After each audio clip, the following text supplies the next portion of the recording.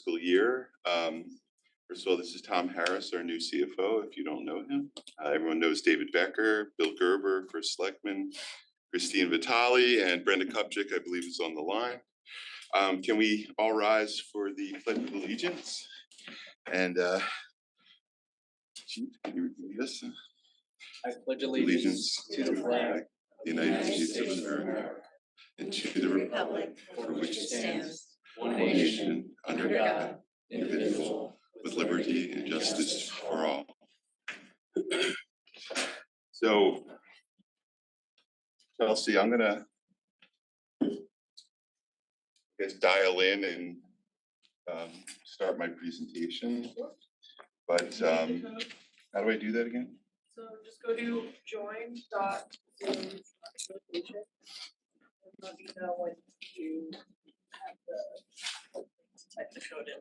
So just go into just on the in the browser join. Join.zoom/location. Zoom. Zoom. Oh, Zoom. That what? I've never done this. Huh? That's it. location. Location. I don't think you use a .com. It's join.zoom/location.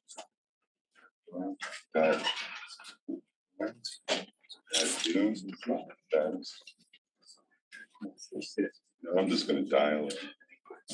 So I just go to the agenda. Yeah, you can just click the link in the agenda.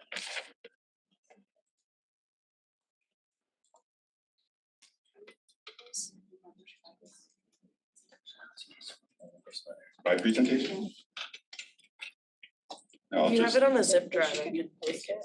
Oh, would you rather do it? Well, if I do it, then I can control it, right?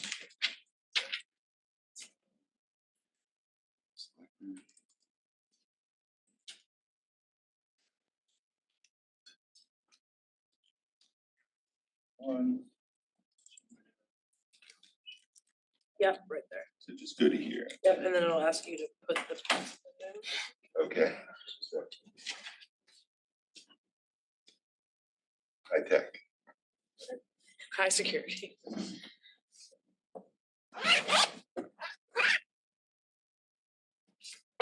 There we go. And then you have to share or something. Yeah, so it'll be at the bottom. It should open up as a green button, the share screen.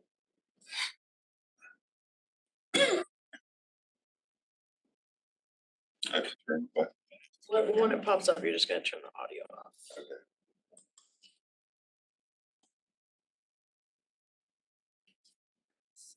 And everybody today. You have to let me in or something. No, it's just loading. Just churning through. On a Wi-Fi beam. Ah, there we There go. we go. So Don't join with computers. Right. Okay. And then share. Continue. And it's the green button. Ah. Yeah. In button. Yep. Ooh, John did. There you go. Share. And then if you just press that little button down at the bottom, that looks like a desk on the bottom, like toolbar. So in the PowerPoint, it like makes like a little firing squad, nothing works. Sorry. Oh, yeah. Okay. That's exactly. Oh, good. After my own. Good. Yep, Good. perfect. And your video is on, so if you want to turn that off. That's back in Zoom. Oh, You know where from. Okay. Yeah. I'll turn it off so that I can. Okay. All right. Hey, good to see you again. So normally we start with a general budget overview. I'm going to do something a little bit different this year than I did last year. Recently had some meetings with people in town and became pretty evident to me that not everyone in the public actually knows how the process works and how the mill rate is calculated. So I'm just going to do a couple of different things, but thank you all so much for being here today. Some of this will not be relevant for people in this room, more for the public, because I'm sure you all know this process pretty well. But so just want to start with what's been some of our priorities over the past year, ongoing priorities. We've really worked on improving how we get legal representation. It was always my view that the town has had some issues in recent years, the fill pile, some other issues with the way we managed a big contract with a third party for construction. And so I always felt that we should sort of up our game with legal representation. We've done that. Hasn't really been a big financial hit for us because we're getting significant discounts from Cohen and Wolf, but I do believe that that's worked out very well for us. We have top-notch legal representation. Standing up for Fairfield's interests, and there is some cost to this, and let me explain. United Illuminating, I think in the past when a utility would come to town, generally the town might shy away from confronting some of the issues that because might have felt that it was whatever they wanted to do was a fait accompli. This administration, with the help of many residents in town, has taken a different view of that, and we are and putting our time and treasure behind fighting some of the worst of what some of these large utilities, and I would say some developers as well, what they're trying to do that aren't necessarily in the best interests of the town. United Illuminating is one. Coming up, we are going to have an issue with Aquarian that is being, Eversource is trying to sell Aquarian. And that I believe is not in the best interest, or the way that this deal is being structured, from what we understand, is not in the best interests of the town long term. Could result in less representation, much higher rates for our people who are not on well water. And so I think we need to fight that, and I think we need to put our strength behind that. Finance leadership. We spent many months looking for someone who was going to lead our finance department into the future and create best practices and best practice controls and efficiencies. And that is Tom Harris. We're just so thrilled to have him here. It did take a while. In the interim, David Becker, he's really an operations person, but he took on that role while we were of CFO while we were searching for someone. And now David can concentrate on operations, and I am just so pleased at the way this is working out so far. Communications leadership, not a popular thing amongst everyone initially that we hired a communications specialist. Took a lot of heat for that. I don't hear much complaining anymore because Lisa Claire has upped our game significantly and is actually a driving force behind some of our big priorities, including United Illuminating, but also our Safe Streets campaign, and making sure that residents know what's going on in town, have a chance to voice their opinions. And that includes, going forward, Aquarian. We need to get people informed so that they know where to show up and when and who to talk to. And if they don't like what I'm doing, they need to have a voice that I can listen to tell me what to do better. Human resource operations, policies, and procedures. You'll note there's not a check next to that. It is a priority. That is a work in progress, and including implementing what we hope will ultimately be a more efficient payroll processing services that we're outsourcing to Paycom. Still work in progress. We're in the process now of implementing a time and attendance component of it, which requires some change in behaviors. But there are other things like this town's never really had performance reviews, And we are not yet there, but we are going to implement a performance review procedure. I think, in prior administrations, if there were a lot of people that leaders didn't think had the skill set, they would do like an employee buyout. Very, very expensive way to do it. The last one I think was, close to $6 million. And really it was 17 people. You don't have control over who stays or goes. And not really the best way to do it. I think best practice would be to have a very thorough performance review process where people can get trained and know where their deficiencies are, know where they can improve, and then if they can't or refuse to, there has to be a way to move people on to greener pastures. So ethics, I have to say, spent a lot of time and with a lot of help from people in town. Working on standards of conduct and ethics policies. Shout out to Jane Biagini, who helped us with this. Came in and had many, many meetings, very time consuming. One thing we did was change the way our ethics hotline, it's and there's the reason I'm bringing this up now is because there's actual budget implications of this or time implications of this. Our ethics, anonymous ethics hotline used to go to people who worked in the administration or worked for the administration. And, magically, we weren't hearing about the complaints or people didn't feel that they were actually worth complaining or providing feedback. We changed that so that automatically is pointed towards the Ethics Commission. And lo and behold, the Ethics Commission is probably busier than ever. And I apologize to the Ethics Commission for this, but I think this is the way you're supposed to do it. And I'm quite happy that they're seeing a larger volume because I think there was a lot of pent-up demand for that. Some of it is probably not legitimate, and these people are who are on the Ethics Commission.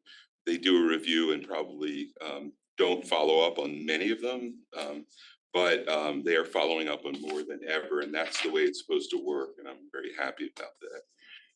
Complete Streets, I talk a lot about that, so you can go look at some of our communications if you don't know what I'm talking about. Sewer systems, talk a lot about that. Flood resiliency will be a priority as well in the upcoming year. We've gone and hired a firm, actually two firms, Weston and Sampson and their partner, Race Coastal Engineering. They've started the process of developing a master flood and erosion plan. This will be flowing into our capital projects over the coming years. We must get a handle on what it is that we can do as a town to minimize, to the extent possible, flood and erosion risk in town, not just on the coastline, but also our riverine risk, as we saw last year in Oxford, Monroe. Those types of flash floods can be even more dangerous than the coastal flooding. Coastal flooding, quite often, the residents have a chance to get out. Flash floods inland can be, really a surprise. People aren't expecting, and people die, and as they did last year. So we have to make investments in this, but unfortunately, and I know some people don't like to accept this, there's only a limited number of things you can do, and we probably don't have the resources to build, like a Norwegian style, wall that keeps the water out from our coastline altogether. But there's large and small things that we should be looking at. First responder facilities. We've made a significant improvement in that, and we've made significant investments in our 911 call center. And with personnel and increasing the personnel. That was a fantastic idea to begin with combining resources with other towns. Sacred Heart University donated the space for the call center, but for years it has been understaffed. So it was sort of a great idea that was half-baked in its execution, which led to a lot of discordance or a lot of disagreements with our partners. We were unable to bring in other towns, which, from a revenue standpoint, if we can get it working, would improve the bottom line for us, which was the original intention. But we think we're on the right path now, and that just is requiring an investment. Best in class operations. First of all, we've moved to a much stricter, much more disciplined capital projects management team approach under David Becker's leadership. But Eli Gazal is an engineer working under David. Has hired some engineers and an architect and construction people. This was, actually, it's right now more or less revenue neutral. It's currently just more of a mindset and an approach. It's likely to save a significant amount of money and avoid some miscommunications and malcontent in the future, because this is all about communication with the town, communication with the contractors, knowing how to review and question change order requests, things like that, and they all add up to a lot of money. So I think in the end we're going to save money on this, but we'll be talking more about that in the coming year and some of the wins that we get on this approach. And I do want to point out, when I put reasonable development here as a bullet point, I believe we do have to develop, and part of my presentation is going to be educational for those who don't really know how the grand list works and how the mill rates are, impacted by the grand list growth. I do want to go through that a little bit, but we have filed for a moratorium under 8-30G. We do want to take back local control. Unfortunately, when we filed for the moratorium, there's a 90-day period in which developers are grandfathered, and there was a rush of grandfathered applications. And unfortunately for our zoning commission, they're going to have to deal with some not so great applications until those go through the system. Hopefully, the good ones can go forward, and the not so good ones can be rejected. But we will see them. They're very busy. They're meeting more than ever, dealing with that last minute flow. But then going forward after that, we will have 4 years where we will have control over our own destiny, but we can't rest on our laurels, because if we do nothing to change our approach to development and make it more reasonable for us while growing, we will end up 4 years from now not being back where we started and being subject to predatory development. So moving on, I think this is a bit hard to see. What I wanted to do here was give people an understanding of on one page. These are most of our departments. This adds up to our total expense budget. And you can see where most of the money goes. I mean, the lion's share of it goes to the Board of Education. Actually, the number up top of 60.4% is somewhat understated, because under debt service, I would say the lion's share of that number would be Board of Education facilities. We'll be talking a lot about the Dwight School in the coming year. The original cost estimates for that in the many tens of millions of dollars. What that might not come through as an expense under the Board of Education. You may not actually see it even affixed to the Board of Education in the budget, but that would flow through debt service and would bump that number up.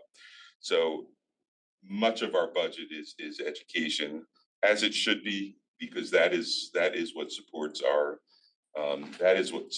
grand list in town. So not saying it's good or bad, but I think we do need to be cognizant that the other departments in town, each one of them is a fraction of that. And so when a cut to the Board of Education comes through, that you shouldn't be necessarily looking at the absolute numbers, although you can, and I'm sure every dollar will have an impact, but the absolute numbers are a bit misleading. It's more of a percentage basis when you look at all of the other departments that we had to cut during this process, and I'm going to talk a little bit about that in a minute. How do we pay for our services? I know for the people in this room, this might be the time to go to the bathroom if this is too simplistic for you, or grab a cup of coffee. But for the general public, I had a group of very smart people in last week, and two of the people came up to me afterwards, and I did this actually for little kids in one of the elementary school gifted program, and the adults in the room said, I didn't know that. So I think it's important to go through this real quickly. No, money does not fall from the skies. So we have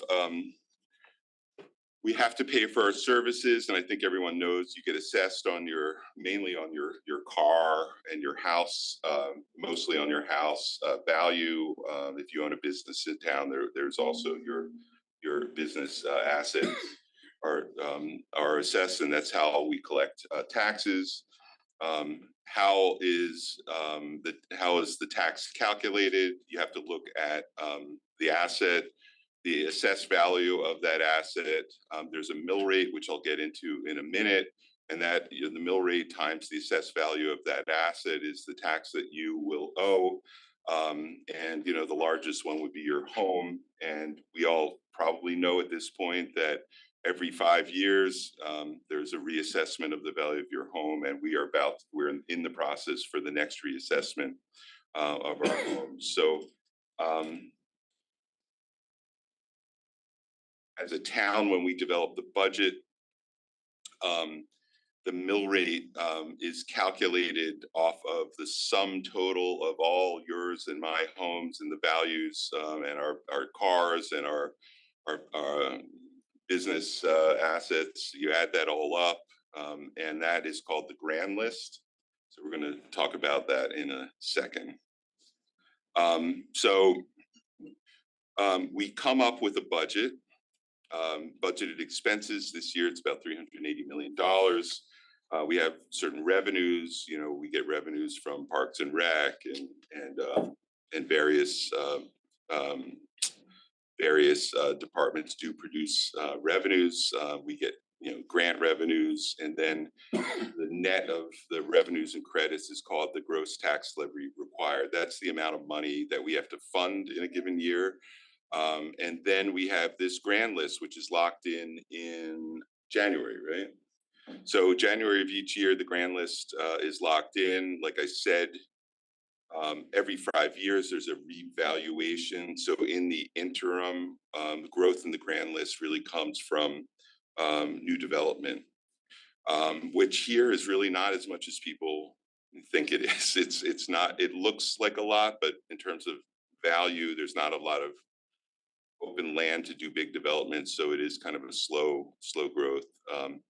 So here we go. The mill rate that is required to fund the budget. You just take your budget, the amount of money you need to fund the budget, and you divide that into the grand list, and that is your mill rate. And so here, what you're going to see in our documents today is 2.844% is the preliminary estimate of what the mill rate is going to be.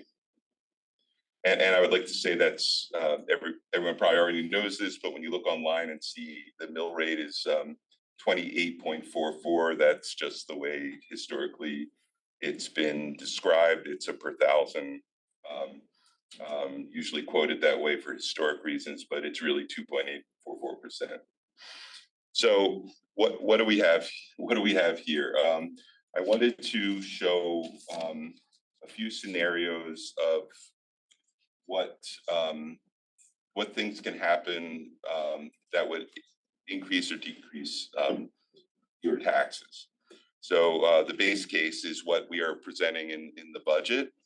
So if you had a $650,000 home, you'd be paying $18,496 in taxes on that home when the mill rate is 2.844%. Let's say we have new development in town, and the grand list in this scenario, the grand list increases by $300,000 $300 million. That's a lot of increase. We typically don't have that much increase. I think this year is like $60 million. But if it did, what would happen, your grand list would grow by that amount, and then your mill rate required to fund the budget would go down. In this scenario, it goes down by 2.41%. So on your house, you would then, of $650,000 value, you would then pay less taxes because the amount of taxes you need to raise is spread amongst more property, and that would allow you to pay $447 less. Let's say the budget from the base case, the budget goes up by 10 million. Or in the case of what happened this year, let's say we cut 10 million less than we did, and you had a expense budget of 390,869,072. Your grand list would then your mill rate would go up by 2.899%, and you would have to pay $536 more on taxes on your home. Let's look at another scenario. We have a reval, and a revaluation, people call it a reval. We are going to this year expect a large increase, and it's not necessarily going to change anything for anyone, but most likely it will rebalance things. It won't change things on average for people that live on the town, but things get rebalanced between different parts of town based on different types of homes. But in general, what you would see if you have a 30% increase in the valuation of all of your assets, here we're looking at a big increase in the grand list without any construction increase at all. In this 30% scenario, the mill rate would go down by 23%. That sounds great, except if your home increases by 30% in value, it has absolutely no effect on your life whatsoever. You would pay the exact same amount of taxes. Scenario 4, same thing. On average, the town grand list goes up by 30%. But your home, because you live in a desirable area of town, your home value goes up by 50%. Well, then it does have a big impact on you.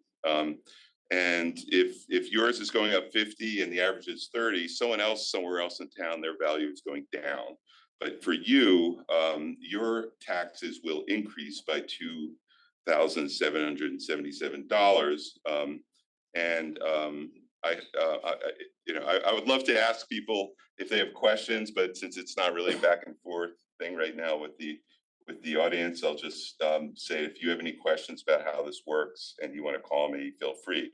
The point I want to make here is that for the town, you have to grow your grand list with real growth in order to spread taxes amongst more actual property. And revaluations have been used by politicians over the decades to try to say, hey, look at me, I'm reducing the mill rate by 23%. And you can kind of get away with it because it doesn't affect everyone equally. And so you can say, well, some people in town had lower, this is, you can dance around it if people don't know how to do the math. And I just want people to know that I've promised to be really straightforward about this. We have to actually develop properties in order to actually help our taxpayers. And that doesn't mean we have to build monstrous developments, but we have to develop. If we have control over it, we need and this is partly on me. We need to plan. We need to amend some of our zoning regulations in a way that people can accept the types of developments, certain types of developments that are pleasing and they fit in better, but we can't just not develop. If you stand still from a development perspective, you cannot fund education, police, fire, because everything has an increase in costs over time. And even just to fund inflation and wage inflation and cost inflation, you need to develop. So let's all keep an open mind towards that because it's necessary to run the town. So looking at mill rates over the years, you can see There are years where there are big spikes up, there are big spikes down. 2011 was a really interesting year because that's when we had a reval after the real estate market crashed. So instead of slashing the budget and denying, people's services that they need here, kept it relatively steady. But what that meant was you had similar services on a much lower grand list. It doesn't happen very often. Hopefully it never will again, but you never know. So then the mill rate went up. In 2006, if you moved here like I did in the late 90s, you saw the value of your home probably, double. And so that's why we saw a massive decrease in the mill rate. And that was just a valuation thing. But once you get past, 2012, 2013, you don't see big movements in the mill rate that often. So, we're talking 1-2%, maybe the odd. Well, yeah, I mean it's usually 1-2%, and what we were facing this year. And a lot of this was inflation driven, but when the Board of Ed came in with the 7% proposed increase in 60% of the budget, that we were facing a really, really outsized increase in the mill rate, which would have been devastating for many people that live in this town. And one thing I'd like to say is, I didn't necessarily have the full appreciation of the diversity, economic diversity in Fairfield. And when I was on the RTM or before that, always an education advocate, and that was my basically main focus. But I've gotten a much better sense of the struggles of a lot of people in this town, and a 10%, 7% or even a 5% increase in the mill rate would actually push a lot of people over the line and into soup kitchens and or out of town. So that's not hyperbole, and I do appreciate that much more now. So when I'm looking at cutting, it's not because I actually think that people in the department heads actually, I do believe everyone puts forward a genuine budget with needs that they have to run the best possible department that they can. It's not always about that. It's more about the limitations in resources that require us to make really tough decisions and compromise. And I think thanks to David and Tom and others, this was probably one of the harder budget years that I've ever heard of. I was on the RTM for 10 years. I've never seen anything like this, and a lot of the issues were inflation driven. And in order to hire people in Connecticut, I mean, part of this is a lack of housing, affordable housing, but to get teachers in, to get people working here, we had to raise their salaries because otherwise they'll just go elsewhere. A lot of our contracts settled for significantly higher amounts, and they had to in order to function as a town.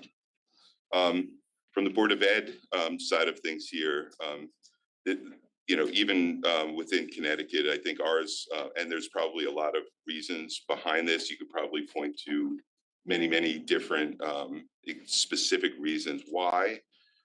But our requested increase was one of the larger ones amongst our peers for Board of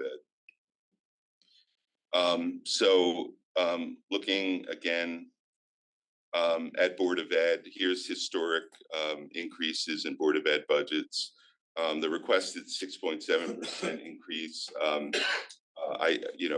We did some things. We moved 900,000 of that into bonding. So 900,000 of what it's not actually a cut in their operating budget.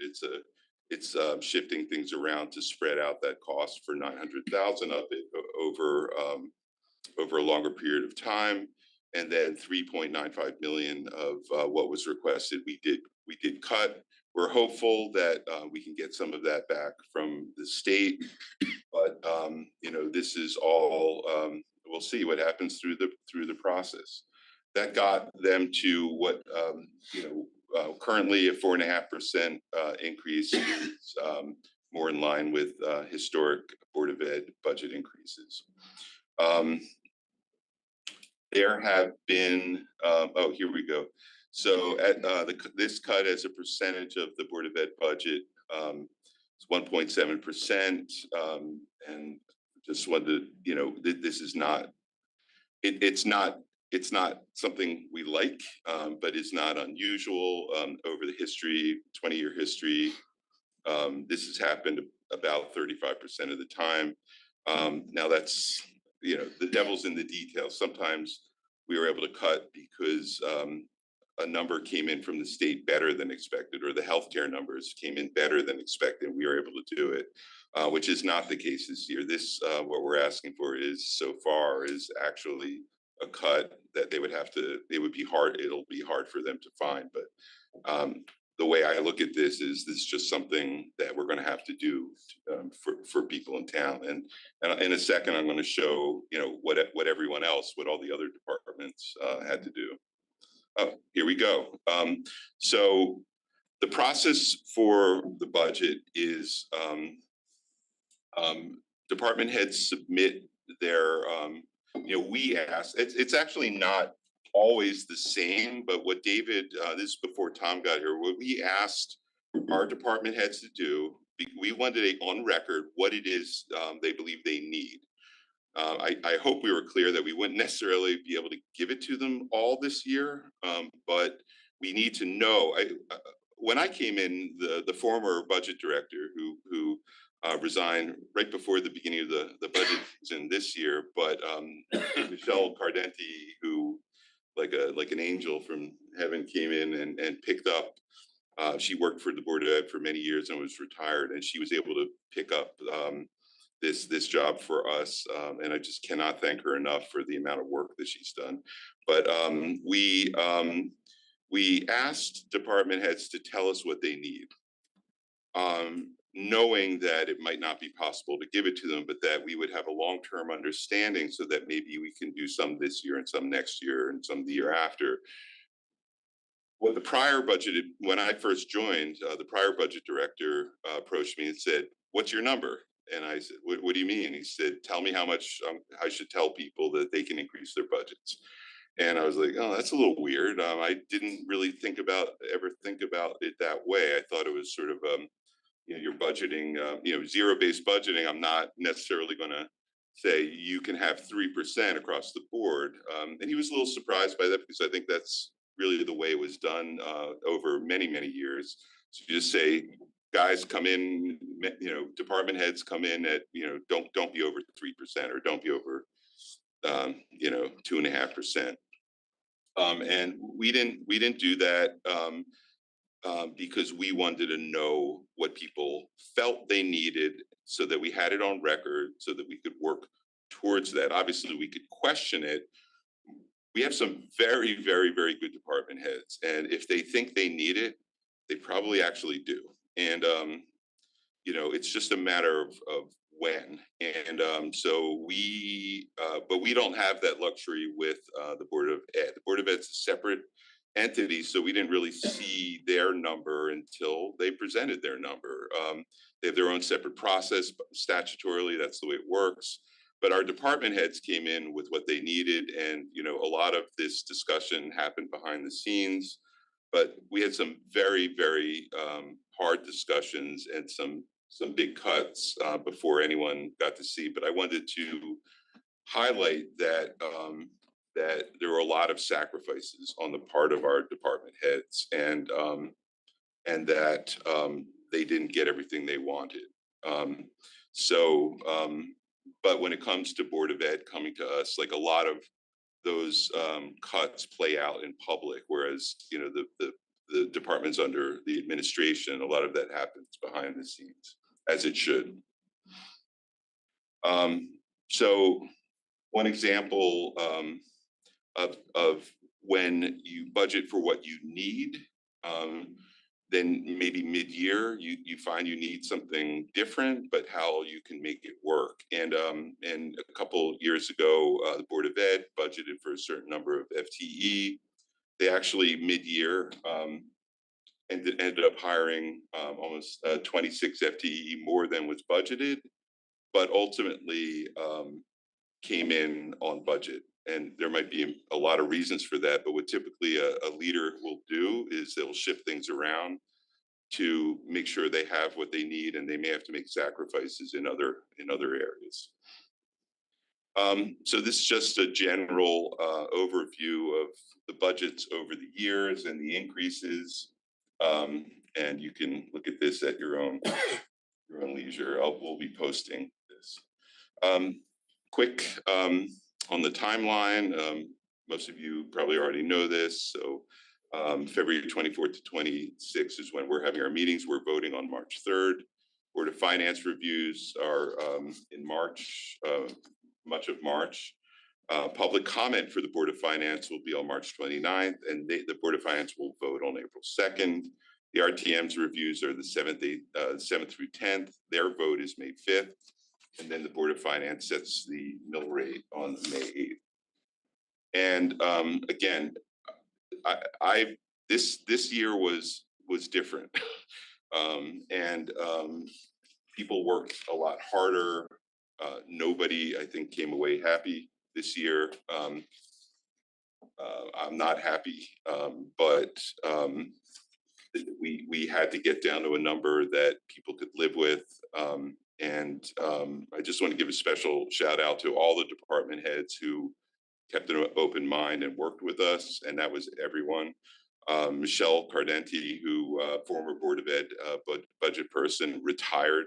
Caitlin Bossi actually recommended her to us. Our controller stepped in and was here until midnight on Friday, but was working really, really hard to help us, and threw herself into this head first. Our CFO Tom Harris, who's only been here a little over 5 weeks, 6 weeks. And has jumped in head first, and Controller Caitlin Bossi, and the entire finance department, and David Becker, who, if you've ever seen David try to get control over a budget, it's something to behold. He works on overdrive. I don't think he sleeps. Then we have Jen Carpenter, who is the rock of our First Selectmen's office, and with scheduling, and can't thank her enough. The whole First Selectmen's office, and all the elected officials and volunteers and not-for-profits, and everyone who came in to walk us through their plans and their needs. And thank you for being understanding. Hopefully you do understand that not everyone will get exactly what they want, but I think ultimately this budget, it is a sizable increase in total. A lot of that I know is driven by inflation. We're all suffering from that, but I do think this budget will fund the services we need to run the town and keep Fairfield a great town. So thank you very much. And with that, I think we can start on the real work of reviewing the budget.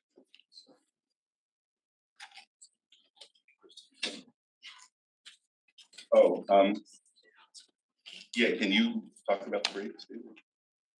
Yeah, that's, so just housekeeping sort of item from a timing perspective. We're going to, it may not be exactly at this time period, because sometimes if you have one or two, areas that a department head is covering, or nonprofit, something like that, we might go over, but we're sort of looking at running roughly an hour blocks, and then a 45-minute 10-minute breaks and a 45-minute lunch. So that would be roughly 10 to 11, a 10-minute break, then come back at roughly 11:10, which would then run us to 12:15.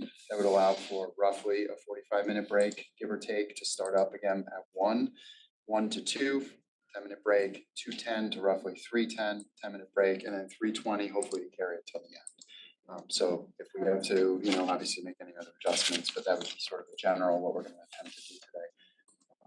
So The first up, is the nonprofits, but I think Q&A on the presentation. Christine. Just, I think just for housekeeping, in terms of posting this for the public, will it be posted with the agenda? It will be on the budget page? I'm assuming obviously on the budget page, but, Budget page, and I think that there's a few other handout type items that'll either be generated out of today and some that over the weekend were sent out. So we'll add all of those to the budget page. And I would like to adjust this as we go through the process. There might be feedback from this process. So I doubt I'll be doing the same presentation for every board. Hopefully there will be new things to say based on it. So there might be 3 presentations with it, and I think that just for the public who can't be here in person or can't join via Zoom, just to understand what the board has seen. And I think that even if you just take the slides about setting the mill rate as an education piece, maybe just pull those out and have them as a standalone document or in the newsletter. I think that's just useful information to have. Just I'd love to know that everyone knew how the mill rate worked, right? That wasn't new. Okay. Well, just some of the numbers associated with that, I think. So I thank you for adding that piece to it. Yeah. Okay. I'm just following up on my email to the CFO asking for the organizational charts. They weren't included in the budget, and I know they were very important, especially to the Board of Finance back when I was there, that they be included so that the public can understand how our government works and sees those organizational charts, how they were, and any changes that were made to them. So it's very hard, not just for our board to understand organizational changes, but for the public at large to try to determine what changes are being made. So it would be extraordinarily helpful to have the prior organizational chart and then any changes that have been made reflected in the budget. So I think, I mean, you're right. For the total org chart for the whole organization, definitely want to put that in. The organization's in a little bit of flux. There's a couple things I want to shore up before producing that, because I don't want to produce a change in 2 weeks or 3 weeks. But in terms of the org charts under each section, I think you started that under your administration, Brenda. I don't really see the value in that. I think, although I know obviously you did because you put it in, but I think all of that, all of those organizational, first of all, that it is a fair amount of work and space, just like, like typing in boxes onto, presentation wise. All of that information should be right there on the page, with the names of, in each section with the names of each director and assistant director. I don't believe that would be needed for each section because it never was before. I mean, I didn't dislike it, but I wasn't sure that it didn't really add anything for me, but I definitely, the overall org chart, we will put that out. Well, Bill, I just want to correct you. It was actually at the request of the Board of Finance that and actually the RTM, your caucus specifically, who demanded, frankly, the organizational charts because they thought that it needed to be transparently shown to them and to the public how the government was being changed by my administration. So I do think they're important. I mean, even though it wasn't my idea, I did it because I was requested to do it. And honestly, I think it was very helpful. And it wasn't just punching things in a box. It was making it easier for everyone to understand what is going on in each department, who is doing what, who is reporting to who, and how our government operates. And I think that's something that's valuable for every elected official and every resident in the town who funds all those positions. So I disagree. Okay. And I would like to have one. And again, I don't know if the Board of Finance magically changed their minds. They wanted it, they demanded it, we produced it. And as someone who serves on this board, I agree with them, and I would like to have an organizational chart for each department. Okay, yeah, Christine? So in terms of timing, so you're having a larger organizational chart that you're planning on giving to our board during this process, or? Yeah, yeah. I mean, we have, for example, working through changes in, our former Parks and Recreation director, promoted him to be sort of on top of Human Services and Parks and Rec, and so we are in the process of appointing. He's in the process of appointing a Parks and Rec director to take his place. So there's some moving pieces here that would have made any org chart that we put in here sort of, it would have made it less than useful and would have had to be redone. So we're doing a few things, and that's why we're waiting on it. In terms of I mean, I was on the RTM when people asked for an org chart, and that was sort of during the employee buyout process, where people didn't know, where new people coming in actually sat and how to compare people that were being bought out to people that would then be hired, and whether or not we were saving money or losing money. There was a lot of confusion about that. And I don't think the charts answered that in the budget, because I could have produced those charts from what was in the budget. If someone's a director, they're the director. If someone's if someone's an assistant director, they would be under the director. I mean, that kind of stuff was obvious to me. I don't think that accomplished what I would have liked. I wanted to know, when we were demanding this, sort of what the net impact of the $5-6 million employee buyout was, which I never really got. So even with the charts, so we definitely need to do an org chart. We have an ACFR that requires a chart. There were some issues with the old chart, and how, for example, the WPCA was reflected on that chart versus reality. And definitely it does need some work, and some of those things have not been clarified yet. And there are some charter issues related to that as well. We have to produce something, and we will probably have to change it after that, because it's a little fluid right now. Right, but you're mentioning just, one department, Anthony, or whatever you're doing there, but there is clearly a new department in the budget. When you are creating the budget, each department has always had an org chart at the beginning. You could say, HR, here's DPW, here's police, here's all these departments. So if you're changing one, but again, this is a budget document that started being built in usually September. And we are now in February, end of February, and I don't understand why we don't have an org chart. It's not that difficult to just put an org chart together so that people can understand. It's not just and you have been saying you're reorganizing. A budget is a document that shows the community where you're spending their money. And an org chart is just a simple way to understand how each department is operating. It's really not, should not be that hard to do.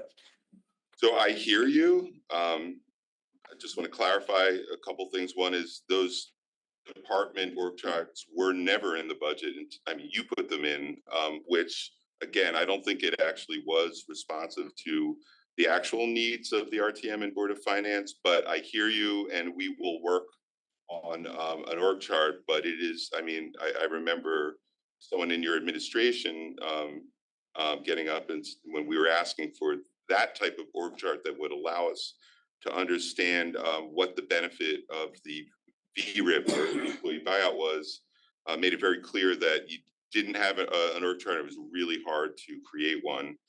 So I wouldn't oversimplify it. We are, I don't want to really spend a lot of time on something that really doesn't add a lot of value. So I will ask around to Board of Finance and RTM and ask what it is they actually need. But we do have to produce an org chart, and we'll do so once we clarify a couple of things. So just to be clear though, are you saying there are changes that are gonna be made after this budget that's already been written? So this budget is Well, correct? Yeah, I mean, for example, you had on your act for certain lines of reporting for the Water Pollution Control Authority that in reality were not real. So we need a charter change to actually clarify the relationship between the Water Pollution Control Authority and the administration. So once, I mean, there are some charter issues that we're dealing with as well. And it's not simple in that respect. There are different types of authorities that could be reflected incorrectly in old ACFRs.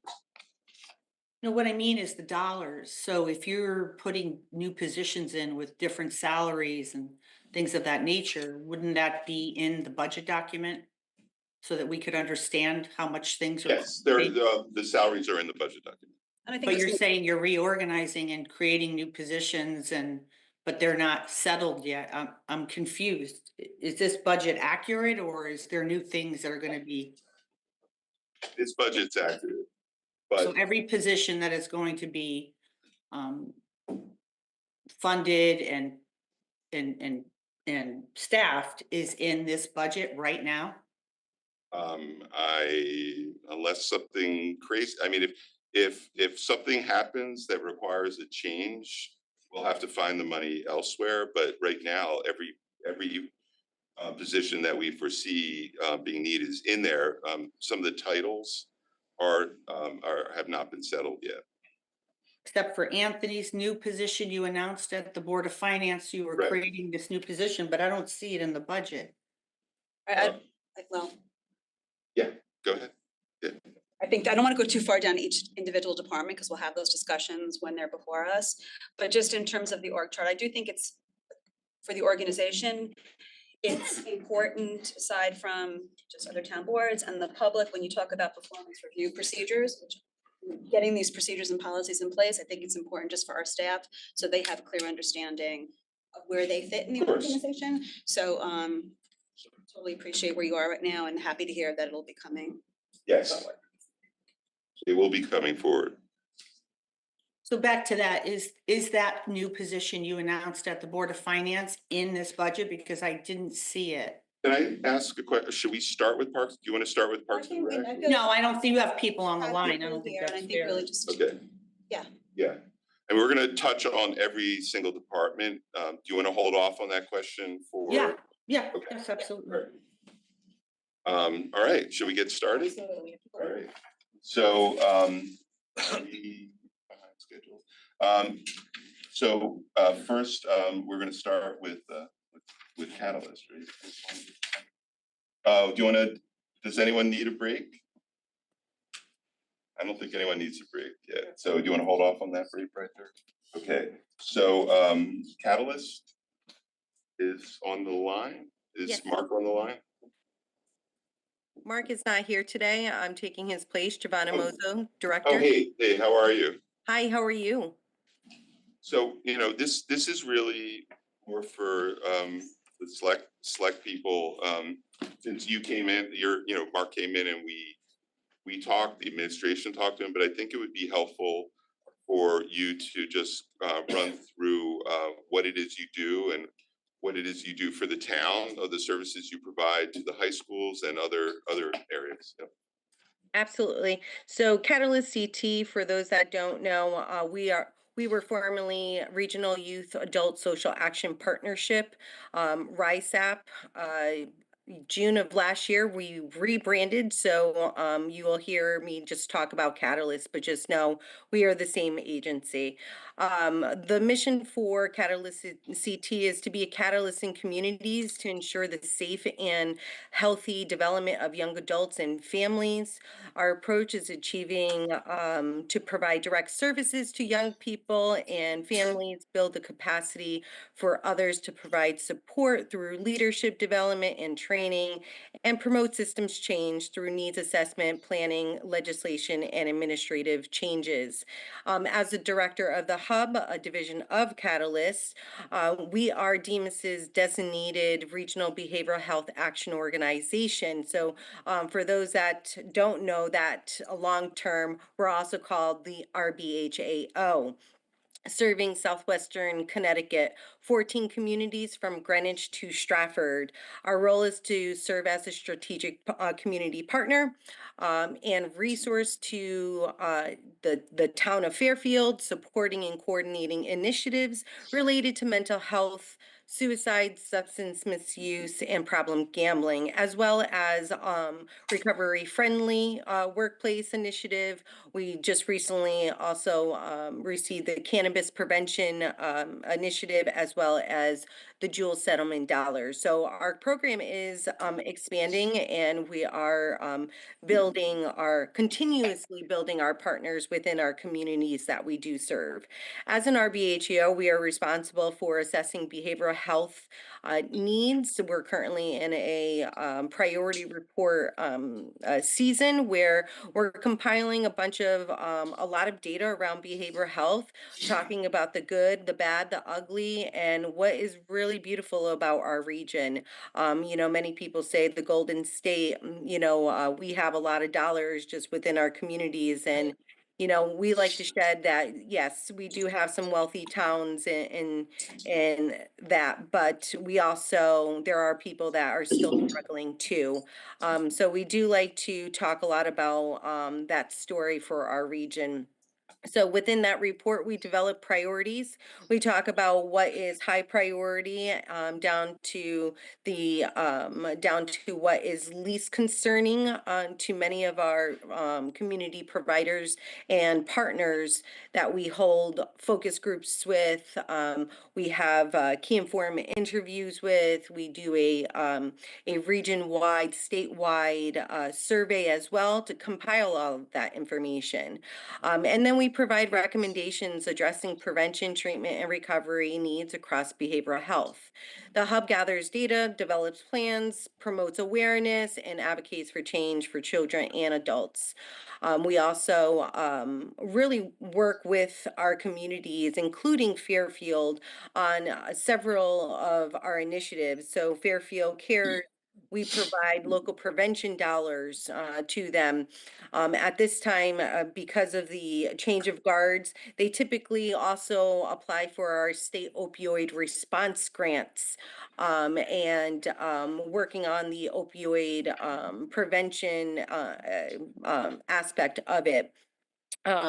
We work with them in various capacities with the senior center, providing information or just disseminating information that you guys even are promoting, that you want your surrounding towns to participate in, or even the people that are within your community. So we do have those various partners. We continuously are reaching out to various people that are interested in certain things, such as the Regional Suicide Advisory Board. Just this past last week, we had a meeting, which is quarterly, and we invite everybody. It's an open group, and several of the Fairfield folks, whether you live or work in the town, come and participate in those conversations to help them understand what we're doing in our region, but then also there to talk about what they're doing. And it is a nice collaboration because you're hearing, you may have a concern or a dilemma or whatever have you, and having other various people that are from different cities and towns be able to support you is really helpful. And it's also positive because you're not alone, right? You're able to jump and kind of um, have many different thoughts that can help your decision making be informed. We do a lot of naloxone trainings. So we not only do we do naloxone trainings within your community, but we also provide free naloxone kits to build capacity within your region or within your town, excuse me. We have done various naloxone train the trainer. So we have several Fairfield folks that are actually trainers that we not only support them, but they support us as well. So it's a great capacity building and relationship. We also have recovery friendly workplaces initiative where there's a couple, excuse me, there's a couple of RFWs in Fairfield, such as, and I don't have the list in front of me, so I apologize, but if you'd like it, I can provide it to you. But recovery friendly workplace, one of them is, Here for You. It was one of the first businesses that became RFW in the state. So, kudos to Fairfield. We were able to really push that to show that businesses can apply and become a RFW recovery friendly workplace. Giovanna, Please. first of all, thank you so much for coming. And I don't know if you remember, we met at Jessica Bloomberg had a forum at Sacred Heart University on embedded social workers. Yes. Can you just quickly run through? You actually have interaction in our high schools and do some training there. Just quickly, do you know? Yeah. Yes, so we are in the schools. So through the local prevention council, that's where we tap into capacity and whether or not the local prevention council has it, right? And sometimes they do, sometimes they don't. It all depends. It's not a flaw, but it all depends on the time, right? So being at the seat at that table, we were able to do various things within your school system, such as vaping 101, providing professional development like QPR, question, persuade, and refer. So when we think about, the continuum of care, we're touching on various populations, which is really important. A lot of the things that we have been doing too, and most recently with other programs, is we've done a lot of work with restorative justice. We also are working with the superintendent on having AmeriCorps Prevention Corps members come in to kind of support the students and administration in various capacities. So that is something newer that we've been working with the district. But for overall, I think that we've been in and out of the schools where we've provided, whether it be a behavioral health speaker. We have attended various wellness fairs that the youth have put on to get that information. So there's many different capacities that we have been in the system. Well, thank you so much. I'd like to open it up for questions from other board members. Anyone? It's Christine.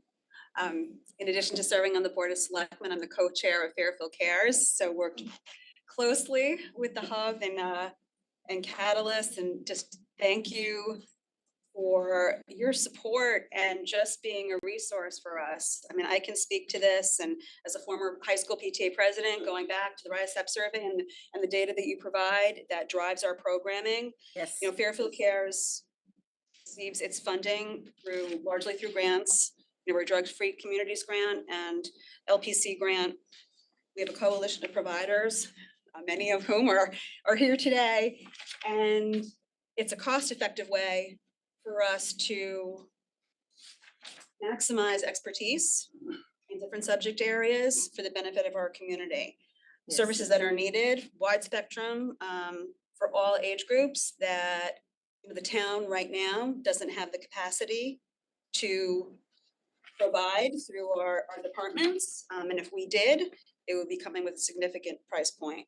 So appreciate just the support, especially right now. Fairfield Cares is in the midst of looking for a program coordinator, and we've been leaning very heavily on our coalition partners to just move the work forward. And as reported, just the QPR trainings, the prevention work that's done in our schools, a resource to our high school, guidance counselors and principals that, it's a need that they are filling. So appreciate that. Just wanted to shout out and thanks. Thank you. Brenda, any questions or comments? I think you might be on mute. Thank you for your service to the community. Thank you. Thank you so much, Gianna. Good to see you again. Nice to see you. Yeah. So I think we'll move on to Pequot Library. Is Stephanie here? Hey, Stephanie, how are you? You just, you were just waiting in the wing. I was. President, yeah. Yes, please. Mr. Gerber? Yeah. Just for the public, just a page number for anybody that's Oh, following along. okay. We're on page 69 right now on the PDF of the budget. Thank you. Good morning. Good morning. So I so appreciate the work that you've put into developing fiscal year 26 budget. And I really appreciate the sacrifices that department heads have had to make. I heard you as part of your intro to this morning's presentations. Thank you so much. And I'm Stephanie Coakley, the Executive Director of Pequot Library. For those of you that don't know me, I thought I'd go on record and just say a few points. I don't have too terribly much, I promise, but it was important to me on behalf of our patrons and our staff and volunteers that I say a few things on the record. And also perhaps introduce you to Pequot Library for those of you that are not familiar with our organization. We're the 135-year-old public association library. What does that mean? We're essentially independent from the town, yet serve the public as a traditional library and so much more at no cost to visitors.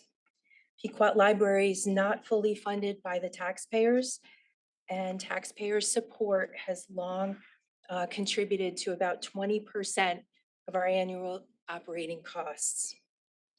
Believe me, I've been there since 2016. It's getting harder and harder to privately fundraise for that remaining 80%. In fiscal year 26, we're looking at projected $1.78 million budget. So while costs of operating Pequot Library have only increased, we've all heard about inflation this morning, the town appropriation to Pequot Library has been level since 2010. It's about 15, 16 funding cycles. And whereas I'm most grateful for continued municipal support, we greatly count on that quarterly check coming in, believe me. We're so grateful for that $350,000 that we've received since about 2009, 2010. Thank you, thank you. I was disappointed to see in the proposed budget this weekend, level funding again. Simple online inflation adjusters indicate inflation adjusted purchasing power, $1,000 in 2010, we know would be about $1,400 today. Respectfully, an increase in town assistance is necessary. It will directly support costs of the library's services, materials, utilities, insurance. We take care of everything at Pequot Library. We are again independent from the town. This lack of an increased funding will critically impair us to remain the library that Fairfielders know and love. We're an independent nonprofit library, as I've mentioned, with leveraged taxpayer support to raise the much needed private funds necessary to carry out our mission. However, we're a small but mighty group of staff and volunteers, and we can only do so much.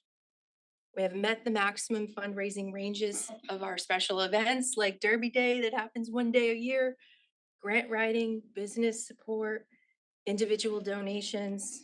We're starting to see a leveling off of our private fundraising with our modest sized team in place. For example, I mentioned this at the update I gave to the Board of Selectmen a few weeks ago. We can no longer rely on a six-figure general or operating support donation from a large private foundation because we don't meet their funding criteria anymore. our budget isn't big enough. We don't have a large endowment by any means to support these growing operating costs. Pequot Library is a free public entity. It's not a private membership entity. We're serving all of Fairfield, and we provide a third public library resource to residents at a fraction of the taxpayer cost. Few Connecticut towns, this is really, really cool. Few Connecticut towns can boast of having 2 public libraries and 1 public association library. Fairfielders love their libraries. They love Pequot Library. How wonderful is it for our kids and our families and our older adults to have these 2 public libraries and Pequot Library all these years? So in wrapping up, it's going to cost us about $5,000 a day to keep Pequot Library running in fiscal year 26. And we provide book clubs to Bigelow Senior Center monthly, free books to borrow, high caliber arts and humanities. I know that's important to the coming budget. You mentioned that in your opening remarks. It provides a quiet place to study, free popular events like the 4th of July Bike Parade, holiday caroling party, the summer book sale. And what's near and dear to my heart, we're a volunteer site for countless older adults who give back to the community. They're online now. Shout out to the staff and volunteers at Pequot Library who work so hard to keep it going. We're a lean operation, there's little to trim. And I realize there are a lot of needed expenses underway for the town. And should there be some unexpended funds, perhaps we'll see an increase that way. But just know, I really appreciate all the work you did. We're grateful for our continued support, and thank you for your consideration. I just want to say that there are no words that I can say. You do deserve more. You're a wonderful, it's Pequot Library. I don't know if people understand how wonderful it is. And I've come to understand it. I didn't really understand it a few years ago, and I've come to understand what a wonderful resource it is for the town. And you deserve more. This is no reflection on whether or not you deserve more. I wish we could give you more. I just hope that everyone in town gets a chance to spend more time there. It is a town library. It is a wonderful resource. You have amazing events. You've got amazing people working there. This is like everything else. It's a really tough year. And I hope in the future, that we can do more, but it's not a reflection on any value judgment of the services that you provide. I appreciate that. I know it doesn't really help you. We're looking at cuts to library services.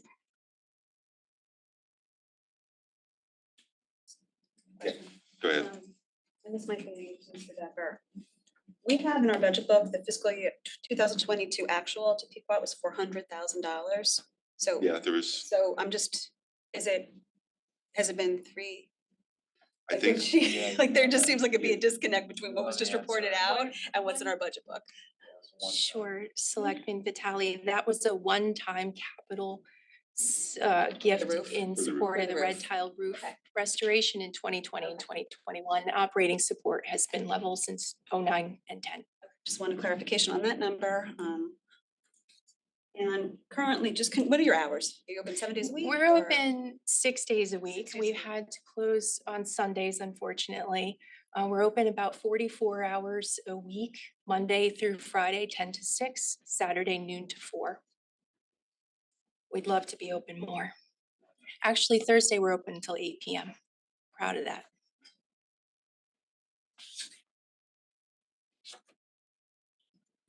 Brenda, any questions or comments? You're on mute.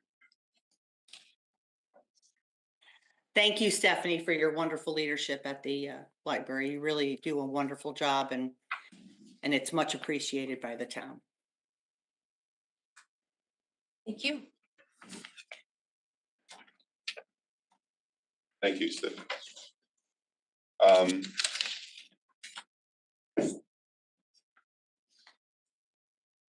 So next we have LifeBridge. Hello. There we go. Edith is online. Yes. So Edith, can you just tell people about LifeBridge, what, where you're located and what your services that you provide and specifically for Fairfield? Absolutely. Good morning, Mr. Gerber and Board of Selectmen. Thank you for having us and thank you for your continued support. I'm hoping this brief overview will help you all understand why the funding is so important to the town. So LifeBridge is licensed to provide outpatient psychiatric services. And so what that means for us is counseling and medication management for children age 6 and up, and obviously adults, families. So we provide individual therapy, group therapy, family therapy. We're located on 125 Penfield Road. And our services are especially important because the primary demographic that we serve are individuals living in poverty or ALICE, which would be asset limited, income constrained, but employed. And so those who may have a job but still cannot afford to either because of out of pocket, which is oftentimes the case with Medicare, clients on Medicare, they just can't afford the out of pocket piece. And so without us, I believe, and I could be wrong, so if somebody knows this and I don't, please let me know. I believe LifeBridge is one of the only Medicaid providers in the region, in the town of Fairfield. And if not the, there's a few. And what that means is if a client is on Medicaid, which is, obviously low income based on the federal poverty level, and if there isn't a provider willing to take Medicaid insurance, they cannot access services. And one of the reasons people don't accept Medicaid as insurance is because the reimbursement rate is ridiculously low. It's actually 43.5%. It only covers 43.5% of the actual cost of delivering care. And so we have to supplement that funding somewhere. And so the town of Fairfield helps with that, as does, other entities and certainly other communities that we serve as well. But it's just so critical.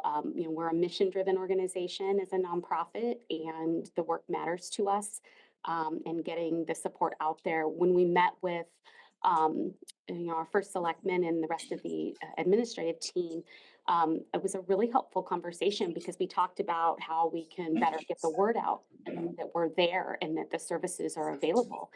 And then, so we're going to implement the things you all recommended. And we thought, a lot of people just don't understand what our services are, or they might not understand, does my child need to go see a therapist? And what does that mean? And what does the process involve? And how long does treatment take? And what type of evidence-based interventions are you using? So we're going to actually be offering remote information sessions. And so we'll get the word out there in the town about that opportunity, and it'll be a webinar, so it's anonymous. You can just show up and listen and then ask questions if you desire. But again, we all know the mental health crisis is still very real, especially substance use. And though we are a lower level of care, meaning if a child is in crisis or an adult is in crisis, or if they're in active substance use where they may need detox, we obviously don't provide that level of care, but we do work closely with the local hospitals or inpatient treatment centers so that when the individual is released to a lower level of care, we're available to provide ongoing counseling and support. So I hope that overview, I'm trying to stick to the 2 to 3 minute instruction. I did see it, but I just wanted to provide that overview and then be available to answer any questions. So just want to, because Christine asked for this for the last, this would be on page 70 of the budget book. Also want to mention that Edith sort of took over not that long ago, within the last couple of years, right? Or 3 years, yep. last 3 years, and you have hired some staff. You have 3 counselors, right? Right on our campus here in the building behind the Burr homestead. And we did talk when you were in about the fact that you offer these services, but not everyone knew about it in town, and that it was a little confusing to me how during this mental health crisis, this ongoing mental health crisis, that people were unable to find anyone for themselves or their kids to talk to, and you had these resources available and weren't getting the volume. And so we will work with you to get the word out. But right now is a good start that you have counselors right here behind Burr Homestead in a house where you accept Medicaid, that if you can't pay, you still get service. So we need to make sure that people know that for a number of reasons. One is, we're giving you resources, and our residents should be taking advantage of that. And we need to make sure that they can. Yes, thank Because you, absolutely. if it works out, there's no reason, you have room for more than 3 counselors there. Yeah. Okay. Any questions, Christine? No, just very supportive of this work, and will help get the word out. And just for people listening, I know the school district has a mental health resource page that you guys are listed on. The town use our, communication portals to promote. And I think the whole Medicaid reimbursement, we could spend hours speaking about that and the challenges that are facing us in the coming year. I would just encourage anybody who is listening to maybe reach out to their state delegation about this issue as well. Thank you, But thank you for coming and presenting to us. Christine.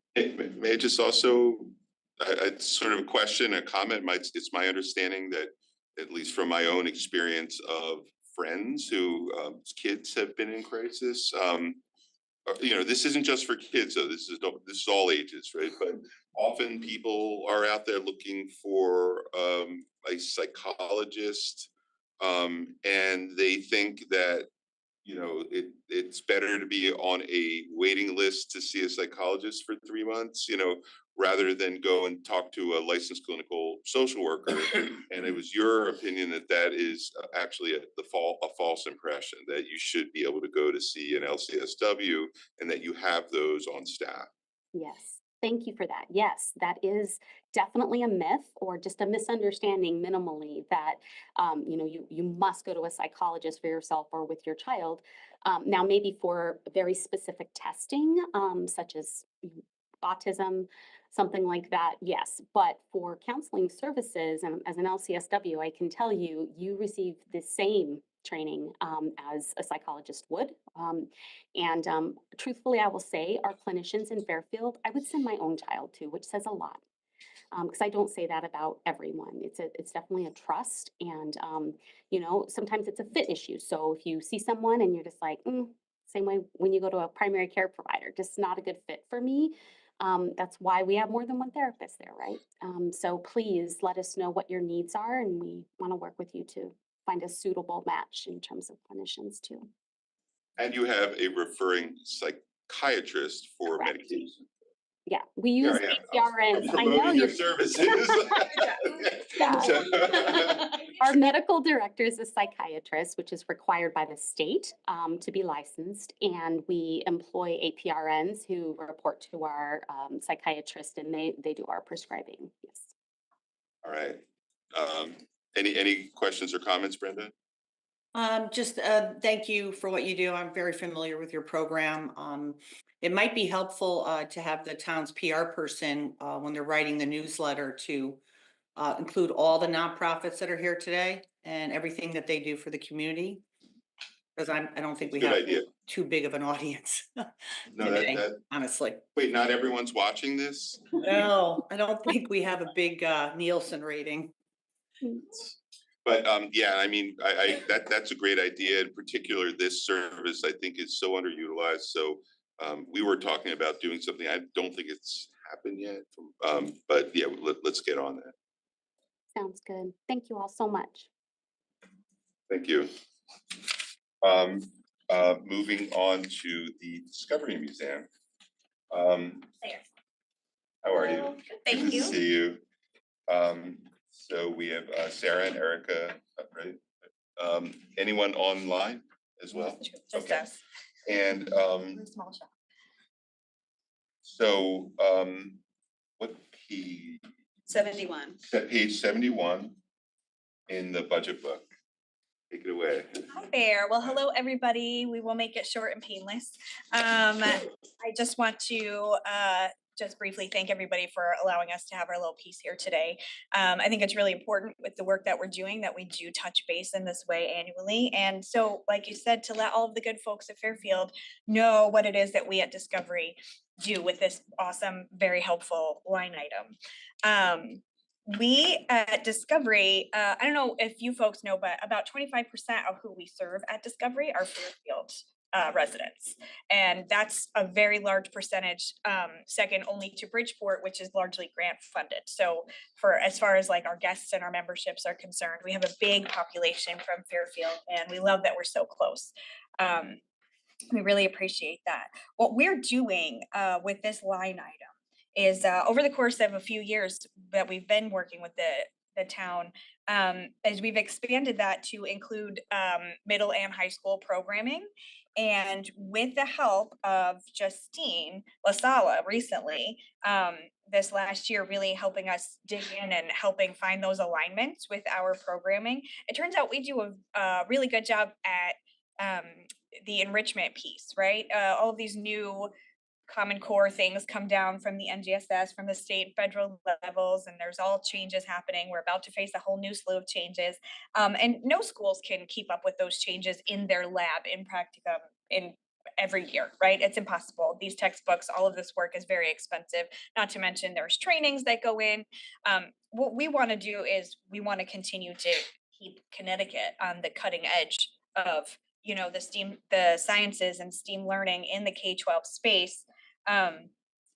And the way that we're doing that is with hands-on immersive practice learning, meaning you're learning in theory in the classroom, we can go on the internet all day, but when you come to our space, you're able to dissect that squid or get into that brain or look at an eyeball really close or any number of things, not just biology, we have life science, you can be a pollinator, you can do all kinds of things, you can be an astronaut. And we have specifically been giving that opportunity to our middle and high school students through this funding as well, to make sure that they can get into our Challenger Center, which is an immersive astronaut experience wherein you are an astronaut and you work both in mission control as well as in the aircraft.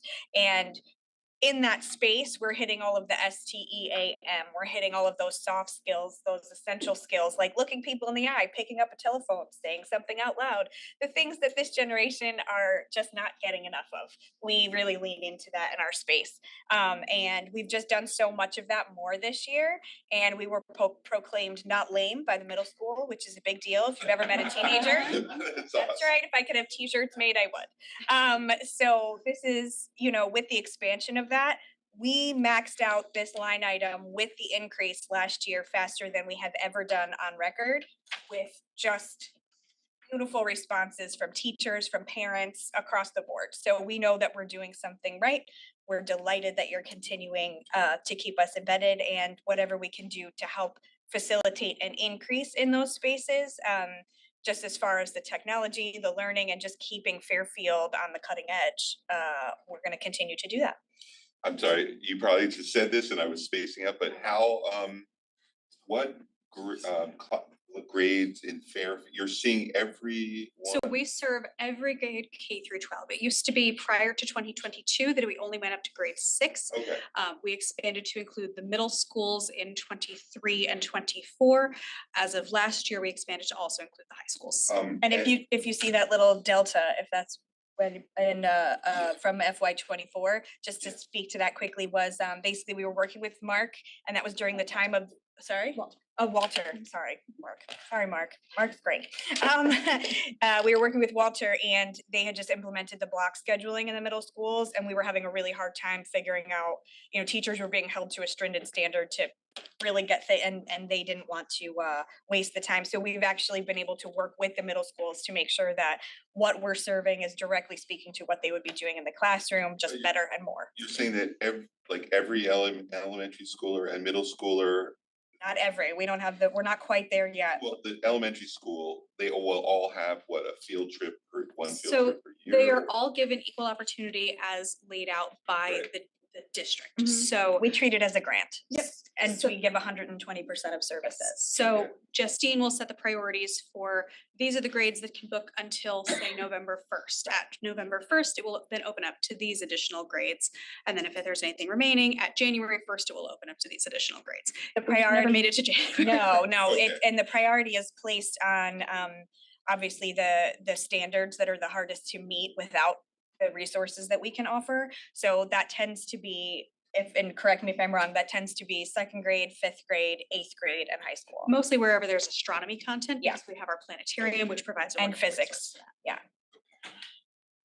It's a lot more fun to learn physics in a planetarium than, building a toothpick roller coaster like we used to do. I don't know if you're my age, but it's a lot more Before we fun. move on, can you remind us what the relationship with Sacred Heart University, they have acquired the museum, or they're partnered? Partner, yeah, so we call them our premier partner. They're basically our biggest sponsor. They provide to us landscaping and janitorial, which means that I'm gonna go, what did we look at? About 87%. 87% of grant funded programming such as this are going directly to the programming. Do they provide professors as well? Because I thought somebody was teaching physics. No? So it actually goes the other way around. We provide We professors. are the professors, yes. Yeah, so we're teaching physics at the college level in our planetarium, and Sarah has Teach asked. our high school students physics as well? Yes. Oh, The yes. same content that we are able to do for the Sacred Heart University students out of our planetarium Okay. is exactly what last year's expansion was for, to bring your high school students in the astronomy program to our planetarium for the same learning. And because those teachers were able to come in and do an audit of the class, they came in to see the space, the class that we were running. It's at the college level, so they've made a case to be able to, I guess, get credits or something. I think they're doing that through Sacred Heart for the accreditation piece. But yeah, we're doing great big forward things, and a lot of it is thanks to Fairfield, so. Yeah, I definitely look at this as, even though it's wonderful for everyone, like, we're actually paying for services and getting more than what we pay for, so Yes, and it supports the education, and I know where cuts are being made anyway. We've been trying to tell other municipalities what you've been doing, because it's a great way to supplement and enrich. And two pieces I want to emphasize there are, we've been asked by our private funders who support other municipalities, well, what's Fairfield doing? We want to make sure that we're following their lead. And then the other piece again that I want to highlight is what you said, we maximize at 120% of services, and that is all directly to Fairfield students. Every dollar in this budget goes only to students in the Fairfield schools. And I will also say that when we do run out of that funding and more Fairfield students want to book, we offer the same discount and quantity of service for their price, so that they're still receiving that, even though they have to pay out of pocket. And the PTAs have been wonderful. Any questions? As just a mother of my son looked at field trips to the Discovery Museum. In terms of just meeting those next generation science standards, to provide this level of service to every school in Fairfield, the cost would be Astronomical. would be something that we would not be able to support right now, given the economic climate. So I thank you for your work, and we were at a breakfast with the governor, was it last week, just talking. Actually, Sarah was there. Yeah, I was there too. Oh, you were both Yeah, there. I was I waving saw you Sarah. down, but you were at the table over, yeah. So just in terms of talking about as a state and the technology and science and where our state economy and our future for the overall health of Connecticut, having a population of young learners embracing the sciences and having hands-on experience with cutting edge technology is. And our newest exhibit is all in advanced manufacturing. So we are trying to continue those alignments with the state and with the municipalities to make sure we're supporting that economic development as well. It's a part of it. So exciting and forward thinking and Thank you. thank you for the presentation and for the update. Thanks for having us. And any questions or comments? No, just nice to see you, and you guys do an amazing job. It's such a wonderful facility. I'm trying to get over to your Come back, yeah, come see the new Mes, space. Mes, How do you It's pronounce it? America. Oh, yeah, we've been doing that at night too. That's great fun. Yeah, we've had a couple of folks from, I think from the Fairfield boards come over, so definitely come by. Yes, I want to. Field trip for us. It looks like a lot of fun. It's like a very, sort of Kaleidoscopic. tie-dye, you know, think Floyd laser light type deal, you know? Yeah, it's, it's an amusing. I've been to a few of those when I was like 40, 50 years. Yourself. Fantastic, thank you so much. And I guess we will move on to Audubon this year. Audubon online? Good morning. Yes, Audubon's online. Can you Oh my hear me? gosh, look at you. Birds gonna fly. I mean, Where are you? Are you at Audubon? I'm at Audubon. We're in my office and I'm just using a backdrop. Actually, this Oh. is the pond. I know. It Yeah. looks, it actually almost looks like this outside right now. This is Wow. the pond at our Birdcraft Museum. So. Hi, Amy. Hello, everybody. Hello.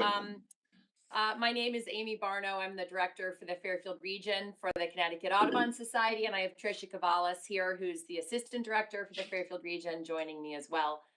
I want to start by just saying thank you. Thanks for inviting us to this, and I also want to say what a great. I've loved these presentations. It is so impressive hearing what our fellow nonprofits are doing around this community and the different skills and talents that we bring as a collective unit, and really impressive. So I've really enjoyed these other presentations. And also just want to say thank you to the town for an ongoing relationship. We've had a multi-year partnership with you guys that has been just an instrumental part of us bringing our education to the young people in the community through direct support for the third grade classes that come to our nature center. But with more recent increase in funding, we've done a lot to expand that programming. So for anybody that doesn't know, Connecticut Audubon Society was founded in 1898. So we're operating now for over a century. We are one of the oldest conservation organizations in the country and here in Connecticut as well. And with our founding roots right here in Fairfield. And we operate as a state within 6 regions. The Fairfield region is the largest of those. And here in town, that includes both the Fairfield Nature Center up on Burr Street, which is where we are sitting right now. Many of you know the Fairfield Nature Center with the 155-acre Larson Sanctuary and our Birds of Prey compound, which is under renovation and just about to reopen this spring, thanks to support from the town for that as well. And we also have our Birdcraft Museum and Sanctuary, which is adjacent to Tomlinson Middle School. So 2 great facilities in town. And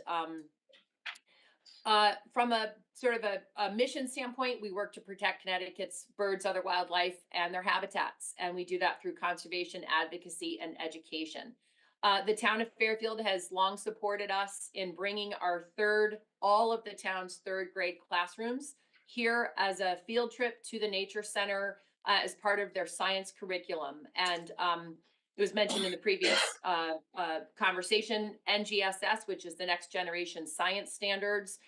So our educators, Tricia and our other educators, lead that, that science standard curriculum we've developed here. We call it sort of nature's classroom, and the kids get to come and actually get that time outside as part of their science curriculum, learning about everything from soil and air to climate, hands-on, which is just, as we all know, an incredibly valuable addition to the way that they learn in their classrooms at their schools.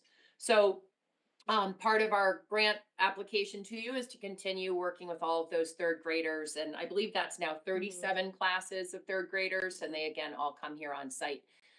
The additional funding that we ask for really goes to support what we consider, our mission to promote the curiosity around lifelong learning about the natural world. And we want to do that for people of all ages. And so here at the Nature Center, we have well over 12 plus thousand people that visit us every single year.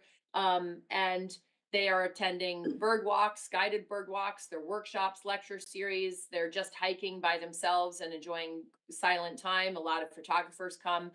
The money that we get from the town helps us to deliver some of our most popular annual programming, including the naturalist, that we have a naturalist training program, we have egg hunt, we have the after school programs, the programs that we offer during winter breaks and spring breaks, and it allows all Fairfielders, whether they can pay or not, it allows all Fairfielders to participate for free to those programs. It gives parents, especially working parents, a nice break, and it really gets those kids connecting with nature throughout the year in a multitude of ways. We are also offering lecture series and other educational programs. In fact, just last night, we had one of our environmental film series programs that we're using some of that grant money for at the Fairfield Theater Company. We had almost 300 people show up last night at FTC for one of our environmental films. And we are also running a free program called Meet the Animals here at the Nature Center. 50 people came on Saturday with their children to meet some of our resident animals and learn about those species and really get that hands-on experience. So we are immensely grateful for the partnership with the town that allows us to continue to bring and expand those programs and really amplify our message to people of all ages. So thank you very much for the ongoing support. Thank you so much, Amy. We love what you do. And it's, I don't know if you were on from the very beginning of this, but it's really, really a difficult budget year.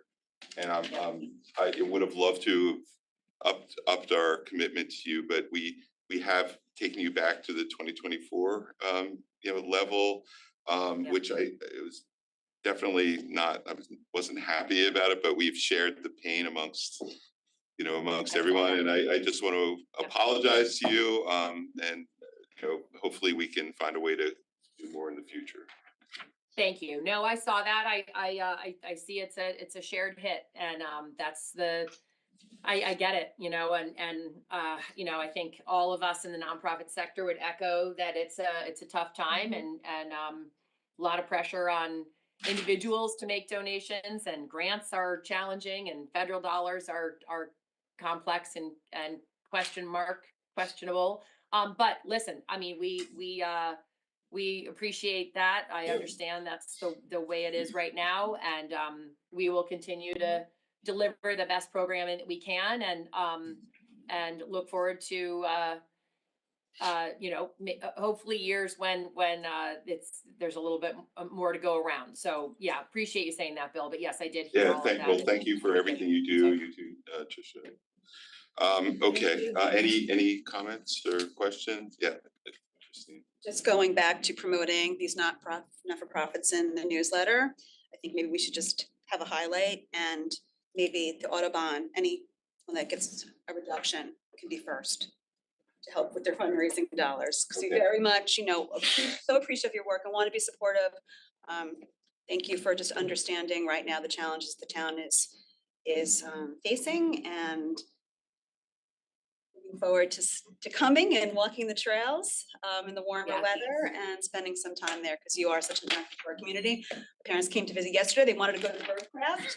You guys got here late, close to 3, I understand. So lesson learned for us. But thank you. And just from coming from the Board of Ed, the field trips highlight for the kids as well. So thank you for all you do. Thank you. Thank you. And let me just say, Brenda, I know you're on here. The Birds of Prey compound we're just wrapping up the renovation project, which ended up becoming a little bit bigger than we had thought and a little bit more complex. We were addressing some drainage issues, but it is spectacular.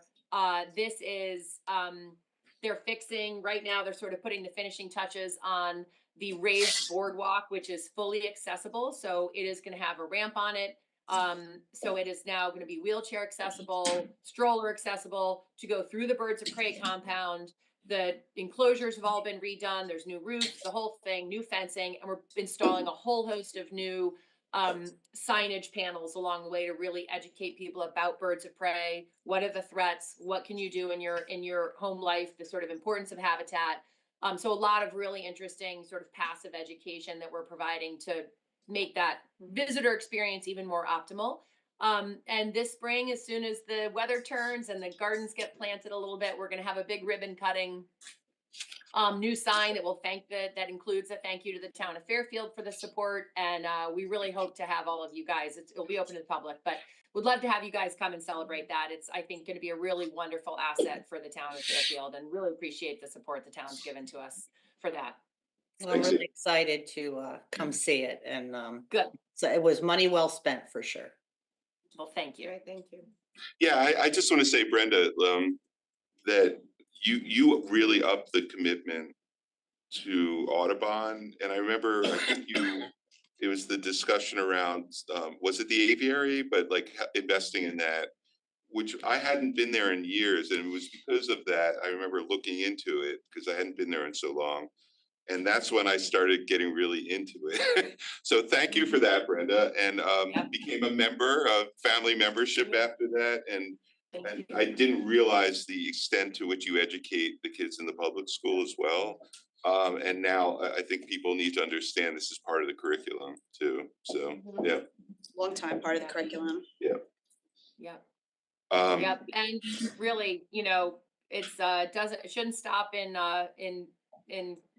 when you graduate and get a degree. I mean, I really think, curiosity around the natural world and continuing to learn at all ages is really such an honor and a treat to be able to continue to learn about the natural world. So come see us anytime. all right. Thank you. Thank you. And for anyone who was looking for this, page 72 of the budget book. Next, we have the Greater Bridgeport Transit, which is this a first for you to be here at the budget? This particular meeting, yes. Yeah. So we've got Stephen DiMichele, who's CEO of Greater Bridgeport Transit. Stephen came in a couple weeks ago to my office. I had never met you or any of your predecessors. And with all of our emphasis now on safer streets and, we've got a lot of infrastructure issues with transportation, I thought kind of made sense to get closer to you because we may be asking you for things. So go ahead. Sure, yeah, right. Yeah. So I'm Steve DeMichael. I've been the CEO at GBT for almost 6 months, a couple more weeks to go on that.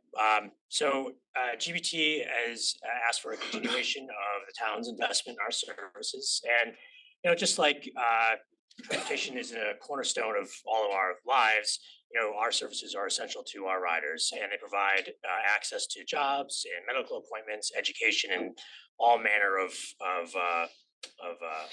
types of trips. Our services have a direct benefit to not only the residents of Fairfield, but the businesses in Fairfield as well. And GBT has always been dependent on local funding. The last fiscal year, we covered 21% of our operations with those local funds. And, this is especially true given the flat funding of transit districts in the state with Public Act 2240 last legislative session. So those local contributions are even more critical to us continuing our services. So, our services, the thing we're, I guess, probably best known for is our fixed route service. We have 16 routes across 10 municipalities.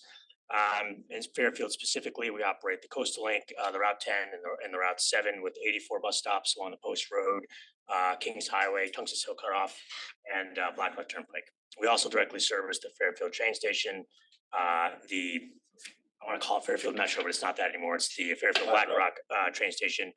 And, obviously the downtown intermodal center provides connections to the Port Jefferson Ferry and Amtrak. So last fiscal year, we had 4.6 million boardings on our services. 138,000 of those boardings and lightings took place right here in Fairfield. As a complement to that fixed route service, we have GBT Access. This is a door-to-door service for seniors and riders with disabilities. It operates along the same 16 routes in the same 10 municipalities in our service area. We had 83,000 trips performed in that service last fiscal year, 19,000, about 22% of those either began or ended in Fairfield or were Fairfield to Fairfield. And there's currently about 253 active Fairfield residents on our eligibility list for that service. We also operate a special demand response service in Fairfield. Now, this is a service that's exclusive to Fairfield and Fairfield's residents. It's funded by the state municipal grant program. It's a mobility program for Fairfield seniors. And we work directly with the Fairfield Senior Center in that program. They're driving the program, they're determining eligibility. Our role really is to expand on their capacity, right? So we can expand their ability to provide services to Fairfield residents, both within the community and beyond. Last fiscal year, we performed 954 trips on Fairfield's behalf with those services. And on an annual basis, we advocate for the continuation of that funding and also apply for it and manage it on Fairfield's behalf. And then earlier this fall, we also provided some travel training to several Fairfield seniors on the use of the fixed route system. It was really a great opportunity for them to learn more about our services and make better use of those. So GBT is also a direct recipient of federal investment. And we have received federal funding for a number of projects. Most notably is our transit amenity program, which so since 2019, we've installed 4 new shelters here in the town, including connections to pedestrian infrastructure. We are currently working with the town on 6 additional potential enhancements. And so from what we've installed to this point, it's about an investment of about $87,000 in federal and state resources. In closing, I have to say that, Fairfield's contributions to our services, they go directly into the operation. We recently had a meeting with the first Selectmen's office about, evaluating our services in the town and is there potential to expand our offerings, fixed route and beyond, and we are looking at that. So we are very grateful for the support provided by the town. It has a direct benefit to Fairfield's residents as well as the businesses here in town, and we hope to consider it a value as well, and continue your support of our service.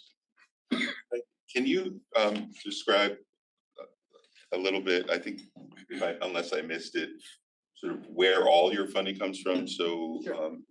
Part of it's from us, part from Bridgeport, and Right. part state, Yeah. part federal. Right. So on the operating side, which is moving the buses down the road, the preponderance of our funding does come from the state of Connecticut. It's about 70% or so. And then there is a large portion of our local funding comes from fares generated. The riders pay a fare when they board our vehicles. And then Fairfield, Bridgeport, Stratford, and Trumbull are member municipalities. So they actually are what makes up GBT. So each municipality has several commissioners that sit on our board. They also each generously provide a level of support to our operations. On the capital side, which is how we get the buses, for example, that's 80% federal, and it's matched locally by the state of Connecticut Department of Transportation through the MPO process. Thank you. So Fairfield has 2 commissioners, and does each town have 2? Or? Except Bridgeport has 4. You're right, bigger, yeah. Okay, thank you. So 80% of capital is federal, how much is the match? It's 20% local match, and in this case, the state of Connecticut provides that local match. Thank you. Any questions from the board? Comments? I want to thank them for their work. I spent a lot of time with that board when I was a state representative, getting the funding and installing those two structures for people to wait for the bus. I can't tell you how many emails I would get from our residents, and including myself, seeing people standing in the snow and rain waiting for a bus on Black Rock Turnpike, and also in front of the Stop and Shop in downtown. And I couldn't believe how much work it took to get the structure. I mean, the amount of time and emails and meetings. It shouldn't be that hard. I just want to say that. I'm glad they're there, but it was a lot of work. And I think we should even have more. People shouldn't have to, just because they don't have a car and they're trying to go to work, shouldn't have to stand in inclement weather to just get, to and from work. So I hope we can see more of those in Fairfield too. Absolutely. Thank you. You're here. And I'm sure you're concerned about funding, state, federal funding but you have, well, part of the issue is getting approvals, right, from DOT or no? Are we talking about the? For the shelter, for the bus shelter? So, yes, it is a, on the surface, it is very simple, right? Put a shelter in at a bus stop. So we have several considerations. The first is funding, right? So we have to get funding for that. Traditionally, we've used federal funding for that, provided, with the 20% local match in the state. The state is also rolling out a statewide bus stop enhancement program. We're a pilot participant in that. We're looking to take advantage of that further. We're also looking to move around some federal funding within our own capital program to put out more shelters. So that's the funding piece of it. The part that seems to take a while is the engineering and the approval process. So our process, we'll evaluate, we'll get a request for a shelter. We'll evaluate the location internally, operationally. We'll send out our engineering team to actually design the location. We're looking at things like connections, pedestrian safety, vehicle safety, sight lines, things of that nature.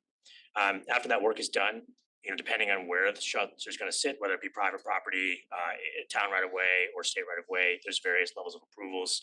I will say in a lot of cases, those approvals are not ultimately granted by one or more persons.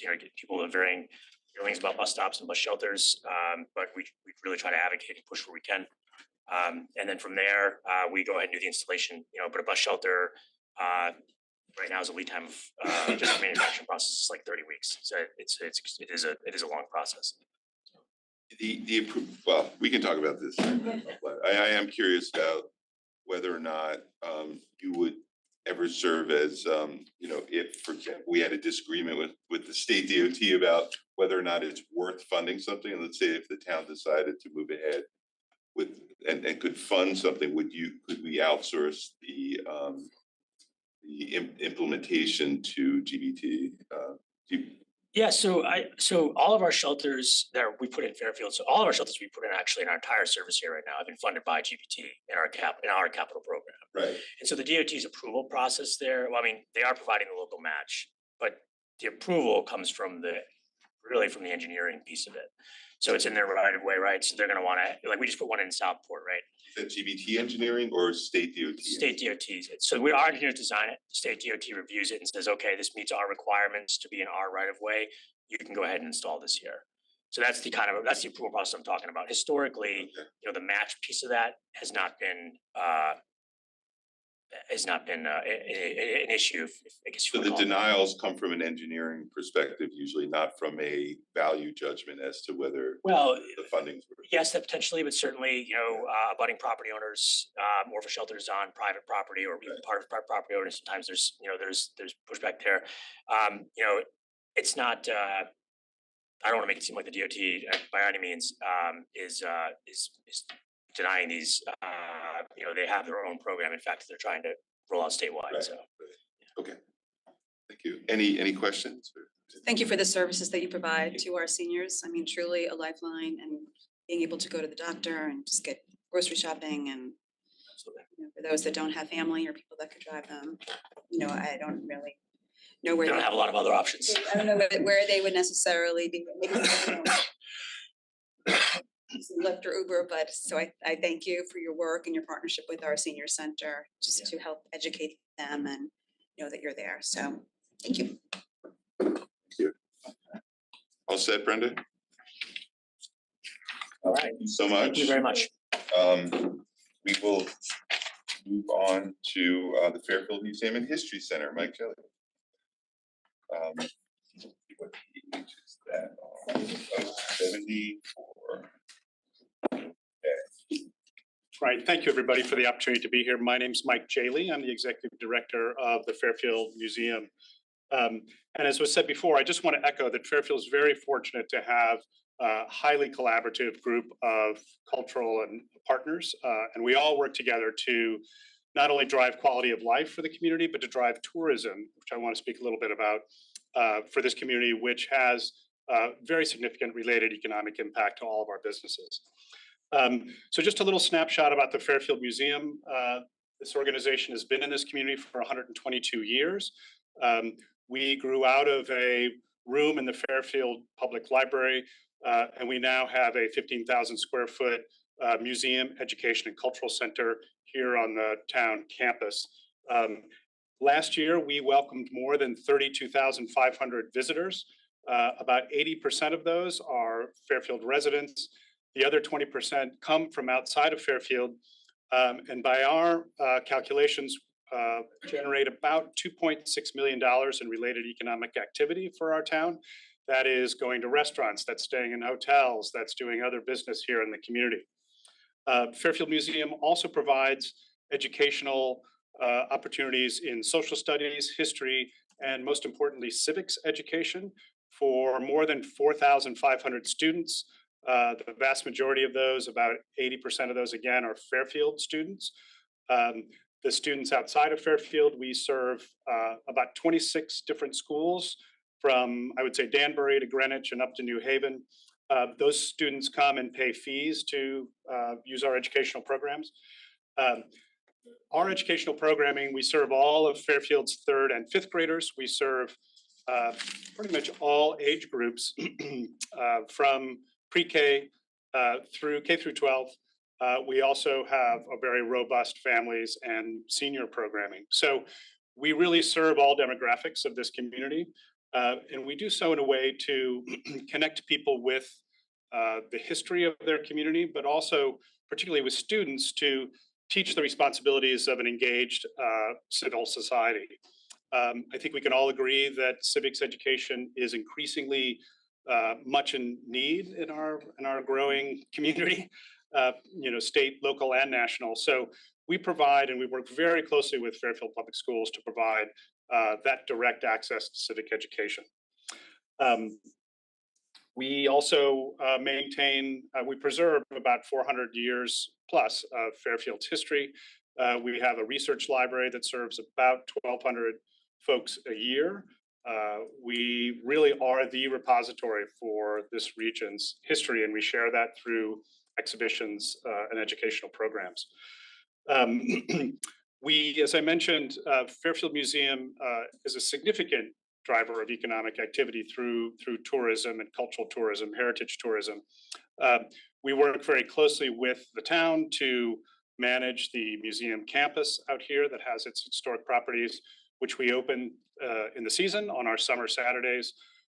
We have been able to bring outside investments to restore the town's owned historic properties, and we make those available through the public throughout the summer season through our free programming. We also work very, very closely with Parks and Rec to host Winter Whimsy, to host a whole range of programs out on the museum commons. And the Fairfield Museum funds and hosts its own free community events, including Halloween on the Green, which I think last year welcomed about 4,000 families, 4,000 kids and adults. And we do free jazz concerts that last year I think welcomed about 1,800 senior citizens mostly, but all age groups. So we try to provide as much broad service to all age groups in the community. The funding that comes from the town, just so everybody's aware, kind of represents two parts. So $12,000 of that helps helps the museum cover the costs for operating, maintaining, cleaning, minor repairs of the town's historic properties, which we open to the public out here on the museum commons. That's part of our management agreement with the town. And then the balance of our funding helps support a lot of the free programming that we do for the community and our educational programming. I did want to point out that coming up next year in 2026 is the 250th anniversary of the signing of the Declaration of Independence. Fairfield Museum is the official representative of Fairfield to the statewide 250th Commission. We're working very closely with Fairfield Economic Development, with Parks and Rec to plan and implement a really robust schedule of free community programs. We're ramping up our educational activity for students. And we have a very long and successful track record of using these investments by the town of Fairfield to multiply them through private contributions to really accomplish a lot. We have put Fairfield on the cultural map across the state and region, thanks to the work that we do. Town funding represents about 5%, a little less of our annual budget. We raise on an annual basis the remaining 95% from private contributions, foundations, grants from the state, federal government, to achieve all that we're able to do on behalf of the community. One of the things that we're in the process of doing and planning for 2026, as I mentioned, is a very expanded group of free community events. We're planning something with Parks and Rec for Saturday, July 4th, out here on the Museum Commons, a free community event. We're going to be bringing back a reenactment, which everybody loves, over Labor Day weekend, and really doing a whole range of both kind of fun community events, but really serious educational and academic studies of kind of where we are at this time in our history, to reaffirm the principles of the Declaration of Independence, and to double down on the need for civic education in our community. We see this event as an important opportunity to market and promote that need for civic engagement and civic education. I just want to say, I don't think we have any more highly leveraged funds from the town anywhere else in town. I mean, it's just an incredible asset to the town for a minimal amount of investment. I mean, I know a lot of the investment comes from Fairfielders, but from the town itself, through taxes, it's really, really value for money. So thank you for making this work. And it's just an incredible asset. Yeah, thank you. I mean, agreed. And you didn't even speak to just being a venue for so many just town celebrations and events, and really just making our town hall complex like the seat of government. It adds a vibrancy here of just bringing residents of all ages here just to see the seat of government. I think it. Great, thank you. And you know, that's really one of our missions, is to be a community center. So I think a place where people can come together and learn from each other, to engage with their history, engage with their community, is really vital for having citizens who are able to take an active participation in creating the community that we all want, right? No plans to bring back the witch trials. Enactment. We do an annual program. We do an annual program on that, which is always sold out. Yeah, it's a really wonderful. Yeah. Okay, that was a bad joke, but at least Sean laughed. So that's all I care. Brenda, any comments or questions? No, it's nice to see you, Michael, and obviously you do an amazing job and such a huge asset to our community. Thank you, I really appreciate that. Thanks. Great, thanks for the opportunity. Bye. Next, we have Mosaic Senior Living. Grassmere on adult, Park Adult Day service. Good morning, everybody. How are you? Good to see you. Good to see you as well. I'm David Magner. I work with Mosaic Senior Life, formerly Jewish Senior Services. Today we'll be discussing our Adult Day program, Mosaic Adult Day, formerly Grassmere by the Sea. For those who don't know, it's a medical model adult day program that offers residents, including in Fairfield, different levels of nursing services, physical therapy, case management, therapeutic recreation, socialization, which is key nowadays, and different interactive programming. One of the biggest things we've noticed in the last 2 years is that in demographic wise, 90% of all our participants have special needs that's related to Alzheimer's or any other form of dementia. So it's important that we're doing more than just bingo, but actually using evidence-based programming to meet different cognitive levels of the members that attend. Overall, this past year or last year, we served over 100 clients. And if you look at it, the last 5 years, Fairfield alone has been averaging 30% each year. One of the biggest increases in demand post pandemic, when many of the seniors that were isolated coming out needed socialization or had declined, came from Fairfield.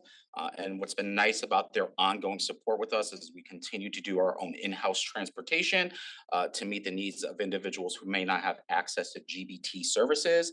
And currently 40% of all of our members who attend weekly on our transportation are Fairfield residents. What is also unique about our Adult Day program is we launched in 2019 a program called the Memory Workshop.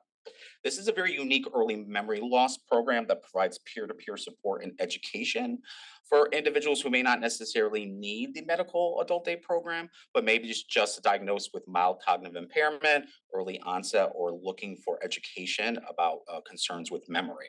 We operate that program within our adult day program in a separate room, 4 days a week, and the majority of our members since we launched in 2019 are Fairfield residents. A lot of our referrals come from obviously different doctors' offices, but thank you to a really strong partnership with the Fairfield Senior Center and their social workers and the support of Julie DeMarco, we've seen a vast, big increase in referrals from them as well. One thing that I want to end on is a disturbing trend we see with early onset dementia diagnosis. We're seeing more members, including 2 members recently of Fairfield residents, who are being diagnosed in their late 50s. So when we think of an adult day medical model program, you think, oh, that's someone in an average is 80 to 90 years old. When we're seeing actually more and more about 10 to 15% increase of people who are under 65. And without these services, they may not have anywhere else to go. Questions? I don't want to keep going on and on. No, thank you so much. Actually, I don't know. It's great to hear this because I don't know a lot about your service. Like, what is your sort of capacity? Great question. So our capacity would be on average 50 people. Right now, we're averaging around 30 per day, which has been about a 20% increase since the pandemic. So you have a capacity for 50 every day, but you only have 30? Right now, we're about 30 people. Wow. You actually have the people to look after those? Yes, so our look after 50. Correct, so we have a 7-to-1 ratio, all staff. So if we had to grow the staff, we adjust as we can. We just recently hired a 3rd recreational assistant to meet the needs of a very vast, different changing cognitive impairment, meaning some people are coming in much more in the severe stage, but we do have some people who are still moderate. So we want to make sure that they're thriving and that the programming is adjusting to what they can do. So aside from the contribution from Fairfield, where does your other? Well, for Adult Day specifically, we will work with Southwestern Agency on Aging. So we work with the Older American Act Fund that does a lot of our funding for scholarships for individuals who may have some financial issues. Unfortunately, last year, just like with many other organizations within the community, was overall a 50% cut to funding. But do a lot of your patients pay through insurance? So there is long-term care insurance options for those who have it. For those who are expressing financial issues, we do have scholarship days that we can offer them, especially if they want to increase their days. Average individual who starts with us maybe 2 days a week, but we see overall within 6 to 8 months that they may increase or want the need for 3 to 5 days per week. So do a lot of your constituents have some coverage at home, but you may be giving a home, like a spouse a break? Great question. So if they're on Southwestern Agency on Aging, a lot of times they may have 1 or 2 days of home care, but a lot of times they refer them to us because it's so cost effective, 5 days a week, right? Because we're an average about 60% or more less than having someone in the house for 8 to 10 hours of home care. And one of the things we also find too, many individuals who refer to us, caregiver or care partner, they say, yes, I might have home care in the house, but they're not socially engaged or stimulated, right? The aide comes in, and some aides are really good with a loved one, but some of them come in and they really don't interact. So it's like, I need my mom to get out of the house. I need my father to be out of the house. And we also are very big about connecting them with the community. So, we do a lot of volunteer services, intergenerational program in the community. We were just actually the Fairfield Museum last week, because that's really important. Not only do they want to get out of the house, but they want to stay connected, especially to the town they live in. And transportation, I can't recall whether you. Yeah. So GBT Services, which is funny, does a lot of our own in-house transportation for Bridgeport. However, there are some big gaps when it comes to Fairfield, depending on where they live in the town. So we do have our own in-house transportation with 2 drivers. We do our best to prioritize Fairfield residents. And currently, right now, we're over 40% that take our in-house transportation, are Fairfield residents alone. I'm amazed that you're not at capacity. It just sounds like the demand should be, there should be waiting lists. Well, I think a lot of adult day programs have issues getting to their capacity because there's so many different, for some people, they don't want to come out or they want the home care or mom's not ready stuff. So it's sometimes getting them to connected to come in to the center. But I have to say, I mean, when we reopened in July of 2020, we were looking at 10 people on average a day for quite some time because people were scared to come back after the Prior to pandemic. COVID, what were you at? Around the same, 25 to 30. Okay. Awesome. Any questions? Brenda, I'm sorry, were you gonna ask? No, just thank you. Yeah, Brenda, any questions or comments? No, I think they do a lovely job. I visited your program many times when I served in the legislature, and really it's an incredible service that you provide. Thank you so much. I appreciate that. Yeah, thanks so much. Thank you so much. Have a great day. Thanks, you too. Bill, can I just mention that it looks like we still have 7 nonprofits left, and we're past our time for the lunch break. Yeah. We might want to be a little bit more judicious with our time so that we can get everybody in, because this agenda is pretty long today. Yeah. Can we have Operation Hope here. Sean, are you here for Operation Hope? No, not at all. I'm just here to support my library, but I was gonna hopefully come back for the public comments later. Okay, so why don't we start with, why don't we do Operation Hope?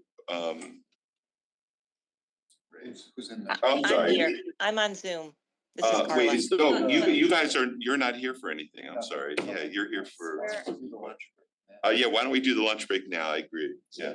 So how long do we have? That cleared everybody that was in the Yeah, room physically waiting just now. We just wanted to let everyone who was physically in the room have a chance to speak and then leave. But we could take a break now. It's 35 minutes, David is asking, is that enough, Brenda? I can't hear you. Yeah, but I see you shaking your head. Okay. How about Christine? That's fine. 35 minutes. We'll be back in at 1 o'clock. Thank you so much. All right. But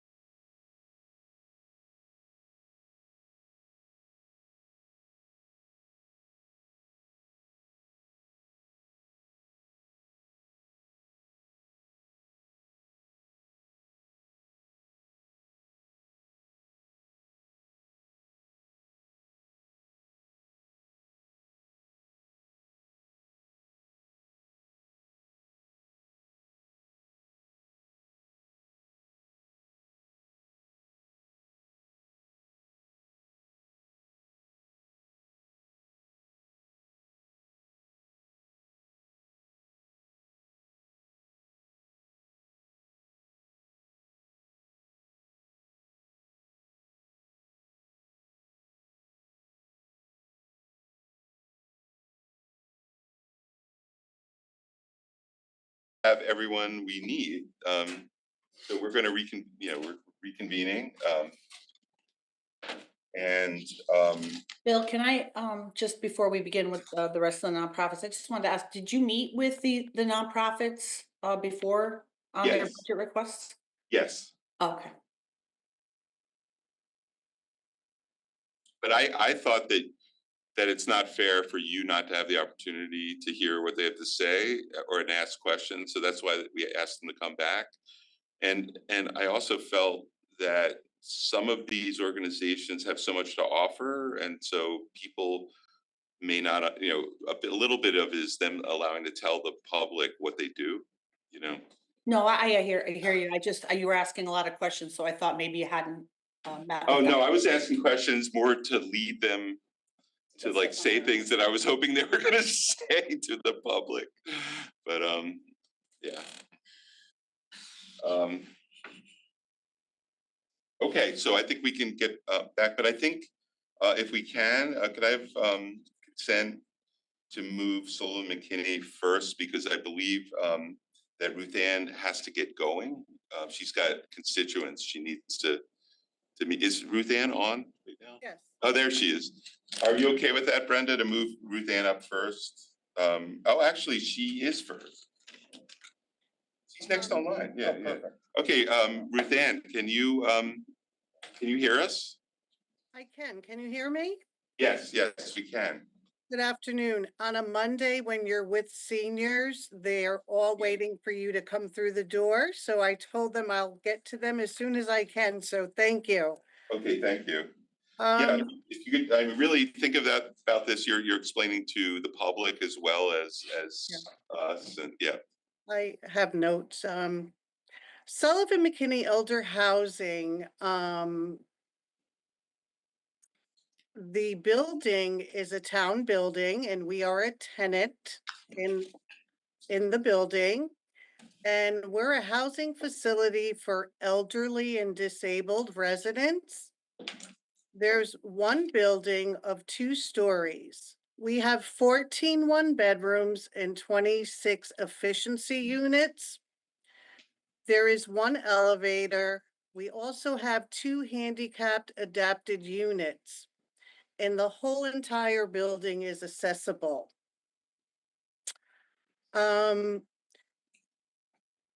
We are nonprofit. This building was rehabbed and opened to our 40 units in 1988.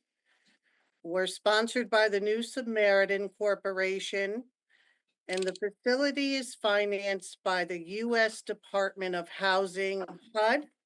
We are a Section 2028. We have 1 site property manager, which is me, Ruth Ann. We offer a resident service coordinator who works closely with the Bigelow Center to help residents here on property with a lot of services that the senior center could offer with Medicare and SNAP and things of that sort. We also have a live-in resident superintendent who lives on property. Who would, be on call for weekends, holidays. We are 1 site in Connecticut. You may be familiar with Parish Court. Our management company also manages Parish Court. And in the portfolio throughout Connecticut, we have over 4,000 people on our waiting lists for senior housing. As you know, the building is adapted. We have a lot of residents who are mobility impaired. So ADA compliance is a must with HUD. This year, and thank you for allowing me to be here, our elevator is 36 years old. So there's only 1 elevator for the residents. And we did have to shut the elevator down for 4 days for some repairs. And it wasn't a good thing. There are a few more repairs that need to be done before we rehab the whole elevator, which is a different story. It's a long story, a lot involved. So we are, you might see a dollar amount there that we'd like to change for the elevator, being that it came up and it's an urgency of the new requests that we're requesting instead of the old request that we were going to submit to you, being that the elevator is mandatory, especially with elderly residents.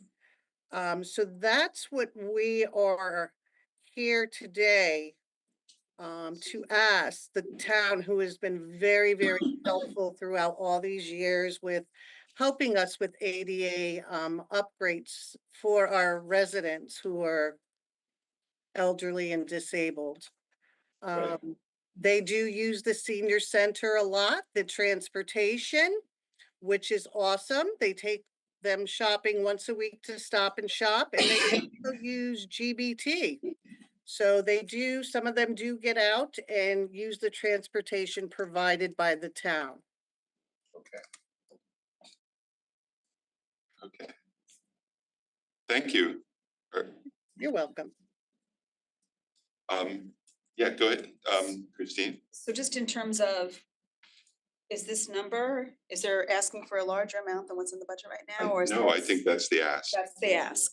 Okay, so There was a larger initial request, and it actually, when we've been looking through the lease and what should or shouldn't be covered either way, what they had actually been asking for was something that would have been picked up by the town anyways, and there was some just not understanding correctly there, so it was something they had asked for, so we went back and said, you know, what else might you have that would fit, and oftentimes things that are tied to ADA are sort of the just wanted clarification of what she was saying in terms of Yeah. information changing. Yeah, because the initial number was bigger, but that would, is So gonna it's be not, picked up. it's not for what's in front of us, it's, that's already been addressed. Right. Correct. And Ruth Ann, do you have a waiting list right now? Yes, throughout Connecticut, we have over 4,000 people on all of our properties waiting lists. Sullivan McKinney has over, I would say, 125 people for our 39 unit site here. Are they all, those, that 125, all Fairfield residents, or do you? We do not take preference. I'm not sure when it was funded by HUD. I wasn't here back then. But we do have a few throughout the years of Fairfield residents who went to elementary school here. It was the Grasmere Elementary School. Oh. And I have a fella who just moved in from Fairfield, lifelong Fairfield resident who did attend school here. And he was pointing out what was where, and it was so interesting. It's a life journey right there. Awesome. I mean, I've met Ruth Ann a few times, so I have no questions, and David knows Sullivan McKinney very well. So any other questions or comments? Well, Ruth Ann, Brenda, I'm not sure if you have any questions, let us know. All set? I'm very familiar with them. Yeah, I know you are. So Ruth Ann, go serve your clients. Thank you. Have a wonderful day. Thank you for having me. Thank you. Is Nancy Hawes on? Nancy? Yes, I'm right here. Oh, hey, sorry we didn't talk to you while you were actually in the room. That's okay. I want to thank you for giving us this opportunity. You have been supporting the Kennedy Collective for 21 years, and we're most grateful for that. I'm new to the organization. I'm also new to the great state of Connecticut. I moved here about 10 months ago from Chicago, and so I call Stamford my home now. And the people who have been working with you were both unavailable related to the program. So I hope you'll bear with me in terms of what I can provide you in terms of questions you have. We've been around for 74 years. This next year, we will be celebrating our 75th anniversary in serving people with disabilities in Fairfield and throughout the state of Connecticut.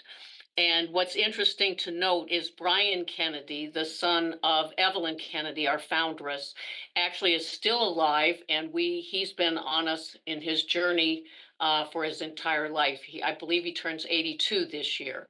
So we provide these services to people across lifespan.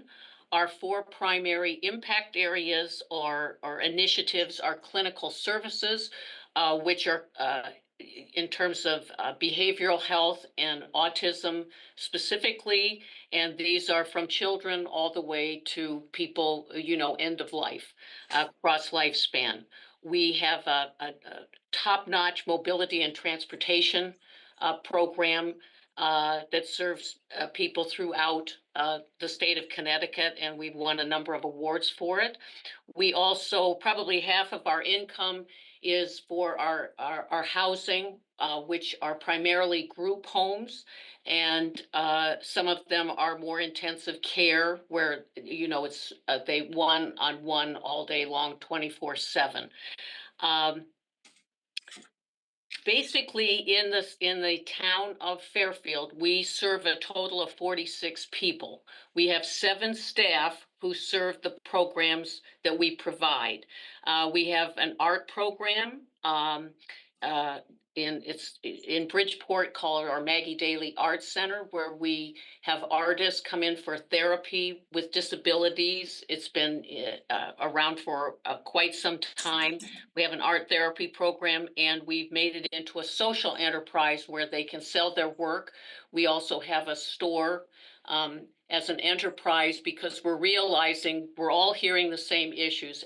Medicaid, the changes in Medicaid, the state is not the reimbursements aren't covering what they have covered before in the past, et cetera, et cetera.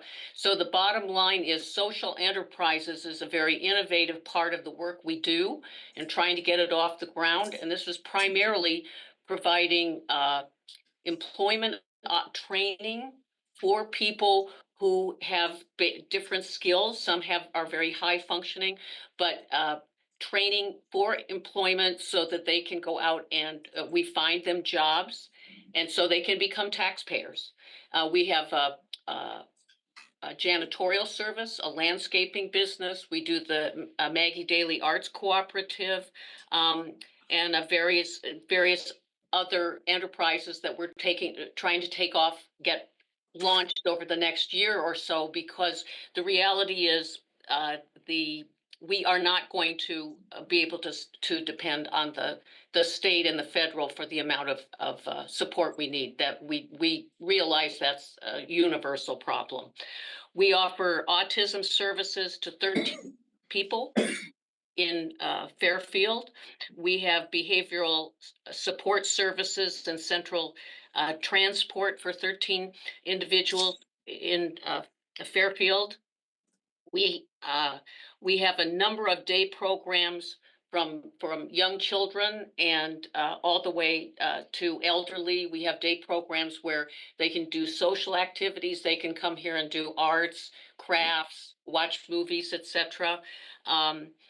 We have a constant waiting list for people, especially adults over the age of 50, for a day program. We've been very effective and profitable in our behavioral health services for children. We will be opening from 8 in the morning till 8 in the evening for acquired brain and autism behavioral services for children from the age of 3 to 22, so that they can come in, drop in like service after school or probably in the morning, whatever, and with a certified behavioral specialist to help with their issues. We also, we have close connection with advocacy groups. I would say our greatest weaknesses are financially and administratively, we're overstretched, especially compliance related to the filling out forms for all the different work we do in the housing, behavioral health. It's administratively overwhelming. The government subsidies no longer cover the direct costs, and there's some resistance to change to look at how we can actually properly fund the work that we do. We have one person involved in our individualized home support from Fairfield and our transition to employment cooperative. We have two. Our travel training, we have two. And on our travel training in Waterbury, we have one. I don't have all the numbers yet for 24 because we're still closing out our books. But based on the fiscal year that ended in 2023, approximately almost 84%, 83.76% of our revenue was reimbursement came from the state of Connecticut, amounting to $25,604,121. The social enterprises generated revenue that was about close to 4 million, and our philanthropy in 2023 was close to $1 million. The expenses exceeded by $2,279,817, where 66.64% of the expenses were employee wages and benefits. 10.34% were social enterprise wages and benefits, and approximately 23% on occupancy and other costs. So I don't have specifics because program, I can talk about program, but this isn't what I'm not. Nancy, you just told me more than I've ever known, actually. So that was really helpful.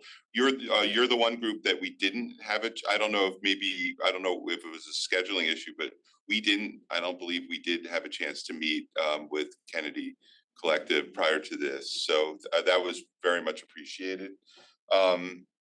What's your title now? I'm the chief development officer. I was brought in to develop a fundraising program for corporations and strategic alliances throughout the communities. So I've been here about 10 months. Thank you very much. Christine, do you have any questions? No, just thank you. I have a son with a developmental disability, so very appreciative of your services and your work.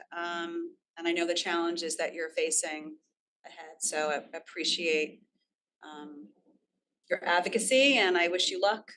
I'm happy that you're on board there. Thank you. Thank you for your support. Yeah, thank you.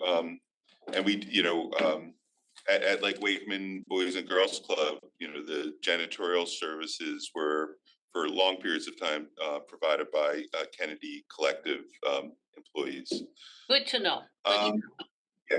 Yeah. Brenda, any questions or comments? Thank you so much, Nancy. Welcome. Wait, where are you living now? I'm living in Stamford. Okay. Well, if you're ever in town, please stop by. I will. I just hired my assistant, who I hired is from Fairfield. Oh, awesome.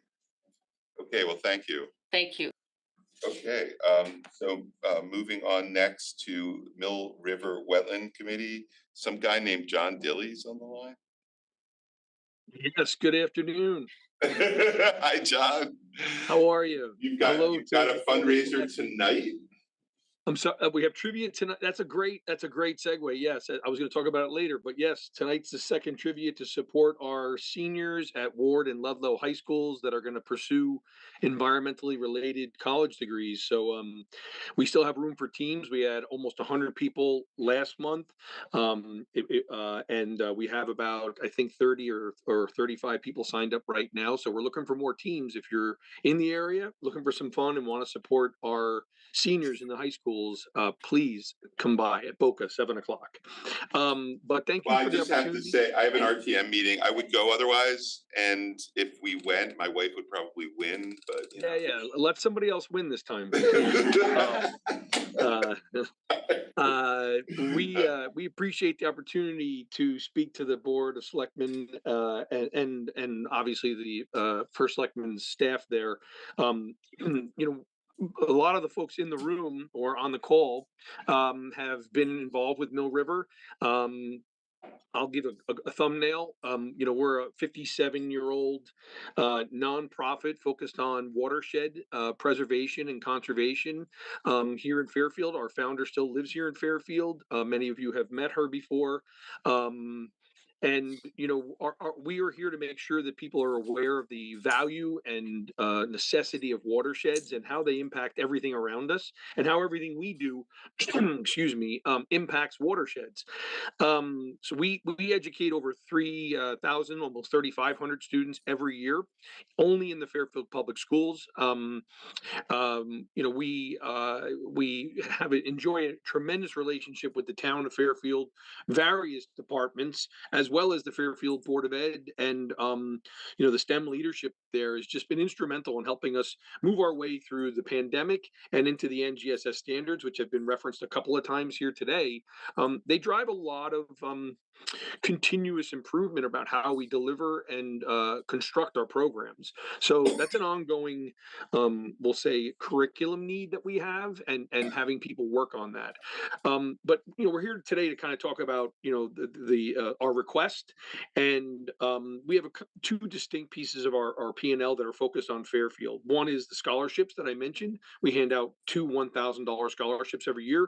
The funds that we're talking about here inside the budget do not have any impact on that. That is completely self-funding. That comes out of the trivia. Those are volunteers. The person who does the questions and runs it is a volunteer. So fully volunteer program, has nothing to do with the funds we're asking for here today. The funds that we're talking about today are to drive our 2nd, 4th, 5th, and 7th grade students in the Fairfield schools in partnership with the Board of Ed. We've written ourselves into the curriculum. Many of them are out in the open spaces that the town preserves and also maintains. A close partnership with Tim Bishop and Conservation and other teams. We use Perry's Mill ponds. We use the Mill Hollow space. We use the estuary down by the marina, and we bring the students from all the public schools and the middle schools out to these locations to run educational trips. As they said earlier at the Audubon, hands-on education, driving their focus around becoming lifelong learners and protectors of the environment. And we're blessed with tremendous environmental resources, natural resources here, and we want the children of Fairfield, as we have over the last 57 years, to come through for not only Fairfield, but regionally and nationally and globally as environmentalists. So when we see these kids coming back and they're at Fairfield U, or they're at Sacred Heart, or they're at other schools, and they're environmental students, whether they're studying engineering, whether they're studying other environmental disciplines, that's what our program is about. You know, Joy founded this when she had to get in an argument with an adult about why watersheds were important. We're telling the kids to know this when they're in 2nd, 4th, 5th, and 7th, so they understand this by the time they're making decisions as adults. The other part of our P&L are these programs. The grant that we're asking for today is only 15% of the budget to run those educational programs. The rest of that balance is private donation through our PTAs, and every public school donates from the PTAs, as well as the work with the Board of Ed.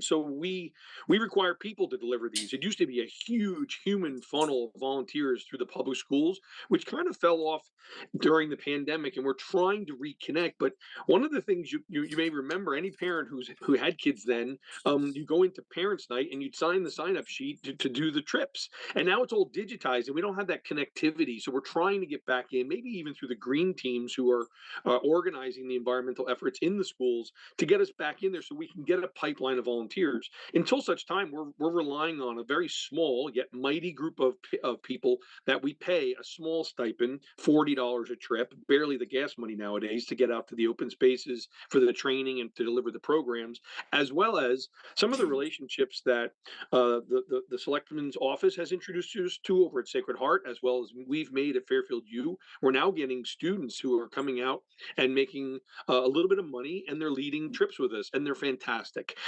So we're leveraging every resource we can get our hands on. We talked about this when we came in depth with Tom and with Dave. And so, the problem is our material costs are going up. We have to replenish, whether it's, fishing nets or it's other tools or tablets for the water testing and things like this. And so is other things that affect our ability, like storage. We store all of our equipment at an offsite private facility, and that rate keeps going up every year, by $150 to $100 a month. So we're looking at ways to leverage that. And we're having conversations with the town about different facilities for storage, whether it's over at Sturgis. That was one of the things we talked about, a way for us to kind of reduce our costs and over time reduce our need for this grant, frankly. The same thing around on-site storage, putting more of those heavy steel boxes in the open spaces that will lock and hold our equipment there, therefore maybe not necessitating to have to pay someone to drive that around town and bring it back and forth to storage. So we're looking to pull every lever we can to reduce our costs. We're also having a very open and honest, open book conversation with the Board of Ed about our costs and what it costs to run these programs and where we charge. We haven't raised our rates. We hadn't raised our rates in over 8 years until last year. So we're working with them on a path around the Board of Ed, and I know what's happening to the Board of Ed budget.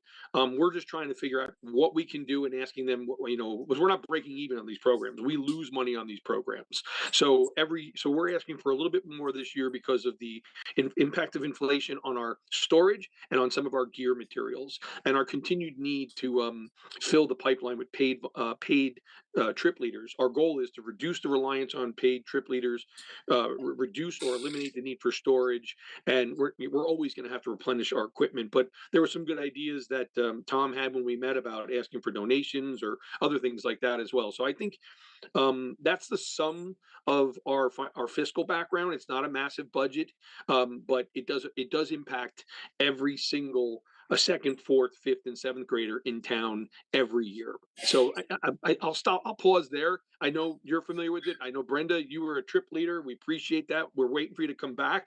We need trip leaders. And we don't put too much training like they used to back in the day when I did it on people. Yeah, that's where we are with our budget this year.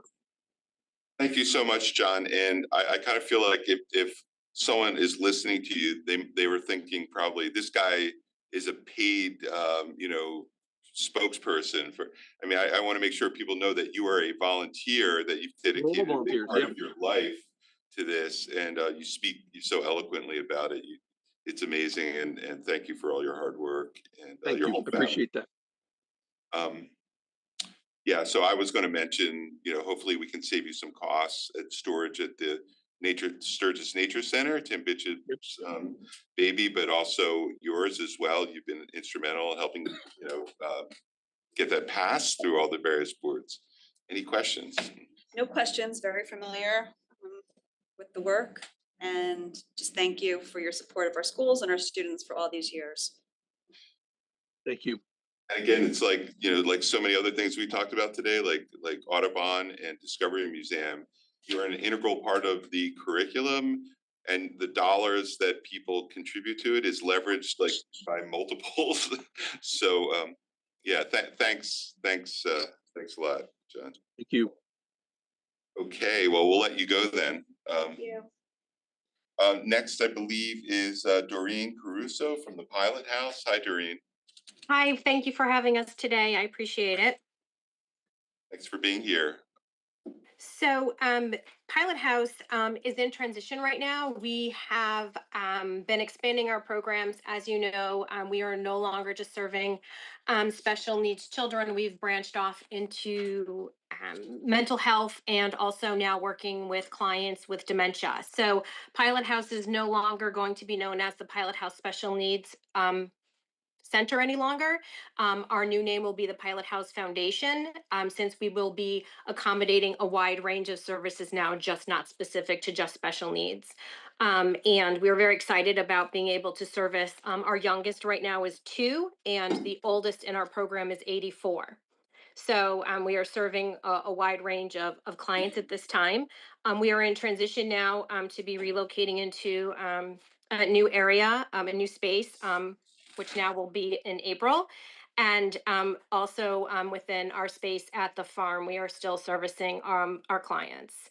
We have going into our 19th year, which is pretty hard to believe that I've been giving of my services for 20, almost 20 years as a volunteer. And I can look forward to continuing on with our new existence and moving forward in our program development. We currently have primarily all part-time employees, which are 8. We just, and a majority of, as well, a lot of volunteers. We train a lot of our young adults here in our community to be able to be a volunteer and learn about special needs and mental health, and also working with seniors. So we're very proud of that. Our Harvest Fair has grown for our community as well, and provides a resource for our community where we have over 2,500 people that come to our farm to see what we do, and to, you know, let their family come out and enjoy fresh air and be on a farm, and see the services that we do provide, and give their children the opportunity to see animals and our equestrian program. We were excited to be able to move forward with some new announcements that will be coming on later on in the fall. We are still dedicated to working with our special needs adults and looking to be able to open up our day program. Currently, we've been operating a pilot program for a day program where it has not been paid for by parents. It's been funded through donations that we've received through our organization, through our fundraisers, where we have now trained 4 adults with special needs who are now actually employed with the Pilot House Foundation, who are working part-time. So we're very proud of that mission. It's been a long time coming. Part of that is basically through our fundraising event, the Hope, our Harvest Fair, in that training program, which we had utilized our Colony Street location for. So we are very proud that out of our operation of that facility, that we were able to train 4 adults that are now actually working part-time. So if anybody has any questions, I'd be more than happy to answer them. Any questions? Yeah, Christine. Thanks for being here, Dorothy. Just in terms of programming for, you know, we just heard from Kennedy Collective, for people that are looking for services or summer programs for their kids, if they wanted to take advantage of your services, what would be the best way to? Is it through the website or? It's through our website. Our website's going to be under service soon because of the transition leaving Colony Street. So we are trying to figure out the best way because of the name change and because of the transition of spaces. We're trying to figure out the best way to do that. So currently the information is still up on the website. We have one main number now. We're trying to get the phone number from Colony Street relocated over to the new space, but that's going to be a challenge. So we're trying to figure out how people who have known us in the past are going to still be able to reach us. So we're kind of still working on that right now. But the main phone number, the cell phone number, which goes to myself and to my assistant, she's able to answer. I am. So right now we're sort of using that one number. And for the programming for your dementia patients, can you just you know, for the public's sake, we heard a little bit about other day programs, what you're being, just for the public so they know that this is potential opportunity there. So we have a nurse who is equine trained specialist, and then we also have a social worker. So that program is a groundwork program. So they're not actually riding, but they are hands-on working with the animals one-on-one. So all of the services that we do provide through our equine program and our animal facilitation is all done one-on-one at this time. We will be branching off into group activities down the road because some of these dementia, we've been speaking to this has been a pilot program. In speaking to our people that we've been collaborating with, feel that some of this is isolation and that having it one-on-one is not so conducive for this population. So we are looking to branch off now into doing more group activities for the seniors. So that is something that is coming down the road. But right now we have been doing a pilot program. We're working with right now 5 clients. Thank you. And looking to expand. Thank you. No other questions? For the public's knowledge, if they, oh, Brenda, go ahead. Oh, I just, it's good to see you, Doreen. Hi. You know, obviously your program is well known in town, for the families that have needed your service. And so I'm glad, you're gonna be receiving some funding from the community. And, I just want to thank you for all the things you've done over the years for the special needs community and now beyond. Thank you. It's been a challenge. I've had some, kind of had to had a coming to Jesus moment, whether or not we were going to continue after some of, after COVID, and health issues and so on and so forth. But for some reason, I have had a new calling, and I'm not ready to give it up yet. So the old Doreen is back. So look out, Fairfield. All right. Well, you're going to do great things, I am sure. I hope we do. I hope we do. That's our goal. Doreen, I was just, before you go, for the public's sake, can you talk a little bit about your equestrian program? Our equestrian program is very different than other area equine programs in the area. There's a lot of boarding facilities where you can go horseback riding in Fairfield County. Ours is very specific to one-on-one. Like I said previously, we are more about the relationship building and better understanding how a horse moves and how that benefits us both emotionally and physically. So that entails typically a lot of manpower.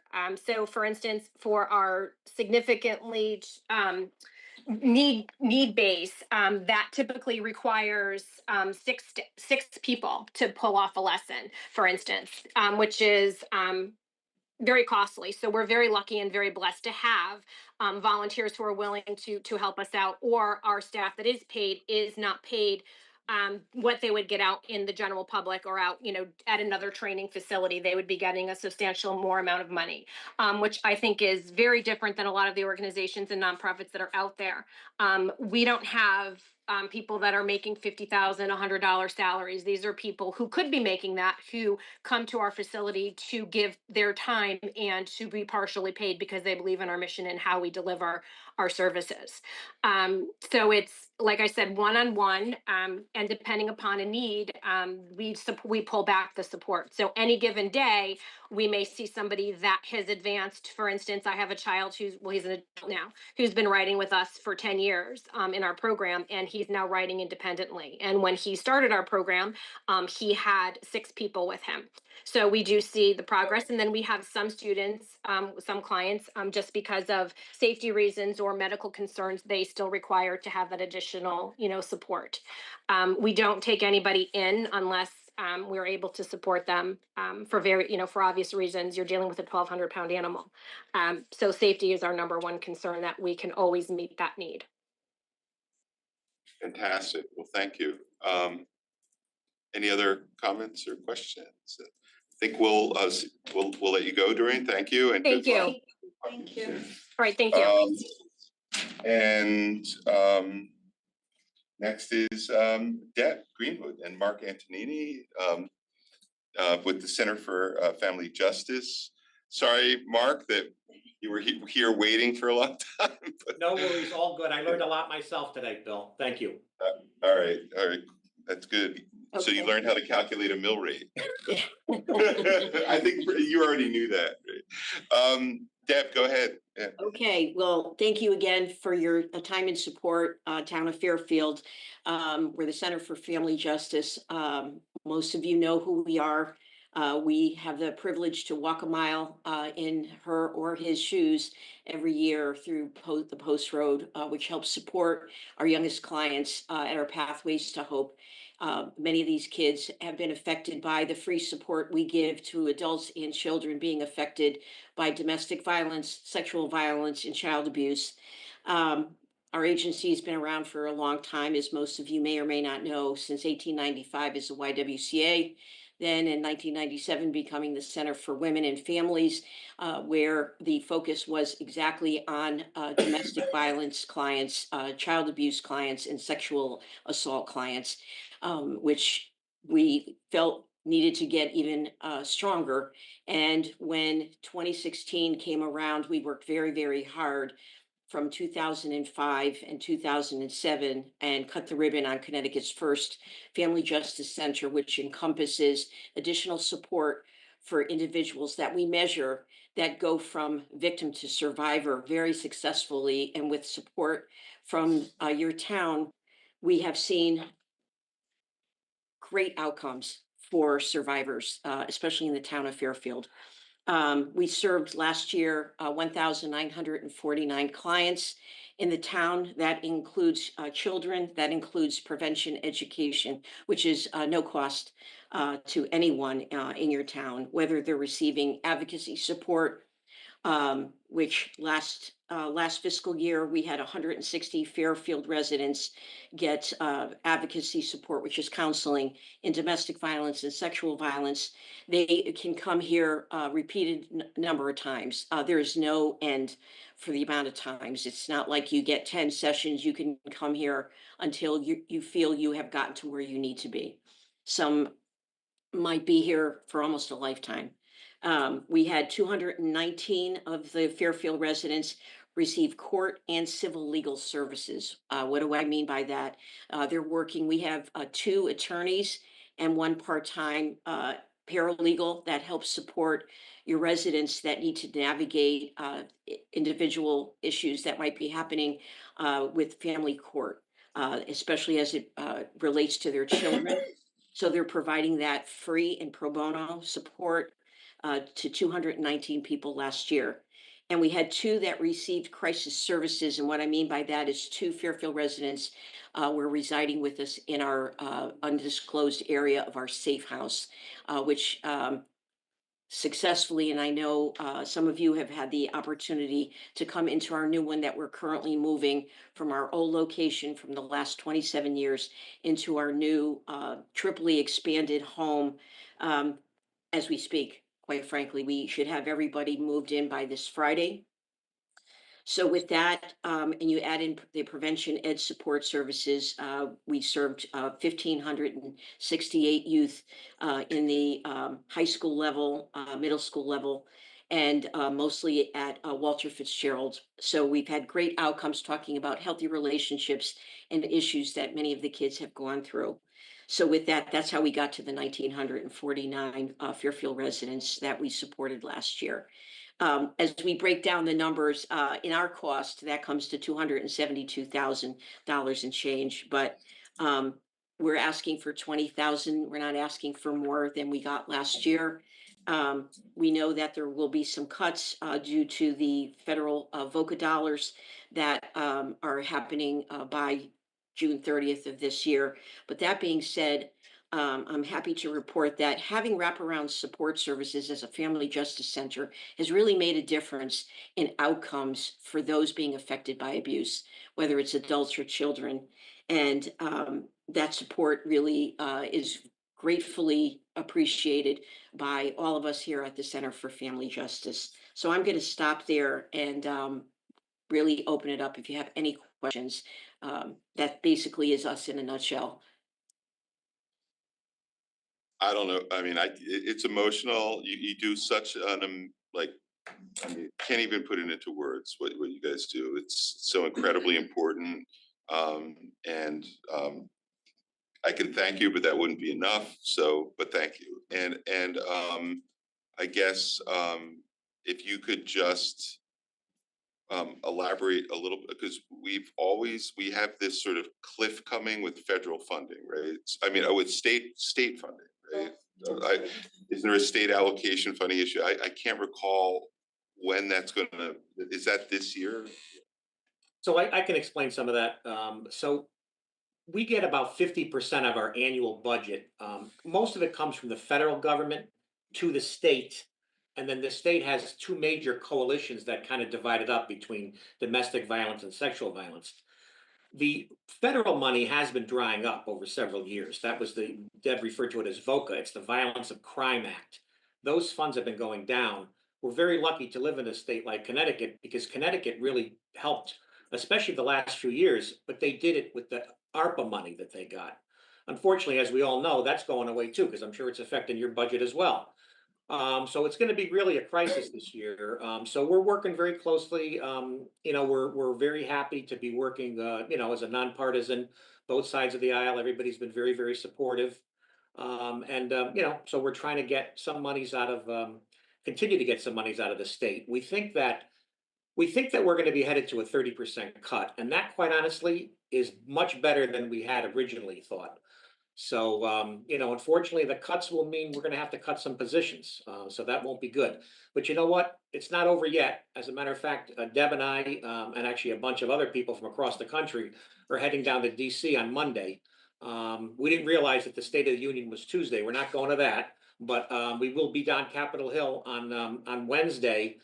We have a breakfast with Senator Blumenthal, and then we're actually going to be meeting. So talk about both sides of the aisle. We're going to be meeting with Senator Blackburn from Tennessee, Marsha Blackburn. So, you know, we'll have a very interesting week, and we're happy to report back on what we hear from that. Well, keep us informed of how that goes. Yeah. All right. Thank you. I wish that your services were not needed by our community, but unfortunately they are, and it is reassuring to know that you're there for our residents. And can you just tell us the day that your big fundraiser here? When's the walk a mile in her shoes? What's the day? Saturday, April 26th. We'll kick right off again at the Fairfield train station. And then take that walk across the post road and end up on the town hall green. And all of the above. We love seeing all of you come out. You do not have to wear red heels. Quite frankly, I just don't want anybody to break their ankles, but certainly we know it's fun for some to do that. We love seeing our universities of Sacred Heart and Fairfield University, but the folks that come out for this event that we kick off at about 8:30. It's 9 a.m. By 10:30, we kind of wrap it up. We have the opportunity to talk about the progress that's being made. We will be hearing from a survivor this year. And I think that's the key piece, is the survivor component of it. The one thing that we can honestly say, bringing the different, not only nonprofits, but working closely with law enforcement has really had a very positive impact. Not only, again, on the kids being a children's advocacy center, but, you know, how police respond to domestic violence, how they respond to sexual violence has really had a very positive impact on the outcomes, and having the additional support on clinical services that we've been providing as a justice center really has gotten people to a more positive outcome for them. As in their darkest moment of life, we're helping them figure out financial security. Housing, we know, is always going to be an issue, but we have 2 rapid rehousing folks that are here that really help individuals find that next place for them. Sounds easy. We all know it's not. So I'll just skip right over that. But, you know, the most important piece that we know, that we study the trends, is what are the outcomes for children under the age of 18, and having another national program like Camp Hope America, Pathways to Hope. We've been recognized this year as Counselor of the Year in the country, as well as the Camper of the Year out of 48 Camp Hopes across the United States. Here we have, coming out of the Center for Family Justice, a young man and a young woman whose stories will shake your soul to hear what happened to them. But now they've moved on. They're 17 and the other one is 19. To watch how they've progressed, and it's support that we get from our towns like Fairfield with getting that additional mentorship from law enforcement and so many volunteers that have come into the agency to help volunteer their time. So I just really want to say thank you for that. Thank you. Thank you so much. Brenda, would you good? I mean, obviously, I'm very familiar Yep. I Thank you, I Brenda. was involved with the center before Deb, you even started there. And obviously you've taken it to places no one ever imagined it would go. And you've done an extraordinary job in taking care of people who need it, and you have expanded in ways that were needed. And the Justice Center itself was just such a home run. You're awesome. You're amazing. Thank you. Well, Brenda. thank you. You all are too. And, you know, we never do it by ourselves. We call it the power of we, and it's really thanks to Yep. the support we get from our community. Yep, So yep. please know that it is, we're very grateful. Yep. We're very grateful. Thank you. Well, it's Thank your you. leadership, Deb, really. Thanks. Good job. Thank you. The walk is on my calendar, and Great. I don't see you before then. We'll see you then. Great. Appreciate that. Thank you all. Good For to see those you that are both. listening, go to the page, walk, get a team, donate. Yeah, perfect. Yep, absolutely. We'll send you. I'll I see you think we then. gave you some information, but we'll send it We'll to you electronically. Yep. Yep. All right, and every year, former police chief, McNamara, he wears his red pumps, so Yes, he that's worth, does. that's worth the price of admission. His personal pair, yes. Yep. Yeah. He's So actually anyway, coming down to DC. He's coming to DC with us, Yep. actually, yep. So, Oh, His that's great. pumps? I don't think he's gonna wear the shoes. In the pumps? No. But he's coming down to DC too. That's great. They're actually strappy red Yeah. They're evening shoes, and they're quite high. Yes, they are. Absolutely. I can't even stand up in them, so I don't know how he does it. I don't either. I don't either, but yeah, it is, it's an act of dedication. Yep, absolutely. Great. See you then. Thank you so much. See you then. Thank you so Bye-bye. much. Bye-bye. All right, bye-bye. Now, we have Operation Hope on. Carla, are you on? Yes, I'm here, but I'm having a terrible time today with my computer, so I can't. You don't make need, it live. we all know you, but. Yeah, But just, yeah, if you could walk the sort of the public through, the stuff that you're doing now, the Sure, absolutely. massive amount of things that you're up to at this point. We are. So, for those of you who don't know, Operation Hope has been serving this community for 40 years. This is our anniversary. And we started as a response to local homelessness and hunger. Today, we operate out of 4 general areas of service. We run a homeless outreach team, which is basically outreach people and in-reach people. We go out into the community, find people who are in need, who are on the streets or struggling, help them start to resolve their immediate crisis, and then start thinking about a different way of living and hopefully getting them well enough to get into housing, where we then will wrap around services to help them stay stably housed and work on whatever challenges brought them to homelessness in the first place. That's one area of service. Through that, we also link in with our community kitchen, which I'll talk about in a minute, where we have showers and laundry facilities so that people can come off the street, they can get clean, they can get fed, and they can start to imagine a different lifestyle. Then we have our food service. So we do 2 very important things for this community, and we serve large volume of people through those programs. We have our food pantry program, which provides groceries, basic staples, and other needed items to anyone in this community who is struggling to make ends meet. So this is pantry food. So it's for people who are housed, but they may be, limited income and struggling to decide between paying for medicine, paying their rent, or paying for groceries. So we'd like to take the burden off of people so that they can continue to take care of their families, not worry about where they're going to sleep tonight, and can get food on the table. Most of that food is provided by volunteers. A large percentage of that food is provided through food drives that happen through the religious community, the school system, and other well-meaning businesses and civic organizations throughout the community. So we serve anyone in Fairfield. And then we also will serve people who live in our housing, which I'll talk about in a minute. Average, and we're open 4 days a week. So we're open Monday, Wednesday, Friday from 10 to 12, and Thursday nights from 4 to 6. The only thing you need to use the food pantry is to come with an ID and proof of residency, and we'll be happy to help you. People can come twice a month, and we serve at least the number fluctuates a little bit, but approximately 800 local households on a regular basis. So some of those people are coming every 2 weeks. Some of them come just when they have a crisis. Some come just for community holiday meals, but it's over 800 people, households are coming on a regular basis. And through that program, we provide at least 150,000 meals a year, and the number is probably much higher. We also provide emergency food to anyone who's in the community and looking for food. Then we run the community kitchen, which serves lunch and dinner Monday through Friday to anyone who's hungry in the community. That is at 50 Nickel Street, next door to the police station, which I thought to bring up since I just saw some police officers walk in. So we are still there operating. We serve lunch and dinner. All that food is provided by members of the community and served by other members of the community. So you can see a trend here.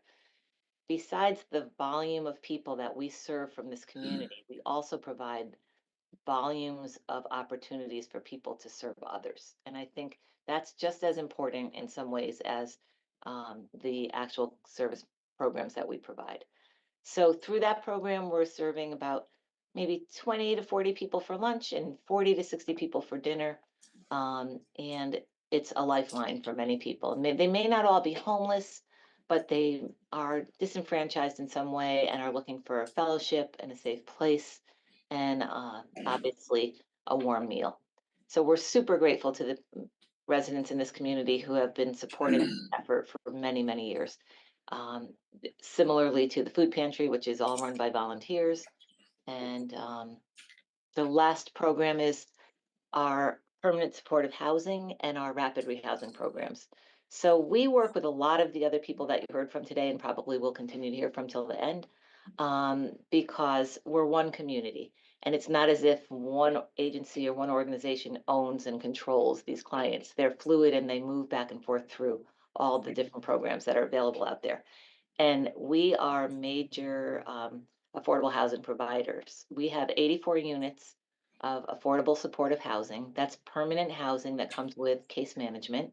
Our case management is trauma informed and based on clinical social work principles, and is really the combination of the affordability and the services that help people stay stable in their housing. Of the 84 units, over half of them are in Fairfield. The other half are in a couple of different surrounding communities, Bridgeport, Stratford, Shelton, and occasionally Norwalk. Then we also have rapid rehousing programs. Those are short-term subsidies and short-term case management to help people who have had just a temporary challenge, or we hope it's a temporary challenge, get back on their feet, get stable, get their families feeling safe and secure. And then the subsidy and the services taper down while their ability to pay and to get back on track tapers up. Through that program, we house about another 300 people a year.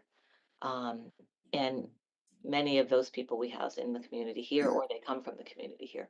So we're serving thousands of Fairfield residents annually, and we are doing it quietly and with dignity. And the community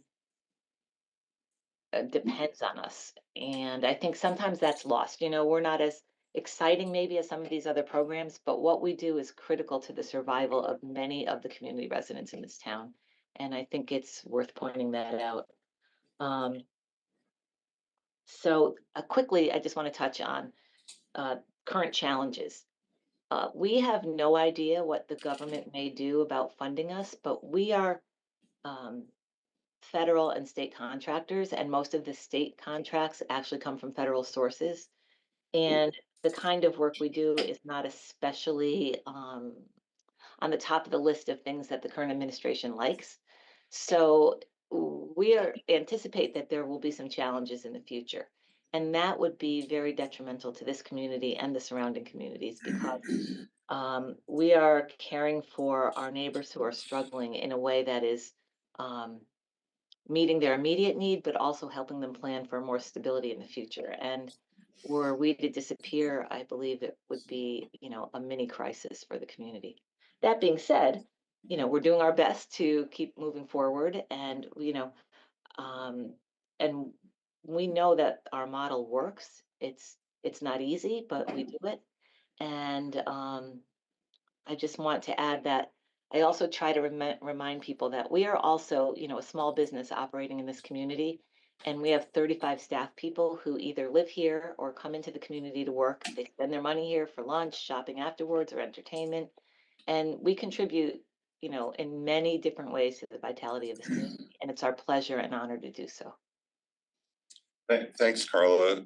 Just real quickly, I'm not sure I've wrapped my mind around the federal and state contractor funding drying up. What would that mean if that dried up? Well, it's almost impossible for us to put it into words right now because we don't know what will happen. But if you were familiar with a federal drawdown day where no nonprofits were able to draw down any money, and the health systems, housing systems, we were all at risk. So we receive HUD funding to subsidize rents for people that we serve. And we also, some of that funding is also to pay for the services, so the case managers who work with the people who live in that housing. So if we were to lose that, it's like a triple negative effect. People would lose their housing because they wouldn't be able to pay for it. Our staff would lose their jobs, and therefore our clients would also lose their support. And then last of all, the landlords who depend on us to pay those rents would lose their income. So it's quite a domino effect if that were to happen. Similarly with our DMIS funding, because we work with people who are struggling with mental health and substance use issues, as well as developmental issues. That's mostly for services with some money for housing. All of that could dry up if the federal government wasn't paying the state to do this work, and then they weren't in turn paying their contractors. And I just want to make a note for people who are listening. The programs that you probably know best are our feeding programs, our pantry, and our community kitchen, and none of those have any kind of permanent funding. So a lot of the fundraising that we do throughout the year is to cover making sure that your neighbors are not going to bed hungry. Thank you so much for walking us through that. Many of us are very familiar. I've become very familiar with what you do, and really have come to view Operation Hope as an essential arm of provision of service. Like if you didn't provide these services, somebody would have to, and probably it would fall on government. And so you're just you provide essential services for people in Fairfield. And for that reason, I think if people were looking at the budget, they might think, well, why is Fairfield being so cheap? But legitimate question, because you provide all these essential services for the town. But we do provide location on Nichols Street, and we are going to hopefully very soon sign a lease with Operation Hope for a property on Tungus Hill, and contribute a few $100,000 to buy property contiguous to that, or abutting that, for parking. But I think we're going to be looking for ways to collaborate more and more with you over the coming years. Thank you. And I just want to say thank you for finally including us in the budget. For the first 37 years, I don't think we were in your budget at all. And I'm grateful that changed, and that we were able to be recognized along with all our fine peers that were here today. And there's some people here who refer people to you, I think, and talking about our police. So most of us won't say it, but we're all pretty closely linked, and it takes a village to serve the community. And so we share a lot of clients, we share a lot of resources, and we're really very fortunate to have really fine organizations, in our area, in our general region. Can I just say, we should be talking about this more and more over the coming weeks and months, but once you get that lease and you do acquire the property abutting the Tungus Hill property, that you'll be embarking on a major fundraising campaign, and we're going to have to help you promote that, because you need to raise the funds to build that building, which will then consolidate two separate locations into one, and two places that, you know, really need those spaces. One is across the street from here, and the other is behind the police headquarters, where that space is needed for, you know, first responder purposes. But you know, people should be aware that if, you know, they should be starting to think about Operation Hope as part of their giving, their own giving dollars. So little plug there. Thank Anyway, you. all right. Thank you for saying that, and I recognize, you know, what you have to lose if we can't pull it off, so, you'll be footing the bill, so hopefully that won't happen. We love being part of the fabric of this community, and we feel very lucky to do this work here. Thank you so much. Any questions or comments? Well, we talked, Operation Hope was at our last Board of Selectmen meeting, so in the essence of time, I won't repeat, just to, again, give thanks to you, Carla, for all your work, for the support you give for our community, and to all of the countless residents through various cooking, fundraising, just donating, in our schools and our kids and our churches, for the role that they play, really a driving force of our community. So very appreciative today.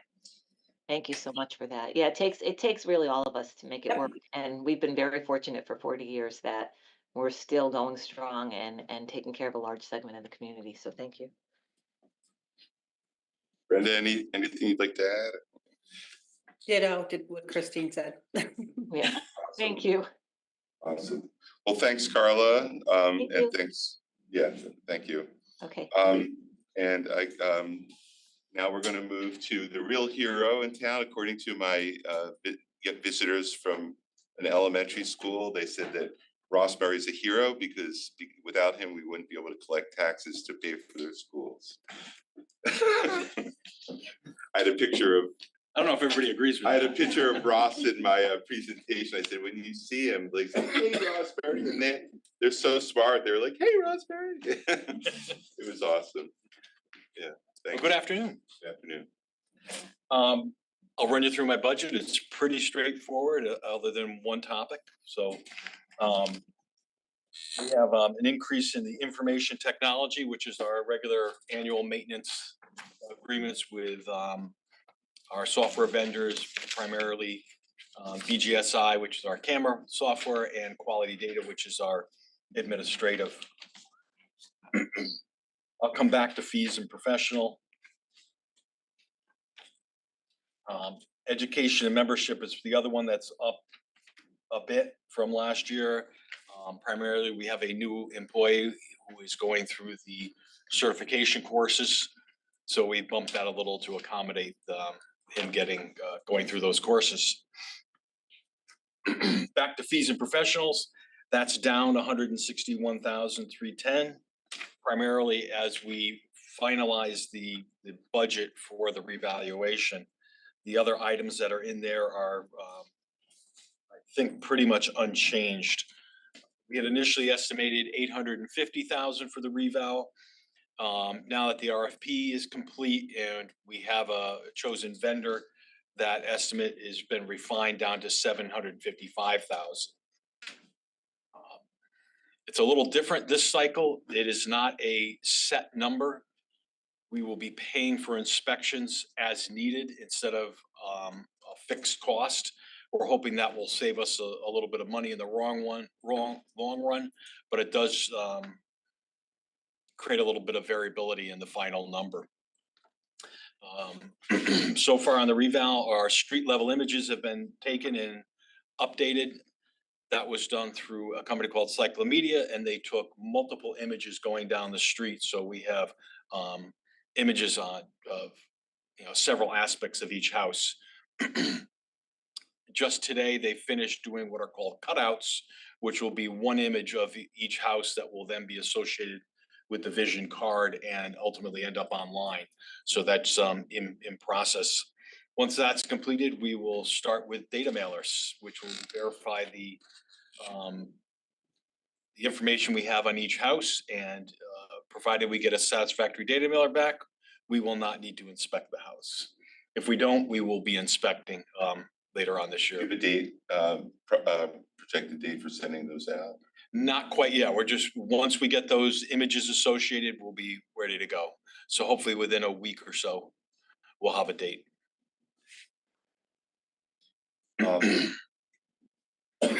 Just a little more on why you came in, you think you're gonna come in under budget for the reval, the 7.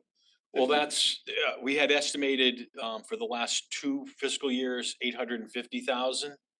And you know, now that we have an RFP in place, you know, we have a firm quote, but again, it's got variability because we don't know how many inspections we'll need. But we don't think we'll, you know, we know we won't need the 850, so we've revised this final year of the project down to And the commercial valuation part of it is that set in stone, the work that needs to be done for, that's more of a discounted cash flow analysis, right? Or for the commercial for property? commercial, it's usually done on an income approach. Right. So, you know, we capitalize the net operating income. So that's not there's not much variability in that, you know, the commercial properties and. Well, the variability is in whether we have to inspect the property or not. Okay.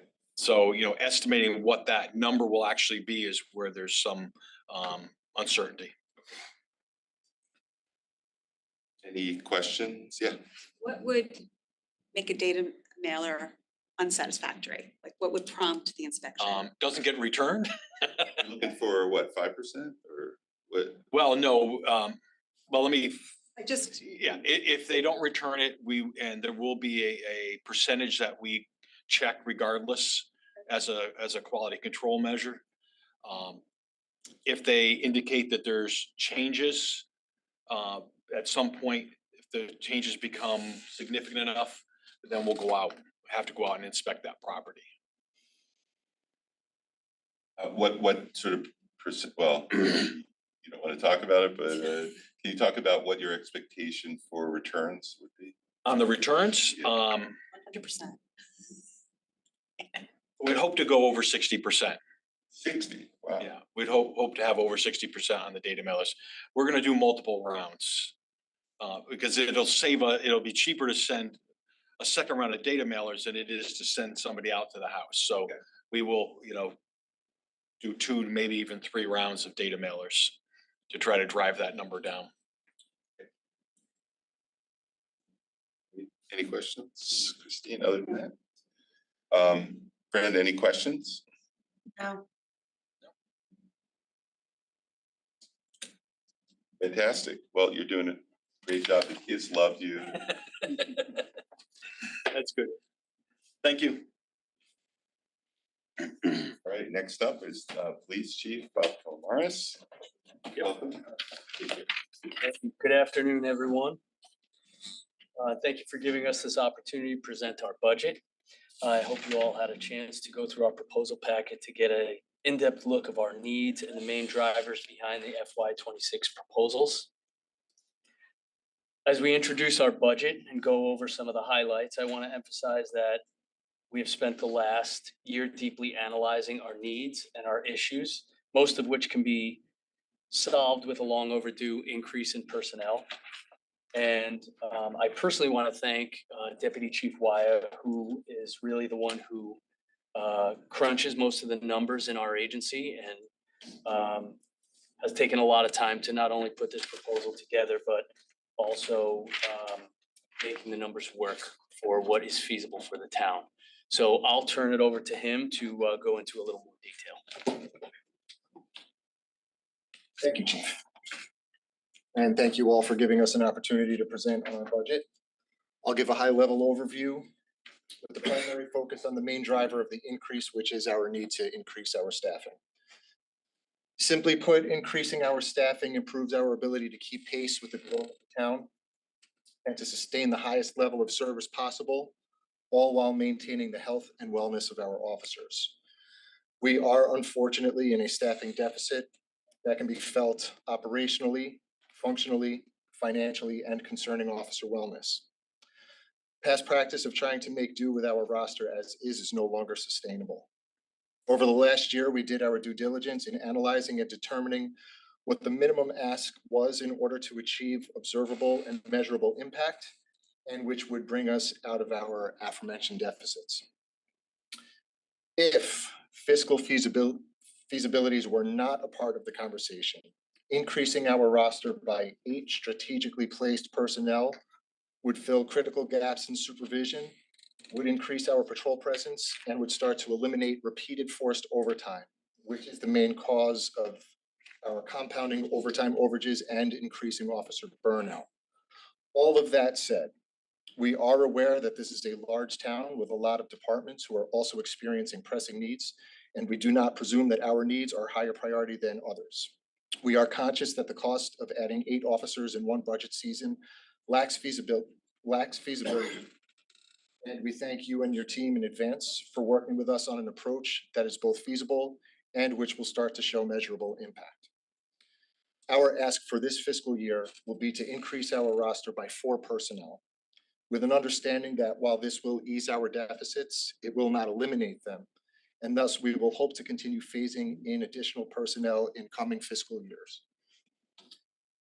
Personnel requests aside, other highlights of our FY26 budget are seen in our IT line, communications line, and our newly established tactical equipment and supplies line. The increase in our IT budget is primarily due to the reallocation of approximately $36,000 from fees and professional services to the IT line, where these services can be more accurately tracked and funded. Annual escalators on existing IT service contracts were also a factor. The increase in our communications budget is driven by a combination of annual escalators and the growing reliance on mobile devices and technologies in everyday communication and investigations. All communication-related technology, including cradle points and modems, as well as mobile devices and their associated service contracts, are funded through this line. Our newly developed tactical equipment and supplies line has been created to better track expenses for equipment and supplies of a tactical nature.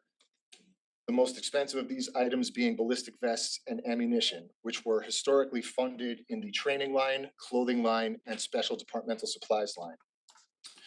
By consolidating these costs into a single line, we aim to improve efficiency in tracking and planning for these expenses. The requested budget for this new category is $82,000, with much of this amount offset by reallocating expenses from the training, clothing, and special departmental supplies lines based on 3-year averages of related expenses. As far as revenue, we project a minimum 2.56% increase over FY25, and that's without considering the estimated $875,000 potential revenue from ATESD implementation. In closing, our budget proposal is the result of a thorough, data-driven analysis of our department's needs and the most responsible path forward. We recognize the financial realities the town faces, and we have structured our request to balance necessity with feasibility. While staffing remains our most pressing concern, we are committed to a phased approach that ensures sustainable growth while maintaining public safety and officer wellness. We appreciate your time, consideration, and partnership in making Fairfield a safer and more resilient community. Thank you. Thanks so much, Deputy Chief. Thanks both of you for your outstanding service to the community. It's been one of the biggest pleasures of the last year for me to get to know you guys better and come to appreciate your professionalism. It's kind of blown me away just how qualified and professional you are, and I do appreciate that you're willing to work with us and understand the balance between affordability and do understand that you would like another 4 and that you can justify another 4 officers, and hopefully we can make that happen in the not too distant future. The one thing that I think stands out on here, and it's probably not it's not the most scientific thing, but the revenue side for automated enforcement, given that it may or may not pass tonight. If it doesn't pass tonight, we're gonna have to scramble. But I just want to make sure that the public understands that the automated enforcement is not revenue driven, it is safety driven. However, from my standpoint, I made a lot of promises about not overtaxing people, and not when we have a buildup, not wanting to build up surpluses, when we could have kept taxes lower. And it seems like for me, the probability of this passing is high enough that we want to put revenue in. And after discussing with you, Chief Calamares, about other experience in a lot of other places, that this seems like a reasonable number. Have we left this out, I feel like there's a chance we might be overtaxing our residents. So there is some risk to that, and I'll have to bear the consequences of this not going through, and we'll have to scramble, honestly. But any other questions from the board? Comments? Yeah, Brenda, go ahead. So just to follow up on that point, Bill, listen, the Board of Finance can always add money back. I do think that it probably wasn't a fabulous idea to include a revenue generating item before we even know that we're having it. Chief, can I ask, so based on what I was trying to catch up on over the weekend, in preparation of the budget, so it says $875,000. So I was trying to do some quick calculations here on this thing. So I'm at $62.50 a ticket. Your first time it's 50 plus a $15 fee, second 75.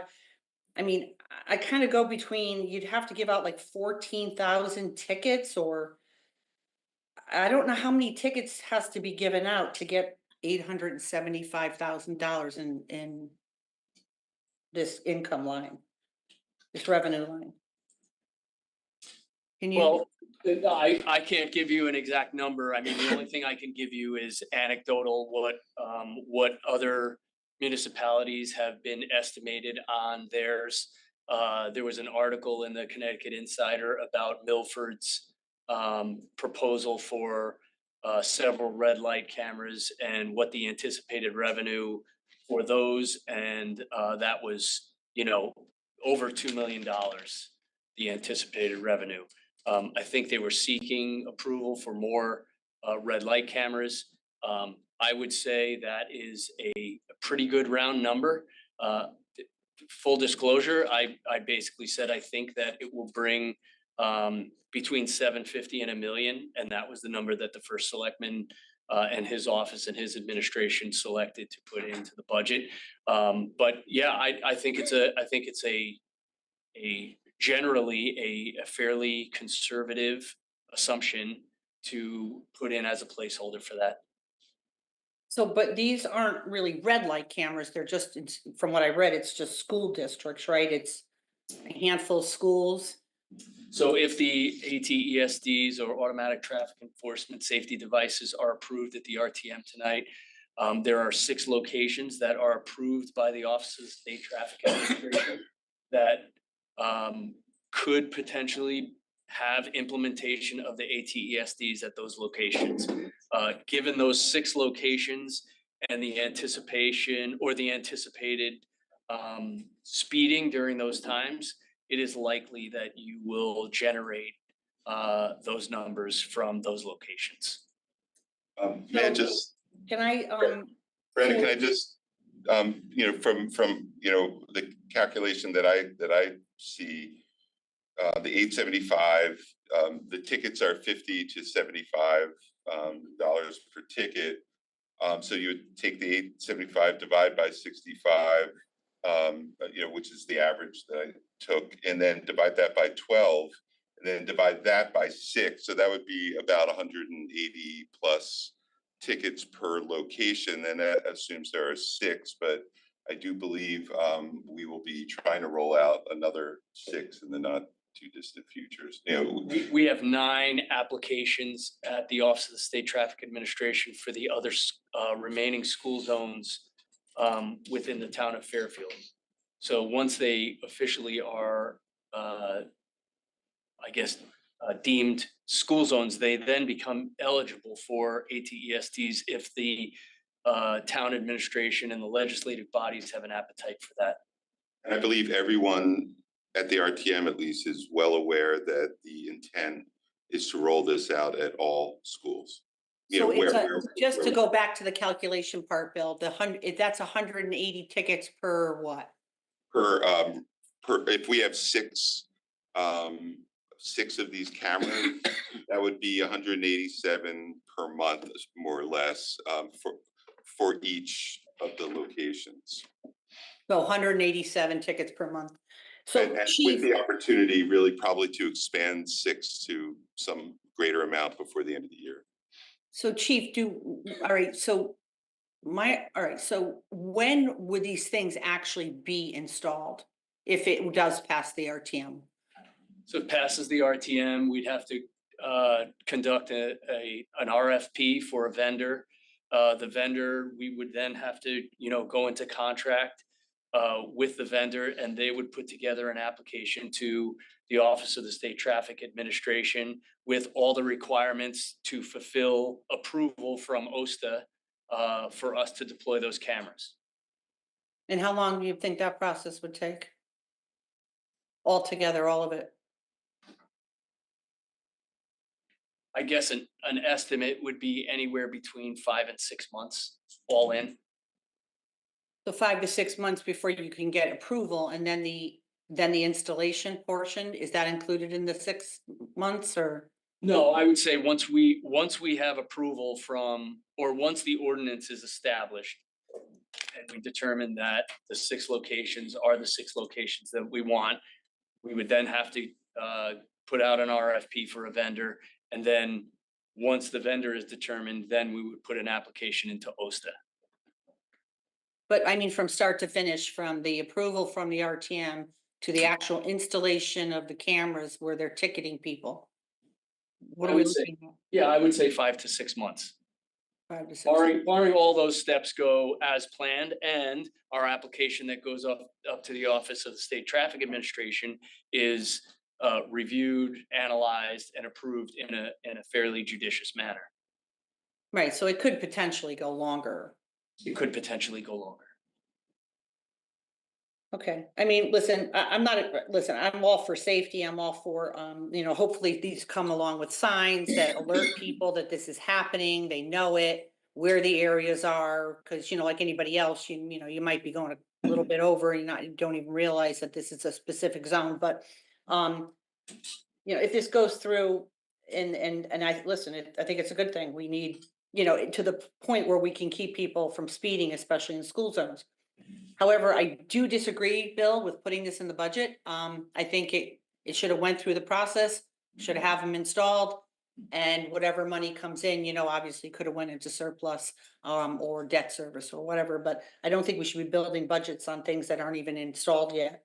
But I wanted to also ask Chief, so the summary page, said that 8 police officers. And it said additional training to comply with everything, post and CALEA and the Police Accountability Act and accreditations and all that. So the summary says 8 police, but we're only getting 4. So you wanted 8 and you only got budgeted for 4. Is that accurate? That is correct. And the training on page 117, it's actually down 19% or almost 20%. And I understand about moving technology, but I mean, that training is really valuable. I mean, are you concerned about that? There's a significant amount of the training budget that was covering ammunition costs, anywhere from $25,000 to $35,000 a year. Okay. So by moving that to the new tactical expense line, Mhm. that will naturally bring the training line down. But is that enough for you for training? We believe so, yes. Okay. And do you have an agreement with the administration to add the additional 4 officers or different positions? Because I know you need lieutenants and things. Is there an agreement to try to put this in for next year? Yeah, we spoke about, staggering it year after year. Okay. Okay. Just to follow up to just into the phasing in and just for past discussions, that even if you wanted to hire a police, officer tomorrow, they would need to go through the academy and just supply and demand a little bit, just so just speak to that, the staffing. The time frame of Well, just hiring even, someone, then having them be just productive. the phasing in, and what just that approach is gonna look like. Yeah, so generally, just to give kind of a high level overview, we are currently down 2. We are currently recruiting pretty heavily, as most of you saw on our social media and where we're advertising. We are currently down 2, anticipating a conclusion of our testing process soon. And with the incoming of 4 additional, it takes about 1 year, give or take. So sometimes people can get it done in 10 and a half to 11 months, and sometimes it takes a little longer for others to complete the training. And that is all dependent on when we hire someone and then we can get them into academy and where those academy classes lie and how many people we can get into an academy class, because we may have 2 potential candidates and only 1 vacancy to get someone into an academy class. But we do use academies from all over the state, not only the Post Academy, but Milford, Stamford, Bridgeport on occasion, and others. We have 2 in Milford right now currently. So if that helps to kind of paint the picture, it does take about a year. And, to Ed's point about anticipating budget overtime line decreases, it would be next year that we would even recognize those savings. And I feel like I'm repeating myself every year, but it just takes so long to get people up to speed. And we wouldn't recognize those savings until a year from now. I'll also add that in that year, we could have retirements, resignations, and so we're constantly, it's almost like a living organism, and we're constantly trying to catch up and get people hired, and in the meantime, people are retiring. So it's an effort, and our team does a great job trying to keep up with it. So the one thing I did want to add, and we were refining these numbers late into the week, trying to figure out the capacity here. And one of the goals was to put 1 officer per shift, which would have been 4 plus the sergeant. So we will work on the administration side and with the department on refining those numbers, and do intend on coming to the board at time of vote, hopefully to come up with a way to add a little bit of additional dollars here to go to that 4 if there's breathing room, and the board can indulge us in that. So our plan actually was to be at 5 of the 8 to ensure that full shift for the budget as it's comprised, sort of lost in translation at the tail end. And so so we'll work on what those would be, and then obviously there's a lot of final adjustments and whatnot. Hopefully that'll be able to, hopefully the board will indulge us in adding that on. Great, thank you. Excellent. Yeah, I remember this conversation over the years, maybe at the Board of Finance table, of trying to develop like sort of a pre-hire sort of anticipation of turnover. But is your turnover predictable enough that you can do that without getting caught? Or like, is there a thought that you might get out in front of people leaving, like knowing that 2 people are going to leave every year, you just sort of hire in advance? Well, we can't hire without the allocated money in the budget to do that. And I know there are other departments that work some programs that they get approval to hire that person, but the money has to be there.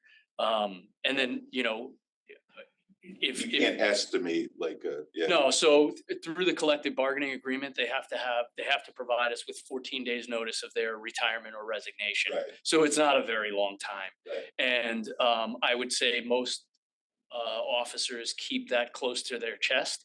And So, I currently have officers that are over 30 years on right now. And, we could anticipate their retirement, but they could stay for another 5 years. And all we're doing is anticipating something that's not going to happen. So it's very hard. I mean, we do most of our ramping up on recruiting based on the rumor mill. And, we hear someone's going and, we start, getting things ready. Anticipating that we were gonna have or potentially get additional slots, and we have 2 current vacancies. That's why we ramped up our recruiting efforts at this point. Sure. Any other questions or comments, Brenda? Thank you so much. Thank you. Thank you so much. See you soon. Next is Paul Miller, Animal Control. Seen you all here since 10. Did you ever break for lunch? Went to the bath. Thanks for caring. No one's probably the only one who cares.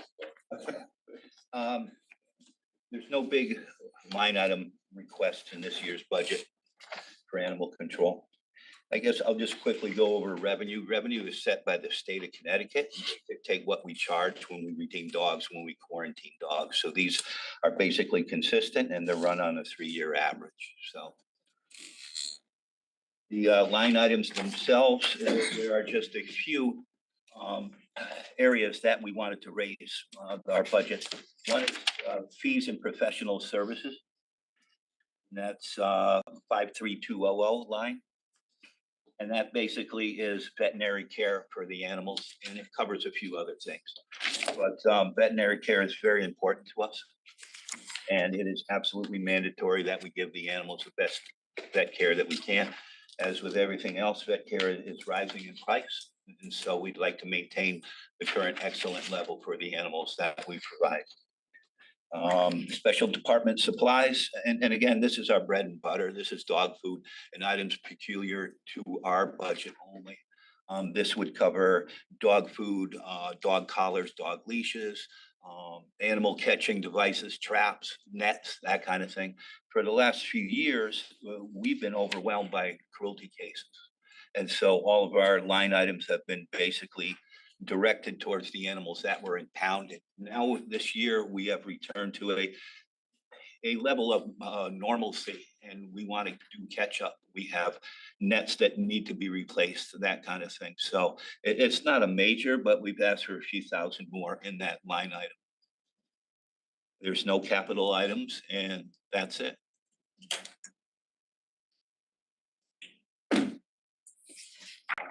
I don't, know what to say. I'm a dog lover, so actually donated my first dog's dish to you, and then a few months later wished I hadn't because we got another one. But no, thank you for everything you do, Paul. Sure. Brenda? I just want to, obviously say what a wonderful job Paul has done for this town for so many years. He is like amazing.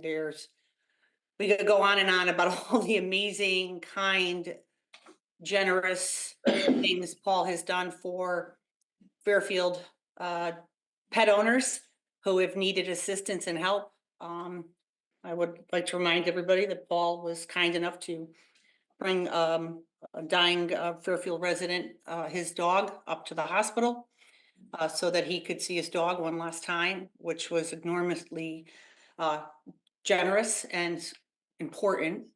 And it's those little things, I think, that people don't understand, that our town employees go above and beyond the call of duty.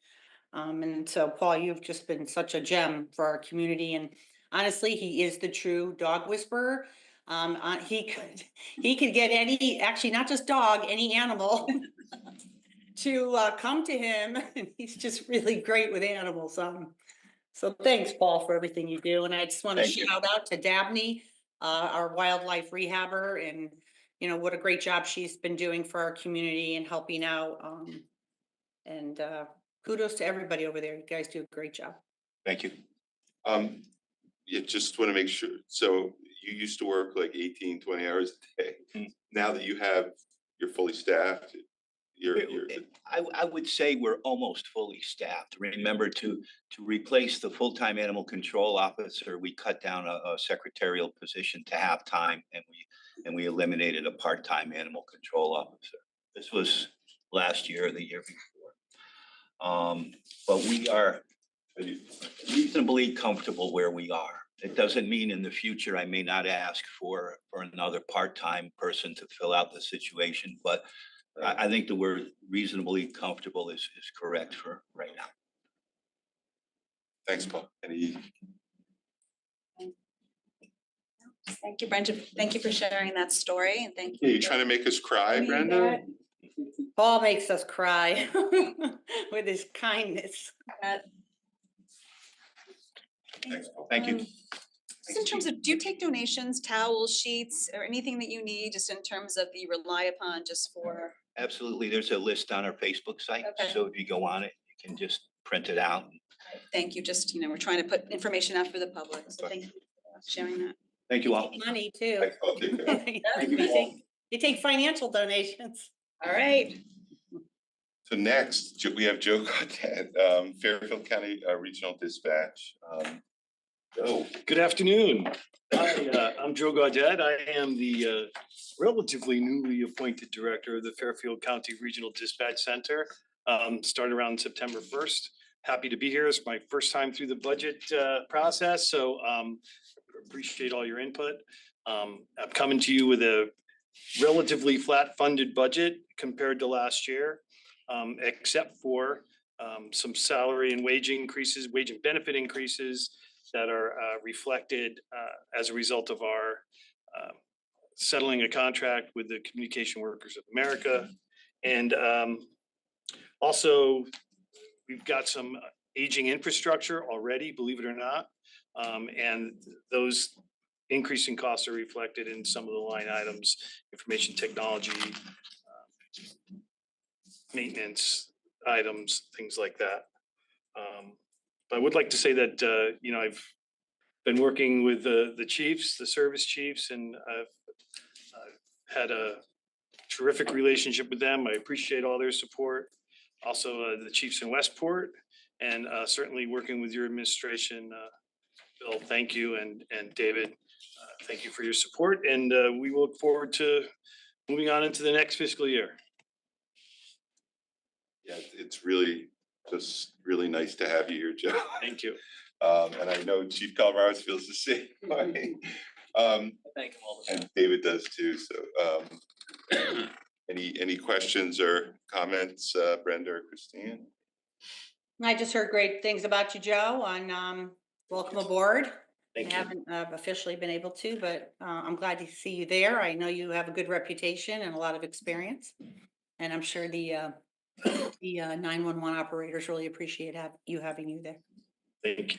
It's a pleasure. It's a great group, and we just need to come together and make sure that everybody's cross-trained and capable and willing to do the job. They are great. They're really great. Christine. Welcome. Nice to meet you in person. Thank you. And really just, I don't know, a couple months ago, Mr. Becker took me on a tour of the fire stations, and we went up to the dispatch center, and what an incredible operation. I learned a lot. Really just want to give a shout out to your staff, and the important work that they do and the role that they play. Very, very impressive.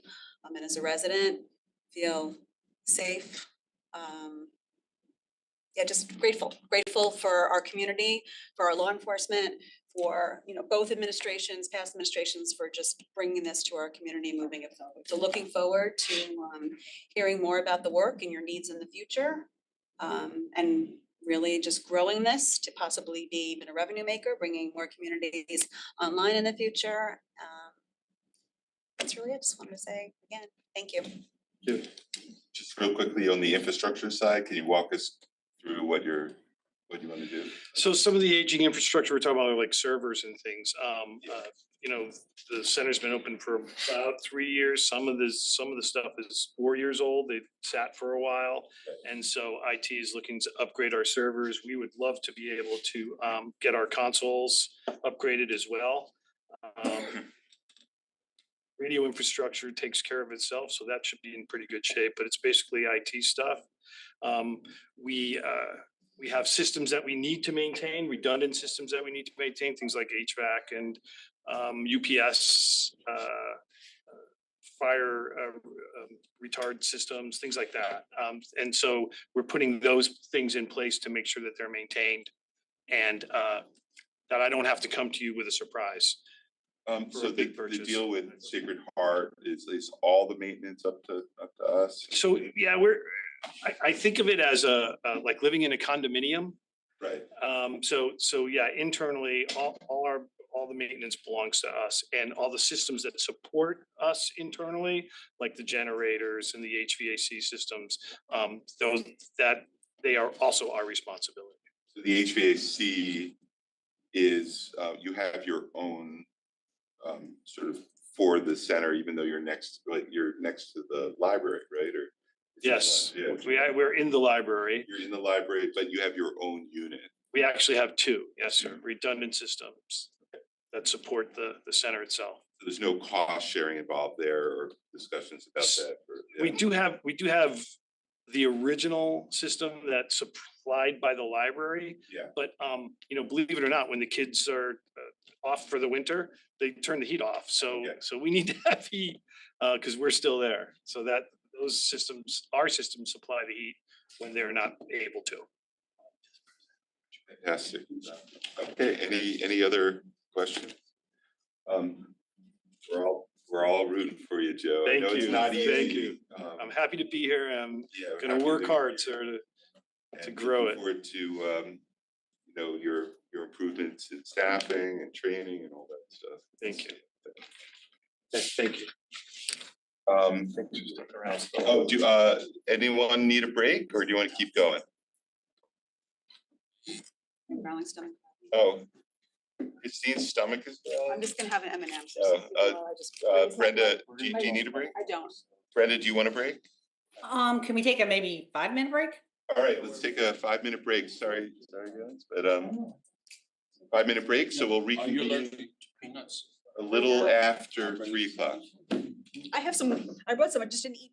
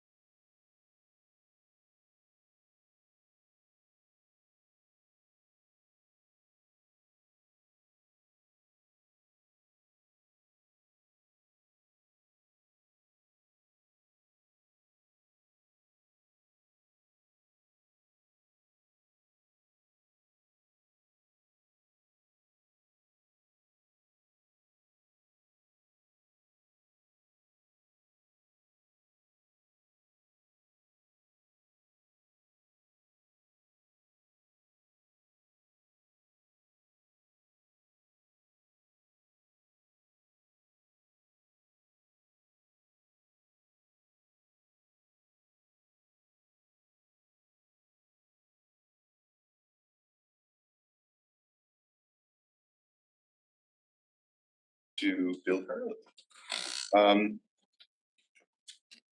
Welcome back. Our 5 minutes are a little longer. I hope that's all right. But Bill Hurley, engineering, welcome. Thank you. Engineering has always And taken, street lights. well, actually, John could tell. Okay. Engineering has always taken pride in providing excellent service while being prudent. Just to give a really quick background in our description, a lot of times I'll say traffic lights or bridges or signals, but or tie gates. But let me just spend a minute or two just to quickly go over some of those. Regarding the traffic signals, engineering manages, administers, prioritizes 15 town-owned traffic signals, including the Sacred Heart Park Avenue replacement signal. We also work with Connecticut DOT on their 60+ signals, including some preemption proposals that are being designed as we speak. Currently, the town is implementing a traffic signal control center, which will be managed by engineering and involves remote video inspection, repairs, equipment assessment, and potentially analysis. When I mention a roadway or traffic, just recently, the senior civil engineer was named the Complete Streets Coordinator and Vice Chair. And we also have an additional voting member for the newly formed Fairfield Traffic Authority. Engineering also provides management and some in-house designs for the complete streets and traffic calming projects, spot locations, and also includes drainage projects. For tide gates, engineering is managing the projects, working with consultants and conservation, implementing the repairs and projects based on the recently completed tide gate inventory and a few flood control projects as well. Bridges, engineering manages over 65 bridge and culverts by prioritizing these bridges based on condition and grant availability. Engineering designs, obtaining state, federal, and local permits, and working with the contractors or DPWs for the repairs. Engineering works and provides technical knowledge with the WPCA general manager on certain WPCA projects, pump stations, sewer hydraulic analysis, and laterals as examples. Grants, engineering has applied for and designed and authored and obtained funding for over 25 grants. That's approximately $15 million. And the follow-up on those grant requirements and reimbursements. Just wanted to give you a background on that. I made an original request to reinstate one of our engineers. I'm hoping that it gets voted back in, but obviously based on today's all the morning's discussions, that would be a hard thing to do, but hopefully it can be reinstated. As far as the budget as presented, there were really only two relatively minor increase, and that's in fees and professional services, which is for SHPO and consultant. Again, when you go for these grants, a lot of times you have to hire an archaeologist and complete a SHPO application. So that's the increase is for that. The biggest increase was communications. And again, they're related to the signal control center. As I said before, we have 15 traffic signals, 14 would be under the signal control center. And in order to communicate at the signal back to our office, it's approximately $40 a month per intersection. So that's why that increase is there. Other than that, it was pretty much zero increases across the board. So I'm here to answer any questions that you may have. As I said, just going back to that other request, just a little bit of an update. A lot of neighboring towns have more engineers than we do. I have submitted that to the first selectmen. We had 400 permit applications, which was up 20% from last year. And then just a real quick, going over the different tasks that engineering performs. I also want to highlight that the department provides assistant and positive coordination for the following departments: building department, building maintenance, park and rec, fire department, police department, planning and zoning, conservation, harbor management commission, WPCA, tree warden, the Board of Ed, flood and erosion and resiliency board, purchasing, DPW, capital improvements, town attorney, tax assessor, Connecticut DOT, MetroCog, Health Department, Housing and Economic Development, Senior Center, the First Selectman's Office, Bike and Ped Committee, Finance Department, Human Resources, Greater Bridgeport Transit. Earlier you heard from Steve. We helped with the Southport shelter there, and we made a request to improve the one at Tungus Hill as part of our connectivity project there. As mentioned before, we had 25 grants. We've worked with Sasquatch, Southport Conservancy. We also are the liaison most of the time for the neighboring towns, Westport, Weston, Bridgeport, Easton. We deal with them on bridges, riverine and flooding issues, common utility work, and the MS4 stormwater management requirements. We, and with the cooperation of DPW, usually work with utility companies, provide investigation analysis, and act as a liaison when they dig up our roads. We obviously service the residents several times a week. There's a request to the department for a resident for service. There usually can be range anything from a complaint about drainage, a neighboring complaint, a right of way, a fence, tree, problems with paving, easements, maybe even a request to purchase abandoned property or right of way. And we do handle the streetlight requests and go out, follow our criteria for that. So that's all I have here. Any questions? Yeah, can I something I should have asked you, the streetlight control program. First of all, the one that's not. Excuse me, streetlight or the No, traffic signal? Traffic signal. Okay, I just want to make sure. program. Yep. The one that's not in, that you have 15 and you're only covering 14. Right. What The is? one is the one in front of the Jennings Road Firehouse. Because that's so old that we'd have to do a whole complete replacement for that. Is that Right now, it's even like a push street button. light? It's a traffic light that we're repairing as we go along. Basically, it's almost push button activated. It's that For old. some reason, I thought that was just all green unless a fire. That's exactly what it is. That's what I mean by push button. Okay. Yeah, basically, yeah. And then what will be, how will that work in your, that will come back to your office? Or your staff will see it on the computer? On the computer, right. And they'll be alerted when there is an outage or? Malfunction with the signal, outage, situation or problem. We are working, we do have at least an agreement with the consultant as well, because some of the things still might require a consultant to go out there.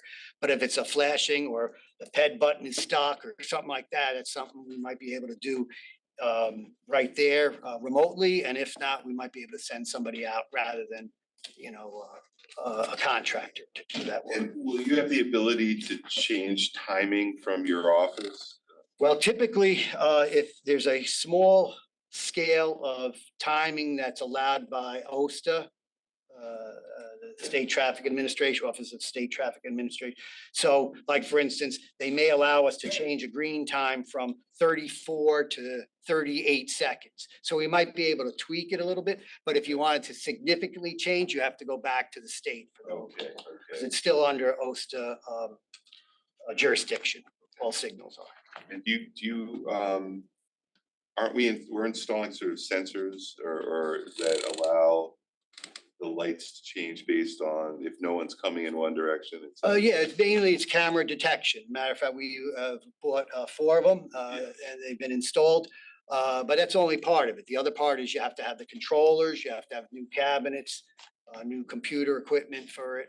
And as I said, and then ultimately our goal is to have by the end of the year 14 that town signals. We don't control the state ones. Are you looking at, you said you have 4 sensors, 4 lights with sensors? With new cameras, yeah. Okay. Is your I can get you those I don't have them right off. No, I'm just curious, like, do you want to roll that out throughout all of? Yeah, that's our intent. Yep. Okay. Any questions? Yeah, Brenda? So, okay, I have a lot of questions. So Bill, you said you are asking to reinstate an engineer? That was our original intent, yes. Okay. What engineer was eliminated? Well, from our office, that position was basically transferred. It was Raymond from engineering and then up into the capital projects. Capital Projects Division has, I think the latest count was almost 200 projects or something like that.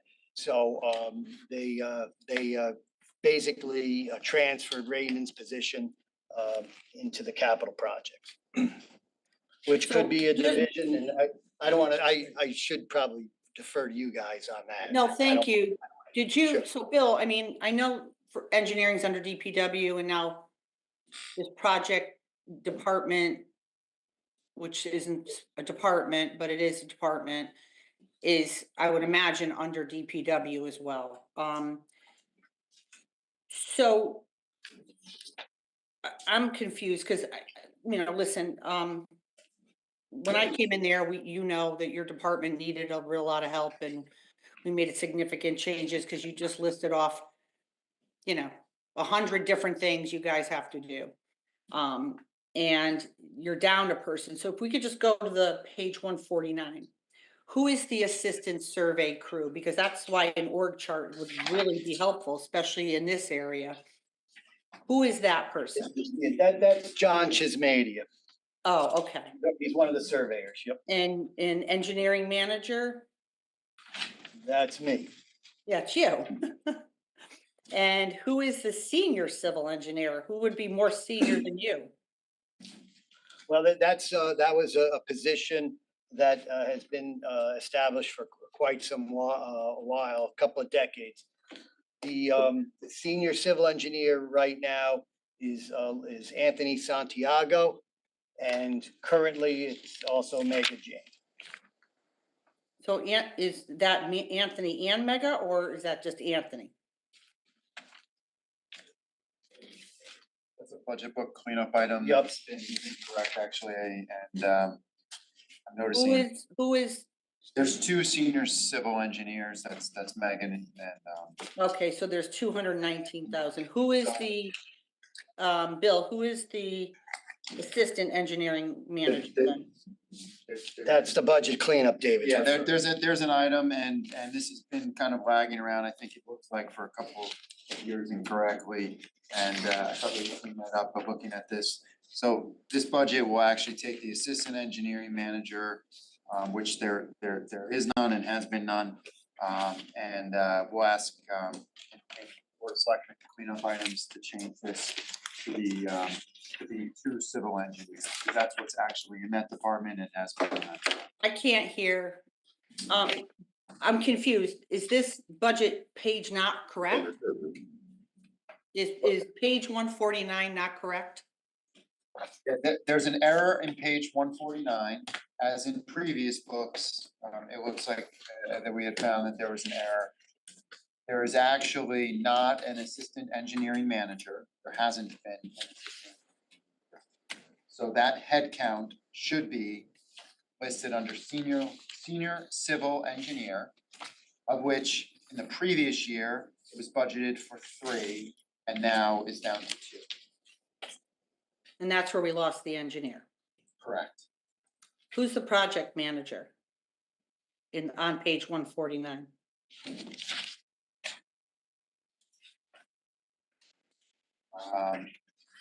That was listed as Eli's position last year when he was in engineering as a project manager. So this wasn't cleaned up. This isn't cleaned up. No, that is until the end of fiscal year 25. He's He's within engineering. We are proposing in fiscal year 26 to have a separate capital projects and operations department falling under public works ultimately, of which that's why you see it 0. And that headcount's been repurposed into that budget, which I believe will be tomorrow. Who is the survey crew chief? That's Scott Lehman. Scott, okay. Okay, and then your secretary. Right. So Raymond, who was an engineer, and Eli, who was a project manager and helping with engineering issues, is now in a new department upstairs. So this is why I'm so confused. And I can't, and I'm somebody who knows this stuff. I can't imagine an average person trying to figure this out. So now we have a whole new department, you know, that on page 152 with 3 project managers. We have a financial analyst, which I would imagine should be under the finance department under the CFO, but what do I know? Well, And then I we think, have a I think capital you hired- ops manager. And then we have a risk manager, which also should be with each HR, I would think. And then the grants person, all under this department, but I would imagine they're supposed to be a sublet or of engineering, but it seems to me that we took a valuable position in our town governance of an engineer. I mean, we need engineers. That was the whole point of the reorganization. It was one of the most vital pieces. So I'm trying to, I mean, it's so hard to get because now you've got your engineering chart here at 675. This year 872, and then you have to, you know, go over to capital and try to figure that out. Which says 515,000. So, all right, so there's just, I just have some, so here's what I'm looking at. We lost an engineer and a project manager in engineering. So another engineer is not in this capital projects budget.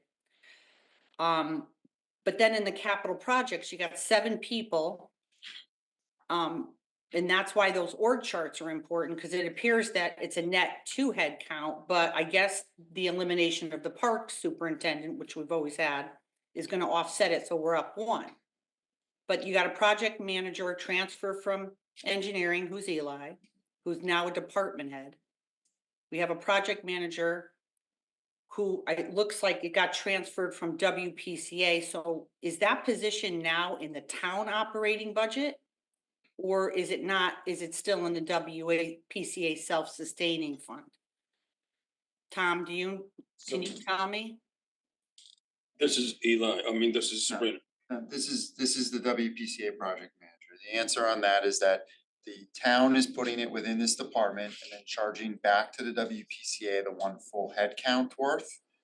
In that individual will primarily be focusing on WPCA, but the other project managers may at times pick up WPCA projects, or that individual may pick up some town projects. So we charge back to the WPCA across the board, whether it's finance, human resources, or other administrative project engineering type support. We charge back to WPCA a weighted average of time back each year. So we've incorporated the head count on the town side, where the person is now sitting, and charging them back for the services.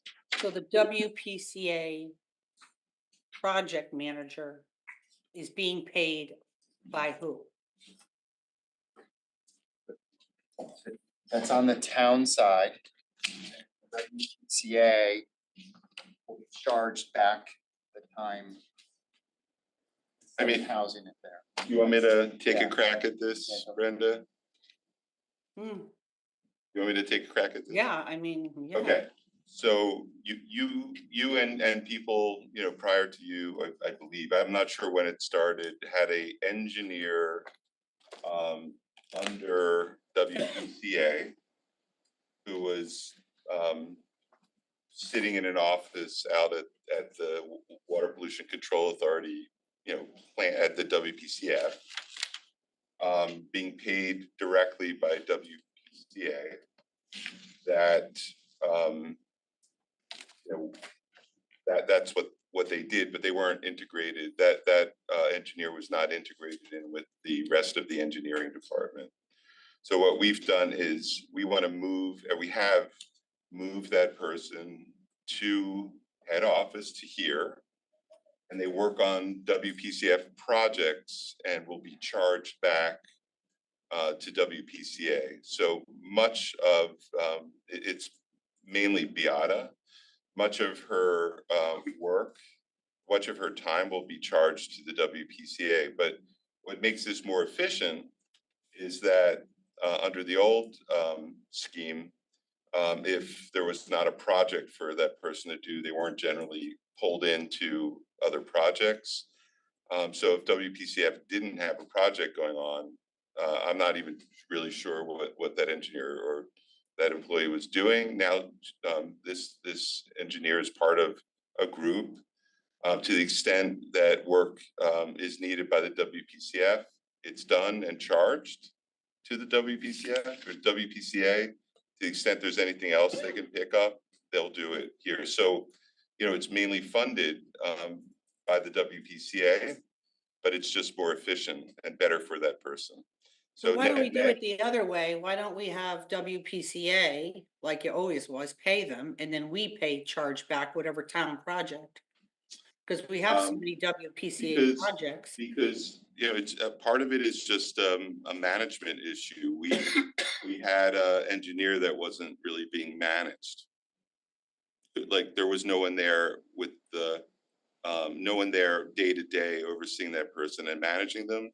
I think you don't want to do that. That's just poor management practice. No, that's why I commissioned the report to review WPCA, and that's why it came up with adding the position that Michelle is in now. But I don't understand why we're paying for it, and then hopefully we're getting some money back. I don't know who's taking the accounting and how much time this person is spending. Well, but- that's an operational issue.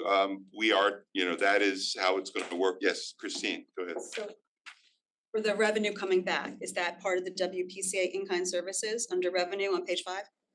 Yeah. Yes, yes. So that's how it's flowing back in. If you want to find it in the budget book, on page 5, revenue by source, you'll see the increase in 49,300. That's the town getting that reimbursement from WPCA. So I mean, this to me is like the easiest one of your questions. This is very straightforward. Just from a management perspective, this makes a lot more, I mean, this is my decision. It makes a lot more sense. I won't actually entertain another way of doing it. This is the way that makes sense.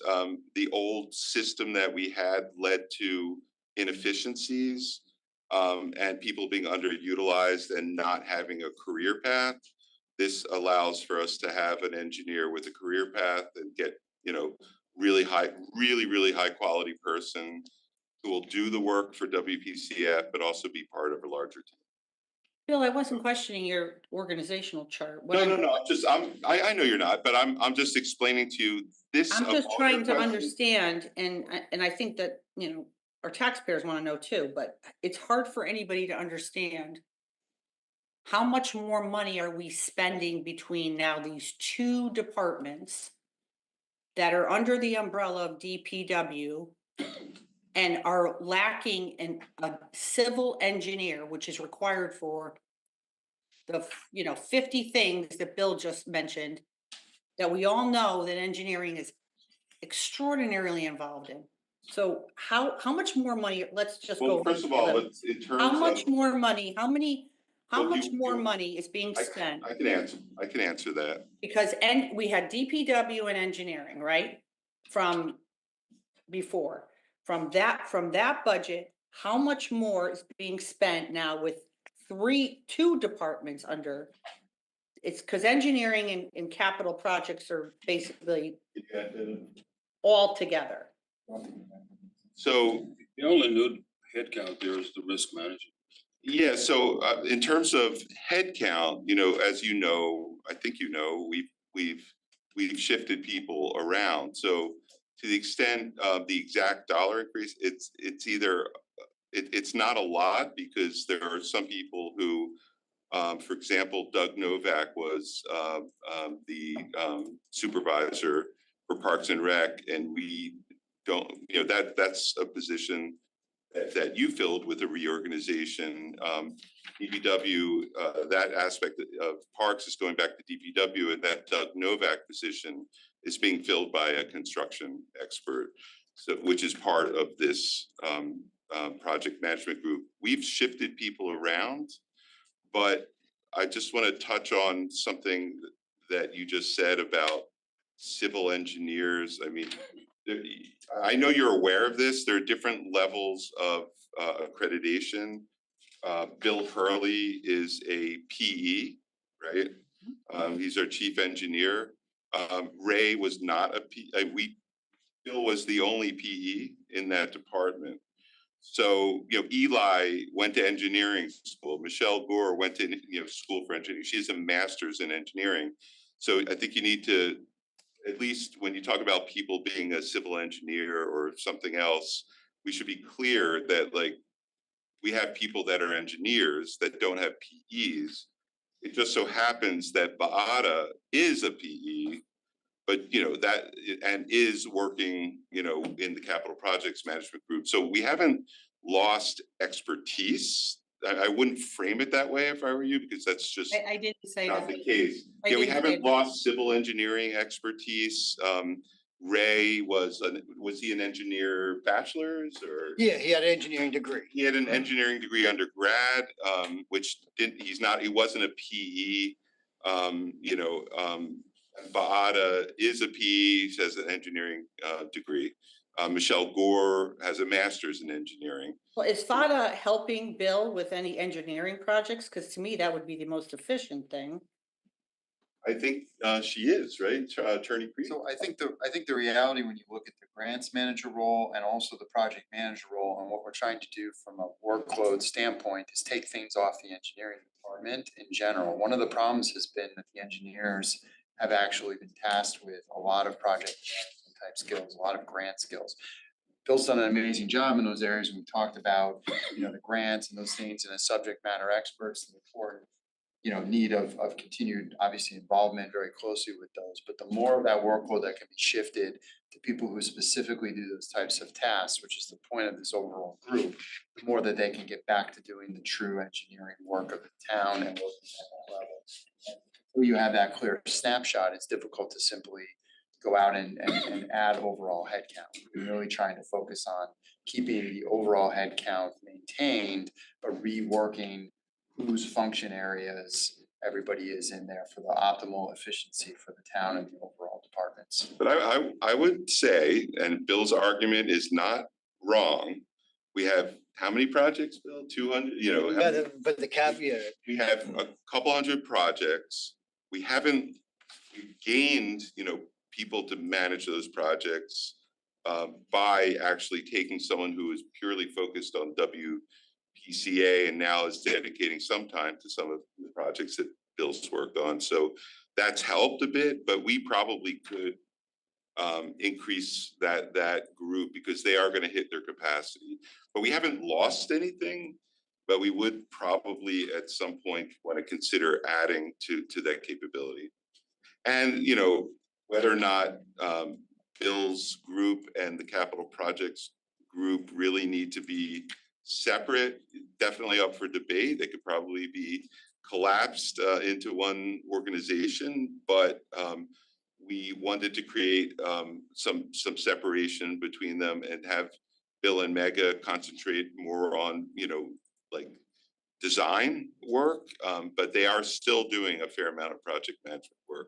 The idea is to have them be able to pass over once they've worked on the, you know, the high value design phase, to be able to pass that over to people with, you know, with a lot of construction and engineering experience to actually run with those projects. But whether or not they need to be on separate floors or not, they probably don't. So we just don't have enough space here to have everyone housed together. So, okay, but I still think it would be helpful before the final budget vote for us to kind of it would be nice to have an organizational chart just Yeah, in yeah, this I agree area. with you. On this particular one, it is confusing, so. I And you're think it would be clearly, really, yeah, if we could just see what's going on here and, you know, we just had someone who's been working for our town. Bill, how long have you been working for the town? 34 and a half years. 34 and a half years. And I would, you know, venture to say that he knows more about this than all of us. And if he says he needs another engineer, I think we should consider that. You know, the capital projects operations is listed as a separate thing here. It's right after engineering, but it seems sort of on its own thing. We've got yeah, I mean, they three, meet we've got together. 3 new project engineers. I'd like to see the org chart about on these 2. And I just heard the other day that the grants person that was filled made into a full-time position, which wasn't budgeted for. That the person quit. Yeah, he was going full speed. I mean, he was not budgeted for, but it was a position that was discussed an awful lot at different board meetings, and I mean, there was definitely an expectation, I think, that we were gonna hire a full-time grants person. No, I listen, I was all for a full-time grants person, but I would have had my, you know, head handed to me if I just started filling full-time positions, even though I had the money because no one approved it. But nonetheless, in here, Well, it's a yeah, full-time and grant he quit for manager, his- but can I just finish? He quit for his own. The full-time grant manager, personally, I think should be, you know, under the CFO. But considering, unfortunately, what's going on in our federal government right now, I don't know that we're going to be accessing any federal dollars for a while. I don't even know if they're going to have federal dollars. So maybe we need to reconsider during this budget process of knocking this back down to a part-time position, because I don't know how many grants they're going to be applying for, because I don't think there's going to be any. So that might be something we might want to look at. And I do think it doesn't really make sense that the financial analyst is under the capital projects, because a financial analyst should be under the CFO. Because that's who's in charge of our finances for our town. So I'm just, and risk management has always been in HR. I'm not really sure why it's here. I'm confused. If we could just get an org chart on these items before Yeah. Monday, maybe before the weekend, so we can have a I look mean, at it. Well, the org chart's fine, but if you want to talk about Just on this HR, stuff. you probably want to just tell you that, you know, it hasn't always been, maybe under you, I think, the risk manager was under HR, not an ideal place for that person to be. It could be under finance, or, you know, in this case, under Finance. under capital projects management. Either way, they're going to be working with both those groups, because a lot of our risk comes from our capital projects. And, you know, we had some issues when I got in. We had some real issues with risk management over how Penfield was handled, and some things that should have been handled that weren't, and became a real problem. So I think there is a rationale for having, you know, I'm not sure David or Tom really care, because they know they're going to be working. I mean, we've had these conversations. I'm not so sure that you know, this is something that you should be concerned about. It's more of how we operate. Either way, we need a risk manager, and it shouldn't be an HR professional. So wherever they sit, they're going to be doing, you know, risk management, you know, working with insurance companies, making sure that we follow through with claims, things like that, make sure that our coverage doesn't lapse. This has been, over the last, you know, couple of years, a real problem. So, and I think we have, you know, a lot of people agree with that, and not controversial. No, listen, Bill, that's fine. And I do have concerns about it, and I was elected to ask questions, and I'm asking them. If we could just get an org chart, the board, Okay, by Friday, just on the DPW, the engineering and project management. And it would be extraordinarily helpful, not just for me, but for anybody who's trying to follow along. What was our staffing before all these changes? And and costs and salaries, because there's a lot of stuff floating around about how big salaries are. These are some of the biggest salaries this town has ever seen. Um, and people are asking me, and I'm blown away by some of the salaries, but I think it would be fair and transparent and honest. wait, I'm sorry, which Just had- salaries? If we just Just so I had know which salaries you're talking about. an org chart on capital Wait. projects, on. Brenda, I need to take some notes to make sure I answer your questions. Which salaries are you talking about?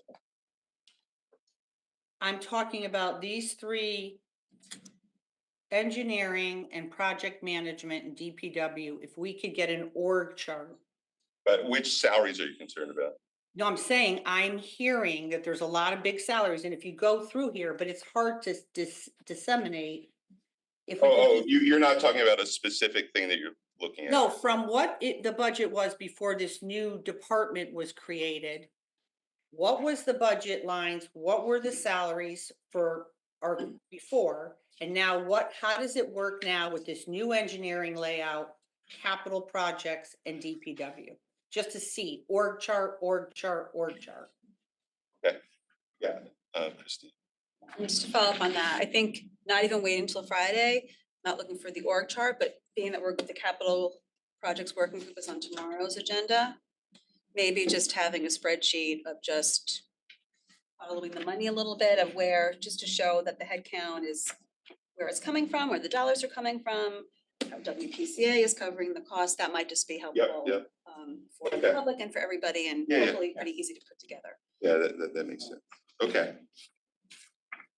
And could we get broken out on these project managers? It says, three of them for a total salary of $363,954. Can we just get a breakdown of how much each person is making?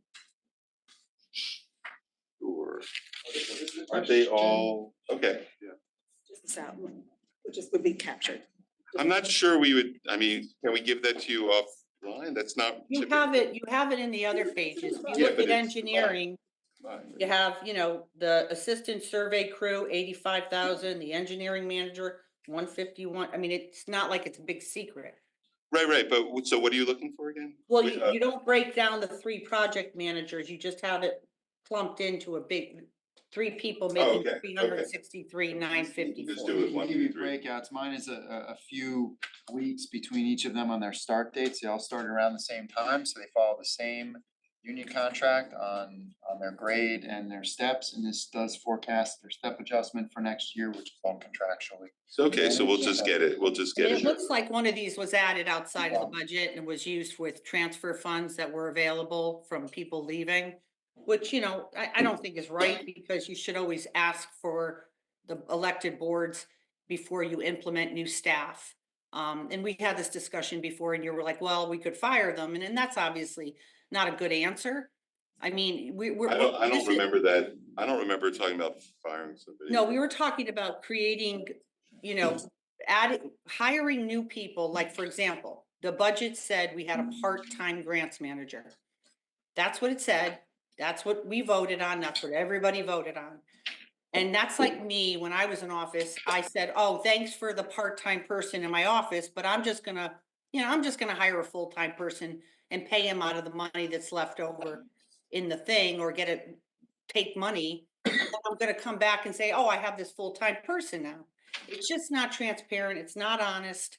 And it's just, this isn't a personal business. This isn't a corporation. This is government, and government requires a lot of accountability, and it requires everything to be out in the open and transparent, because we're using people's money, their tax dollars, to pay for all this stuff. So I know it's not always enjoyable, but it's just the way it is. So it looks like we added another person, the project person, that was never approved by anyone. It wasn't like a recreated person or it seems to me like they took the money, or somebody took the money from the superintendent money, parks money, and used it to create this job when it really wasn't in that department, or maybe they took it from some other fund, but. No, I mean, you're right. The park superintendent job is, because that job was, a lot of that, Doug Novak's responsibility was project management. Right, but it was under the Parks Department, and so if in Yeah. fact someone made a decision to use that money to hire someone to work in a different building in a different department, that's something that needs to be. I understand you don't like that. Well, it's not that I don't like it, No, it's but I it's just not re- appropriate. Well, I'm not so sure that's true, so. No, it's go pretty ahead. I mean, true. I mean, parks- transparency is transparency. Well, Either I- you know. I think the parks really, per the charter, is DPW, correct? It should never have It moved should out of. never have moved, so we. It should never have moved, so I mean, I don't think it's worth having. No, I just. We're kind of, that is back under DPW where it should never have left. So yes, technically, you're wrong, Brenda, but I understand why you might think you're right, and I really don't think Okay, it's. listen, I don't want to get into an Exactly, I argument don't wanna about what should have, could have, would have. Everybody whoever voted I for get the it, so budget, let's not voted go- for the budget that year, I have the floor. whoever voted for the Wait, budget. Christine's got the floor. I have the floor. Christine, though, I just, in I have to terms- say it, whoever voted for the budget for that reorganization agreed that 5 or 6 people who only work on fields. Brenda, I have to interject, you just cut Christine off, can you finish And your? right now, and I feel like we're getting too far into the capital projects working group, which isn't really on the agenda for today. Well, it's part of engineering, so. I know, Or it should be. Let But I Christine think that finish. as the first selectman, you have per the charter, the authority to group people together to further town business. And you were grouping these people together to move project management forward. And this team is available to engineering and to other town departments potentially to help them move. It is, I mean, that is one of the beauties of this group is they are going to be supporting, everyone in town. So that's a great way of putting it. So part of, what you're saying, Brenda, is, I just think semantics because really ultimately it's the job and the skill set of the people doing the job and who they're supporting. And so, turns out this is all worked out quite nicely, but we will put the spreadsheet together, we'll put the org chart together, make everyone happy. And that's that. Just a quick question, Bill, does the capital projects in your, because it's hard to tell in the book, right? Who do they report to? Are they under the umbrella of DPW? Are they Yes. under? They're under Who are DPW. they? They're under DPW, so they Correct. report to the director of Public Works.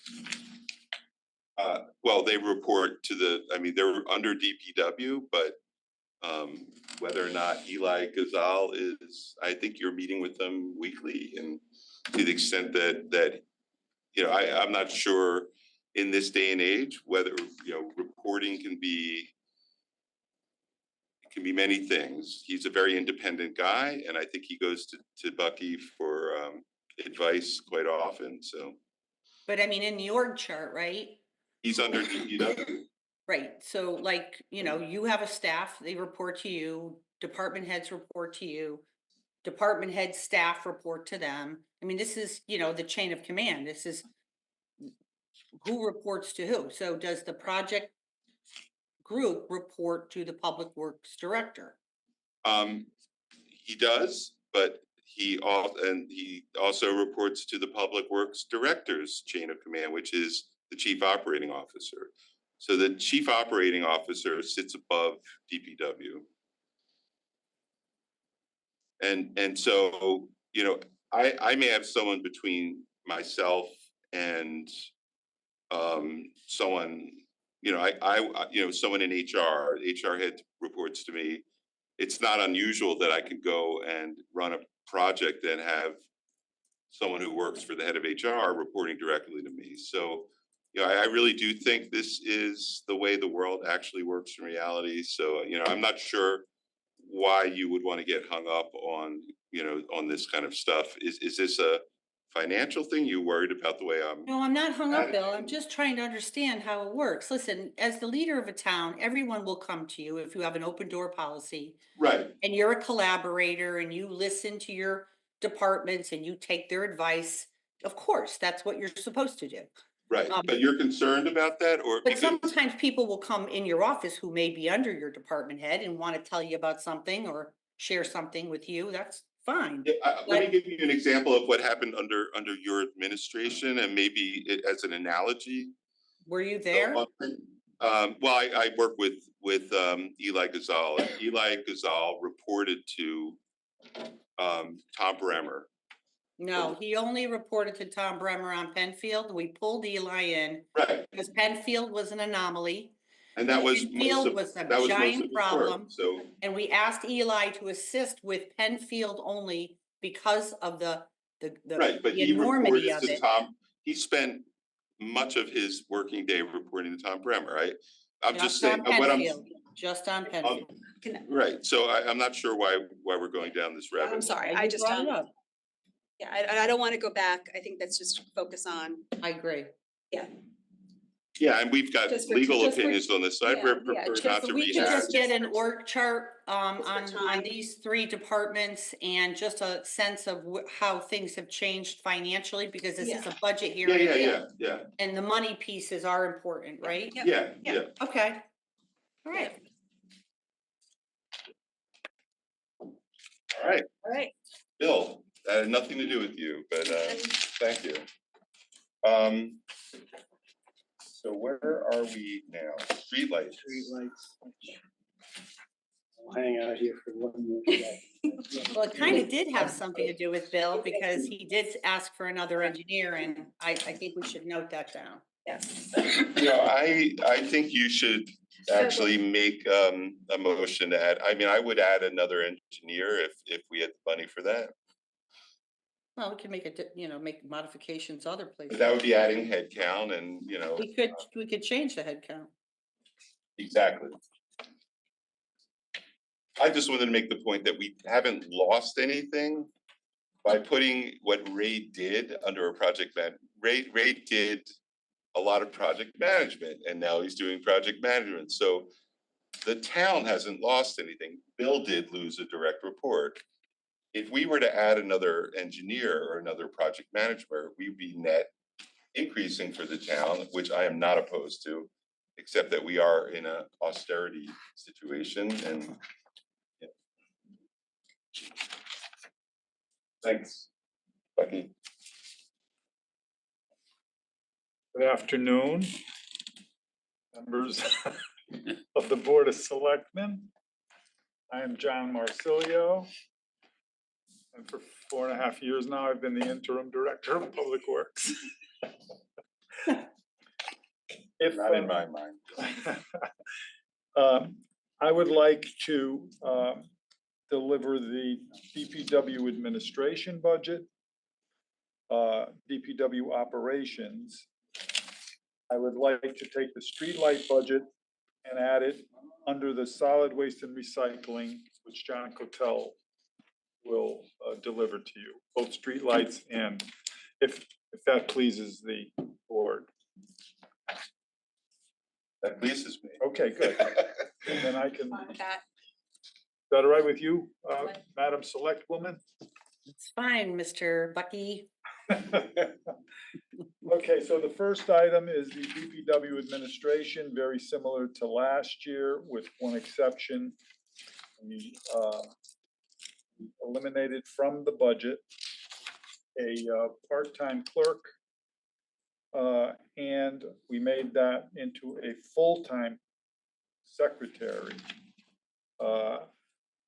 And so that is a half a body that will be domiciled in the DPW area. And we'll work hand in hand with Betty on all things DPW, which has kind of grown in terms of need and reporting and the like. So, Is that page 133? yes, Thank you. So you're saying you're adding a half-time person now we're eliminating a half-time person. and making them a full? Full-time, yeah. Got it. Thank you.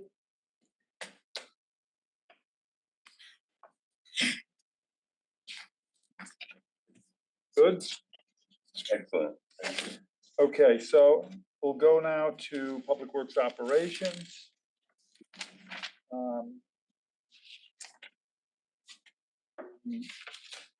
We have a modest decrease of 1.35%. I think that any of the changes in this budget are reflective of actual costs that we've been experiencing over the past few years.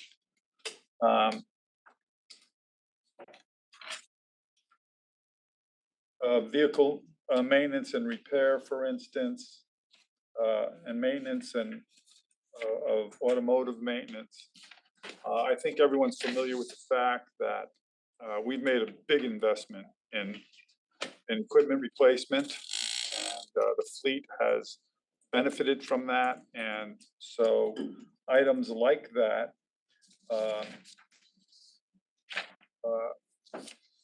are fine with us for reductions, cognizant of the fact that they reflect actual usage. Same thing with roads and materials for repairs. We have spent a great deal of money on our roads, and they have benefited from that, as have the rideability of those infrastructure projects. So that is, to a great extent, where the decreases have emerged. Utilities are utilities, and wherever past historical expenses, wherever those amounts ended up, that's kind of where we adjusted budgets. Questions? Yeah. Head counts remain the same. Services. Increase. Pardon me? The contracted property services? Is Uh, that just, It's reflective of past expenditures. that's just increasing? Right. Yeah. And where are we just over the last year with paving? And we've had some with ARPA. We've got some state grants with funding for safe streets. Catch up through Board of Finance. What's the status of that right now? So, I'm losing track. as you know, paving budget was funded through the operating budget and through capital. Yep. So this is the annual paving budget, which we've carried through operating for the past bunch of years. So there's going to be a round of capital requests. One item will be the paving budget and sidewalk budget. It'll be coupled with whatever we're discovering in the Complete Streets program, and we're going to have one request for all items capital.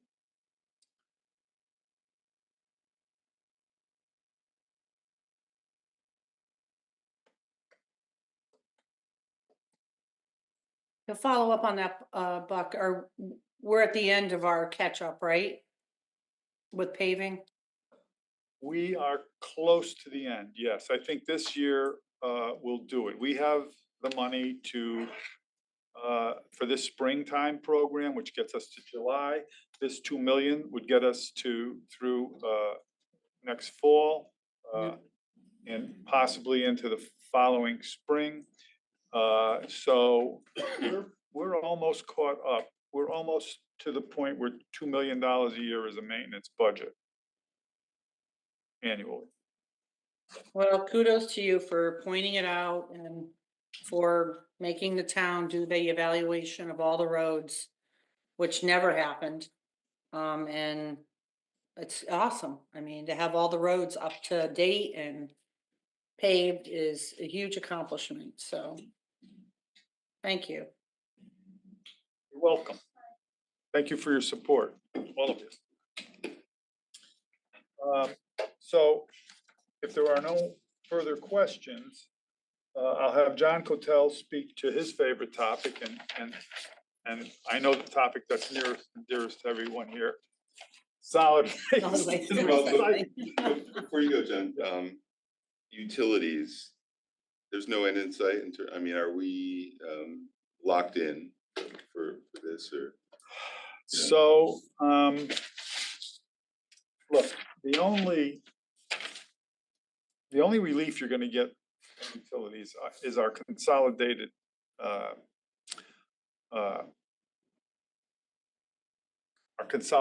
bid for generation costs. That's the only place to find anything in both streetlights and general electric usage. There could be some opportunities, and there may be some opportunities in some virtual net metering projects that could be beneficial to the town, but we haven't penciled that out yet because they're not up. So as far as I'm concerned, UI is dealing with Pura. They set the rates, and we're just victimized by whatever goes on up there in that whole mess. And we don't have much to say about it. As far as, of course, we know about the water utilities, and that's something we have to deal with. But in terms of electricity, I don't see any relief in sight now. Okay, I hope that answers your question. I It mean, does, because that's a big nut, right? That's yeah. $107,510, and it's almost 20%, and just That's a direct reflection of what we're advised. As a matter of fact, does that reflect the increase we're going to get this year because of the our generation? Right. For the generation rate went down in December. We're locked in at 10.5 cents up until December of 2027. Okay. So we will, that was almost about 10% drop in generation. Helps us a little bit. Are you coming back up for anything? No. I gotta say something before you go. You have been a mentor to me over the last year. You, when I first came in, you made a couple of books for me, which are like Bibles, and taught me about MSW, taught me about how contractors try to rip you off, and how you need to stay on top of them. I mean, I can't say enough about how much I've enjoyed working with you, John, and the fact that you're called interim DPW is, to me, it's just ridiculous, and I hope we change that in the charter because it never made, it doesn't make sense, but thank you for putting up with that. You're very welcome.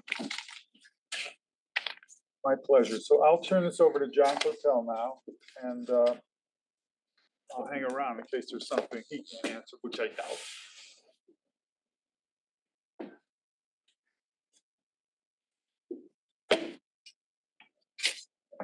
So we'll start off with my favorite subject of garbage.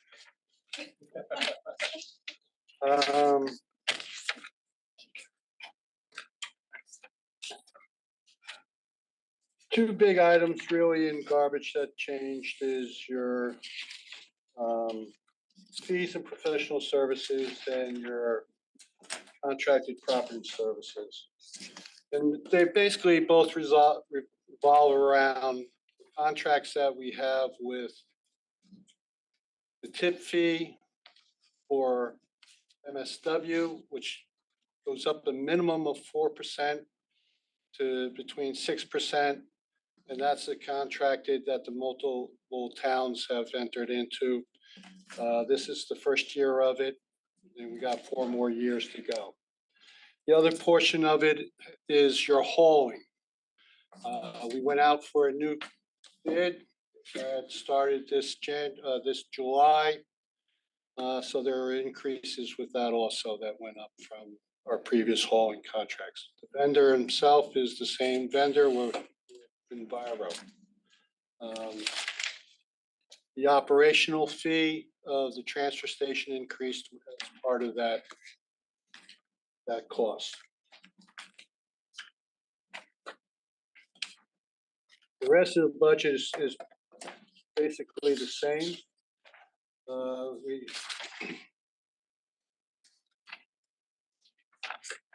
Personnel is the number is still the same for that also. Revenues are based on last year, we ended up increasing our tip fee. So that your revenues had gone up, was projected to go up for this current fiscal year as well as what we have next year. And with that, I will be glad to answer any questions. For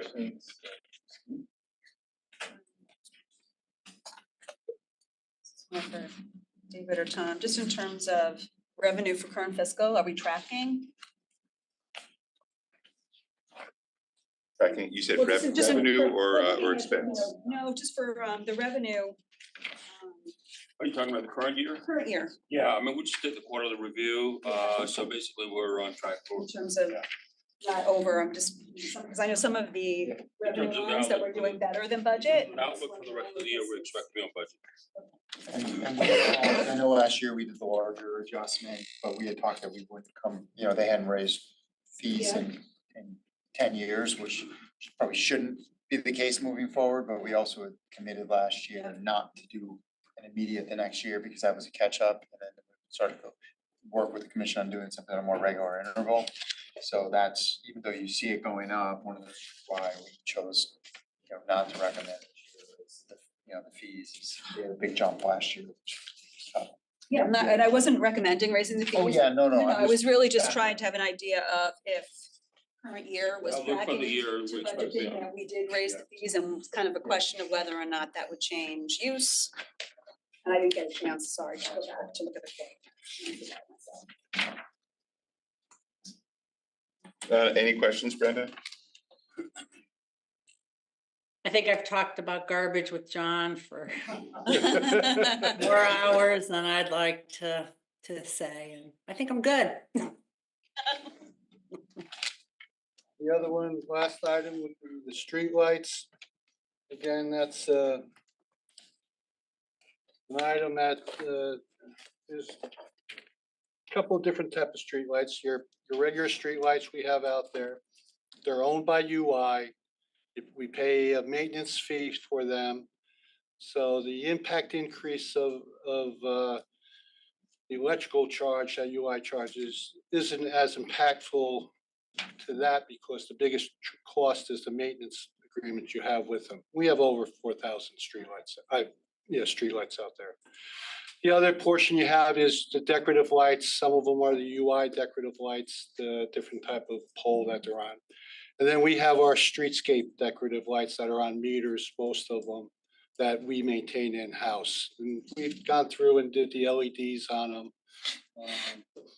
And just about everything, so we're trying to be as efficient as possible with their usage. The those ones like on Post Road and right. How many of those do we have?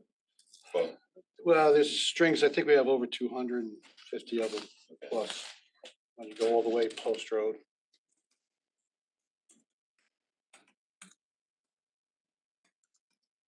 And the UI streetlights, have they upgraded all of them yet? They were all changed to LEDs a while back, so they've been good for at least 10 to 15 years. So they're as environment as energy efficient as we're going to get. Right, and environmentally too, because I think a lot of them are your cut-off heads so that they're down. It's not like the old type of ones that used to shine up and down. It's a light is directed down, so you more favorable to the dark sky requirements. Right. All right. That's it. Thank you very much. Well, there's the ongoing discussion about, you know, food waste and things like that, and whether or not the state will help us out for an additional collection area for food waste recycling. And my impression is that we haven't made any progress with the state on that, or but Well, yeah. I could speak a little bit to that. Yeah.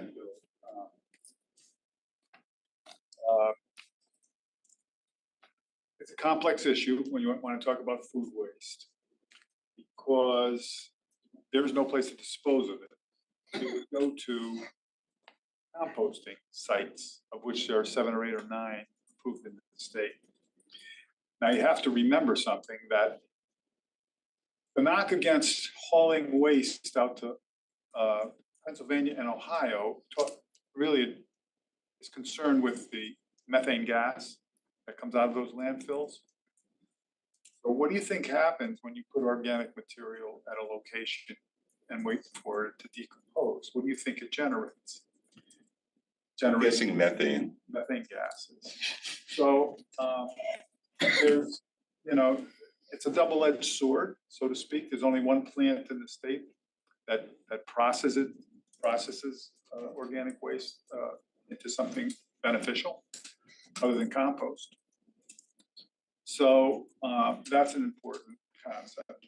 Second thing is, and I should share this with you because I started reading it again, and this was a DEP report 2023. And if you pencil this out, you can't use the argument that diverting organic waste has a material effect on the overall volume of waste in the state. You can't. No, it doesn't pencil out. They talk about volumes of waste, 180,000 tons a year. Well, there's 3.2 million tons of waste in the state. It's really de minimis. Okay. And so consequently, it's more of a feel-good concept than it is certainly a financial benefit to the budget. And I'm not so certain that there isn't a halo effect that's detrimental. But that is a policy decision that other friends in Fairfield can make. I mean, we'll do what they want to do. We've investigated other programs statewide that employ formal organic waste collection, and that's what they tell us. The beneficial that's the one in New Milford, or that's up in Quantum Power, located in Southington. It's a digester. And that digester, do they use the methane for power? I believe they have some type of generation So there. that's the only one. That's the only digester in the state that right now currently. And then there's a composting up in New Milford. So when you start looking at the environmental impact of the trucking to what you're trying to do. Trucking and methane. Methane, you're not getting there. It's when you look at the big flick of our transfer station, we bring in 31,000 tons of MSW a year. We have down there food waste drop-offs that we do 22 tons a year. And the cost currently for us to have someone pick it up and take it to one of those 2 locations is 2.5 to 3 times the cost for us to just deal with it as regular MSW. It's not a economical savings. I question the environmental impact of it. It's more or less feel good that we're doing something. Yesterday they introduced a bill in Hartford to amplify the diversion of cannabis, but mostly from grocery stores and the like for reuse in the food stock area for those who are challenged for food, which is, I think, the proper way to go about this. Not once it's been used and it's really garbage, but take some brown celery and have reuse. I mean, I know a little bit about this. I support certain charities that do that. And, that is, I'm all for that. They called me up and asked me about it, and I said, I'm all for that. That's great stuff. Right. But in terms of taking organic waste and turning it into something beneficial. It's important to know, I mean, because if wouldn't want to invest money in something that A, doesn't work, and B, if it costs a lot of money, it doesn't have any net positive impact, then, but I'm not even, it would be nice to get some guidance from, I mean, there's certainly should be people at the state level that are giving some direction on this, and I just, yeah. Anyway, and if wishes were horses, yeah, okay. Thank you. Okay, thank you. Nice meeting you. Yeah, likewise. Wow, you just met. Yeah. We next have Anthony Calabrese. Hey, there he is. Hey, Anthony. Hi, guys. Here I am. It says with John Marsilio and or John Cattell. You're about to walk out. So Anthony, go ahead. Parks. All right, your parks budget should be in front of you. Anthony Calabrese, Director of Parks and Recreation. Probably one of the easiest budgets I've had to propose in a number of years. This one has an almost 7% decrease, primarily due to the elimination of the superintendent of park position from this department. And then you'll see a couple other lines that correspond with that. And then our capital outlay line, we're not carrying any capital outlay for this coming year. So you see a reduction in that line. Other than that, everything else is pretty much status quo. 3% increase on contracted property services due to the bid. But I'm happy to answer any questions. Any questions, Brenda? So, Bill, would this be a good time to discuss what we were discussing earlier? Like, what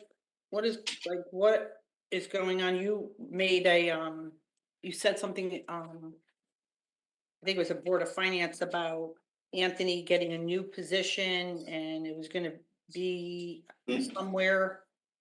And then somebody was gonna fill his position. Is it in the budget, where that's happening, or like, is he still gonna be in the Parks Department, like? So that's actually not a topic for today. Today is Parks going back to is going back to DPW, but yes, Anthony has a bigger job now, but why don't we hold off until we get to Human Services and Recreation? Oh, so we're not on recreation? No, we're on Parks, which was Parks was the group that you had transferred out of DPW into a separate department. With Anthony's responsibilities, that would be Human Services and Recreation. Oh, okay, that's gonna be in that line item? Yeah, his responsibilities will be sitting over those two departments. But anyway, why don't we talk about that when we get there? If you have any questions on Parks, which is the maintenance of parks. Yeah, well, I mean, I always view Parks under Park and Rec, because it's Parks. Well, Parks was a group of people that got moved out of DPW and moved under Anthony, but Anthony was Parks and Rec, but the Parks under Anthony prior to that was programming, and then under you it became programming and maintenance. But that was just recently, that was when you were in office. Right. Well, I just, for the record, I just want to say we did that because all the other towns do it that way.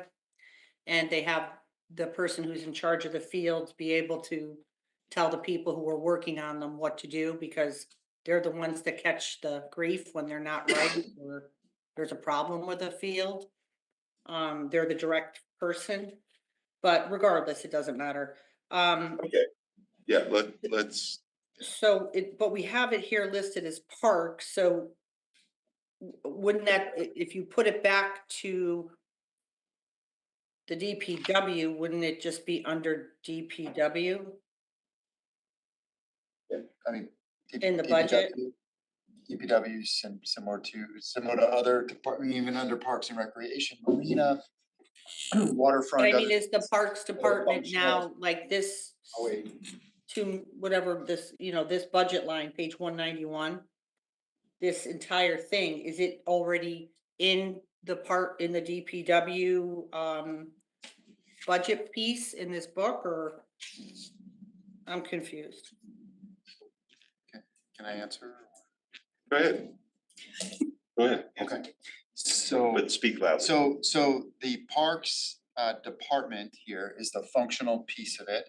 Public Works in their organization has Public Works Administration, has operations, has engineering. There's other things, and we break them out in some instances as their own separate department area for budgeting and managing, particularly when they're larger. So similar to other recreation areas, waterfront, golf courses, Penfield, et cetera, those are broken out into separate budgets. So right now, for this upcoming budget year, we were planning to leave the functional area for the operations of the parks area, reporting to DPW and aligning back to the charter, but leaving it in its own department. We're not absorbing up the headcount and contracted lines and whatnot. We're currently planning to leave it at least functionally broken out. In addition to that, and it is very important, I've spoken as is the first selectman and others quite a bit with Anthony and others related to this. We are currently planning on having a very strong, almost, I would say dotted line back. That crew is currently physically located, next to Parks and Rec. It's functioning, well there. We are going to, over time, make sure that Anthony has a direct link to be able to ensure that the needs are met. So keeping them budgeted and functionally a little bit broken out, we'll let that be optimally done at this time. So it's still presented as a separate group, essentially. It's just under DPW.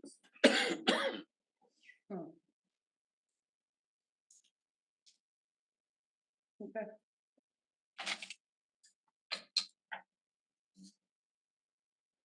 Any questions? Any other questions, Brenda? You all set? All right, Anthony, that was easy. Thank you guys, I appreciate it. See you guys tomorrow. See you tomorrow. See you tomorrow. Solid waste and recycling, John Cattell. I know, why did we do that before we went out of order? But thank you. So now we have, thanks a lot, John. Are you gonna stick around for, yeah. Next is Water Pollution Control Authority. I believe this is our final item before public comment. WPCA, Michelle Gore and John Bodie should be on. I am here. I don't know why you can only see the treatment plant. Oh, wow. Yeah. Oh, that's cool.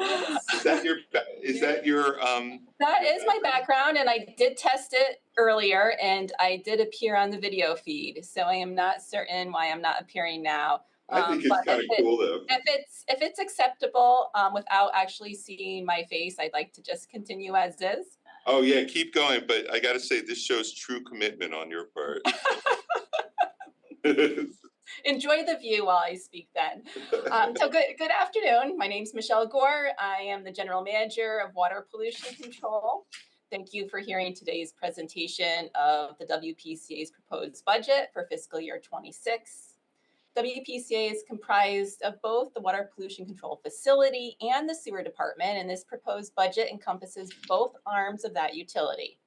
And as the board knows, WPCA is primarily self-supporting. So we self-support through our enterprise fund, and that's a fund that we use to manage our finances of our own services that we provide to the residents. And in that way, we operate more so like a business where the revenue we generate from our fees and charges is used to cover the costs of the authority providing those services. I also want to let the board know that during the WPCA Commission's regularly scheduled monthly meeting, which occurred on February 19th, that commission did review and approve this proposed budget along with its new capital plan, new financial plan, and newly proposed funding policy. And so at this time, the authority is seeking this board's approval of this proposed budget. I'll move forward first into the revenue side before tackling expenditures. So revenue, as is typical, is generated from our one-time charges for new and modified connections for inflow and infiltration, generated from our permit fees, as well as our sewer user fees. So that's the most significant component making up the authority's revenue sources. Right now, as we are working off of our brand new capital plan, we are expecting at least a 9% increase in our sewer use rates for fiscal year 26. And again, that is primarily due to the scheduling of the significant projects that we have identified on the capital plan in conjunction to the proposed funding policy. So we're assuming this estimate will be moving forward at the 9% threshold. And that would be utilizing something that would be new to WPCA's fund balance is a rate stabilization fund. And so we would be seeking to set aside a portion of the fund balance specifically to normalize rates. Without the ability to normalize rates, that 9% could be a much bigger leap.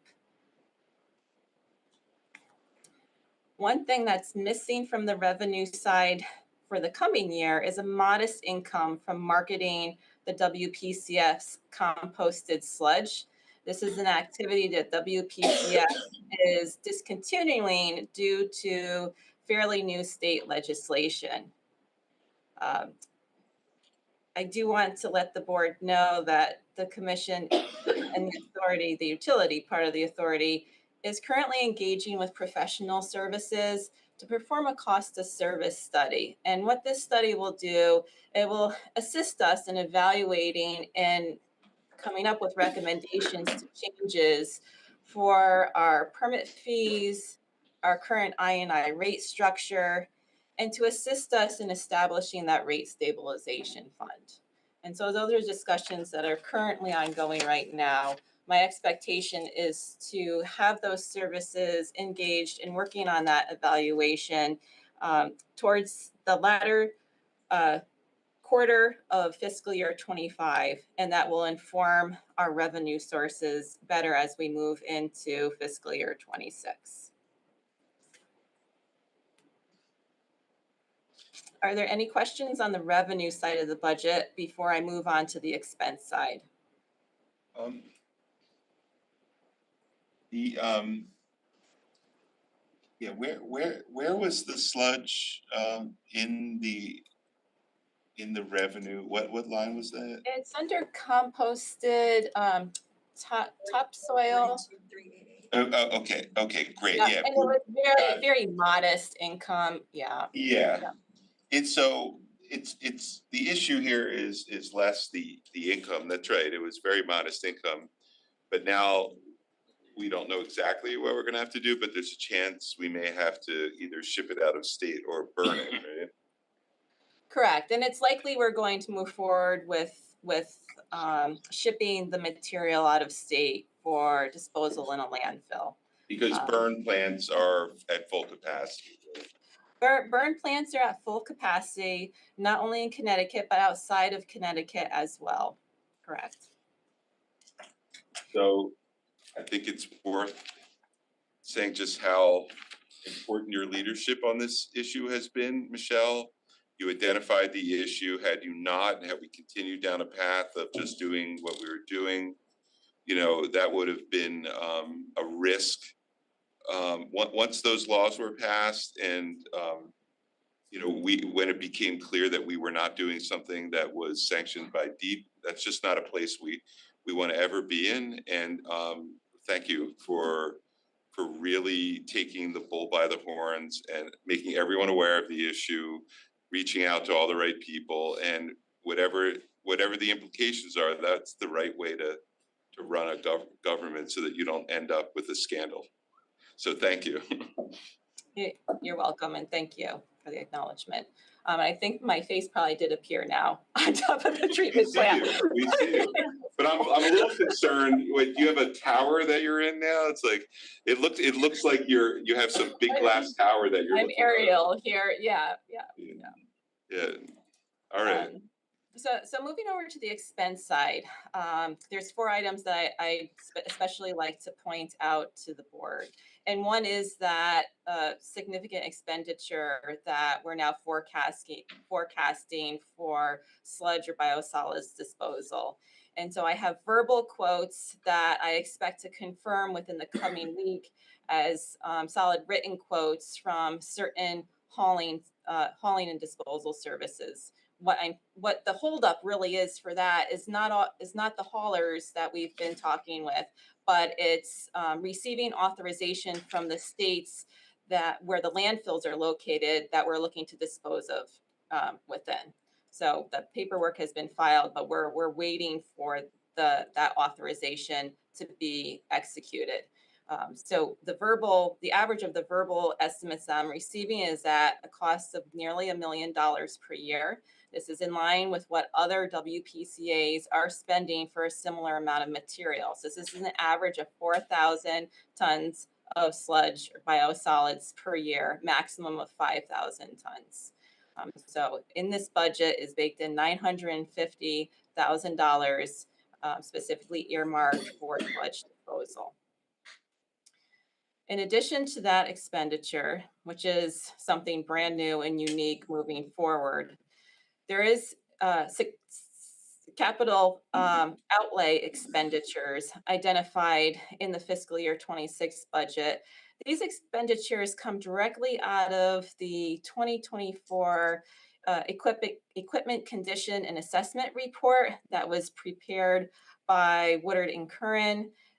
This is pulled outside of the plant upgrade that will be a more holistic capital improvement project, and which is identified on our capital improvement plan to occur within 3 phases.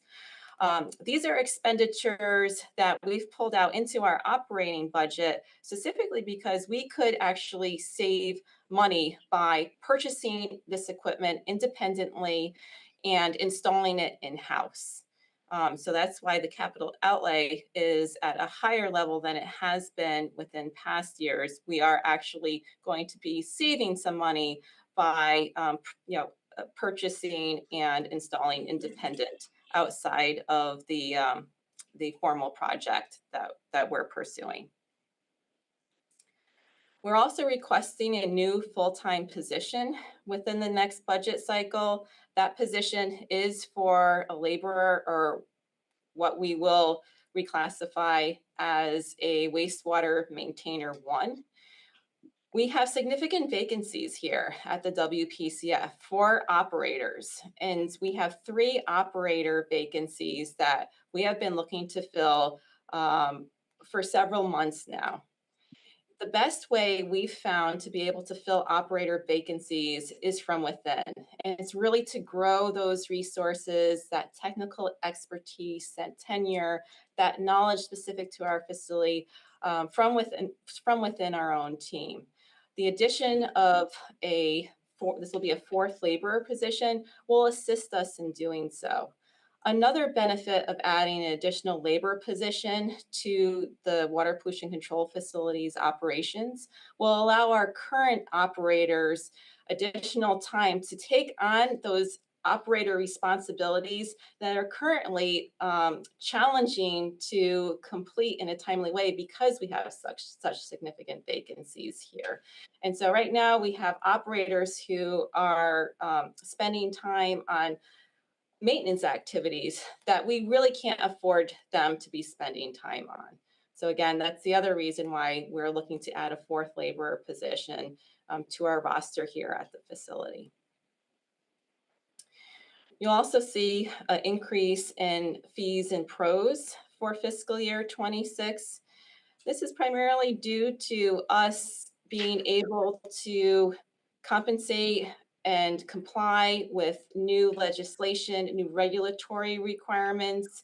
Our NPDES, our National Pollutant Discharge Elimination System permit through the state of Connecticut comes up for renewal in fiscal year 26. We will need to engage with professional consulting services in order to prepare the permit renewal application for the coming permit cycle. And I'm saying we'll have to engage those services, which we have not engaged, my understanding is in the past, to renew our permit because there are changes coming legislatively. We know this already from other WPCAs we're benchmarking off of within Connecticut, and what the state of Connecticut is looking to incorporate in municipal NIPD's permits is different than what we've seen in the past. So we're going to likely be seeing resiliency standards worked into conditions in our next permit cycle, and we'll definitely be seeing monitoring requirements per fluoroalkyl substances.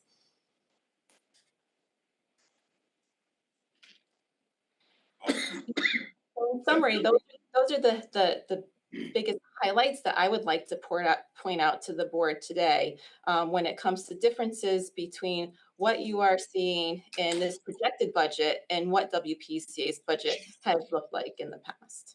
And I'm happy to take all questions at this time. Well, Christine knows everything because she's on your board. And we have a very long meeting on the 19th. And any questions for Michelle? No, this is exactly what we were hoping, that, you know, it would be manage someone like you, Michelle. So, with the management skills. And I think you're fitting right in, and I hope you are enjoying the job. And I think it's been very beneficial. Obviously, we're probably all like bracing for what's coming, because we knew it was, and buckle up. Hey, Michelle, on the utilities piece of this, you're still able to capture heat from the digester process and recycle that into, okay. Correct. That is not changing. Okay. And your microgrid is that sort of functioning now? We're having those folks coming out here to the plant tomorrow. And so they have a strategy in place that John is on here with me. John could speak to if you'd like, John Bodie. They're coming out here tomorrow. They have a strategy in place that we're going to walk through with that team together to ensure that we remain compliant as we move forward with getting on board with the microgrid. And any opportunities you see possibly for more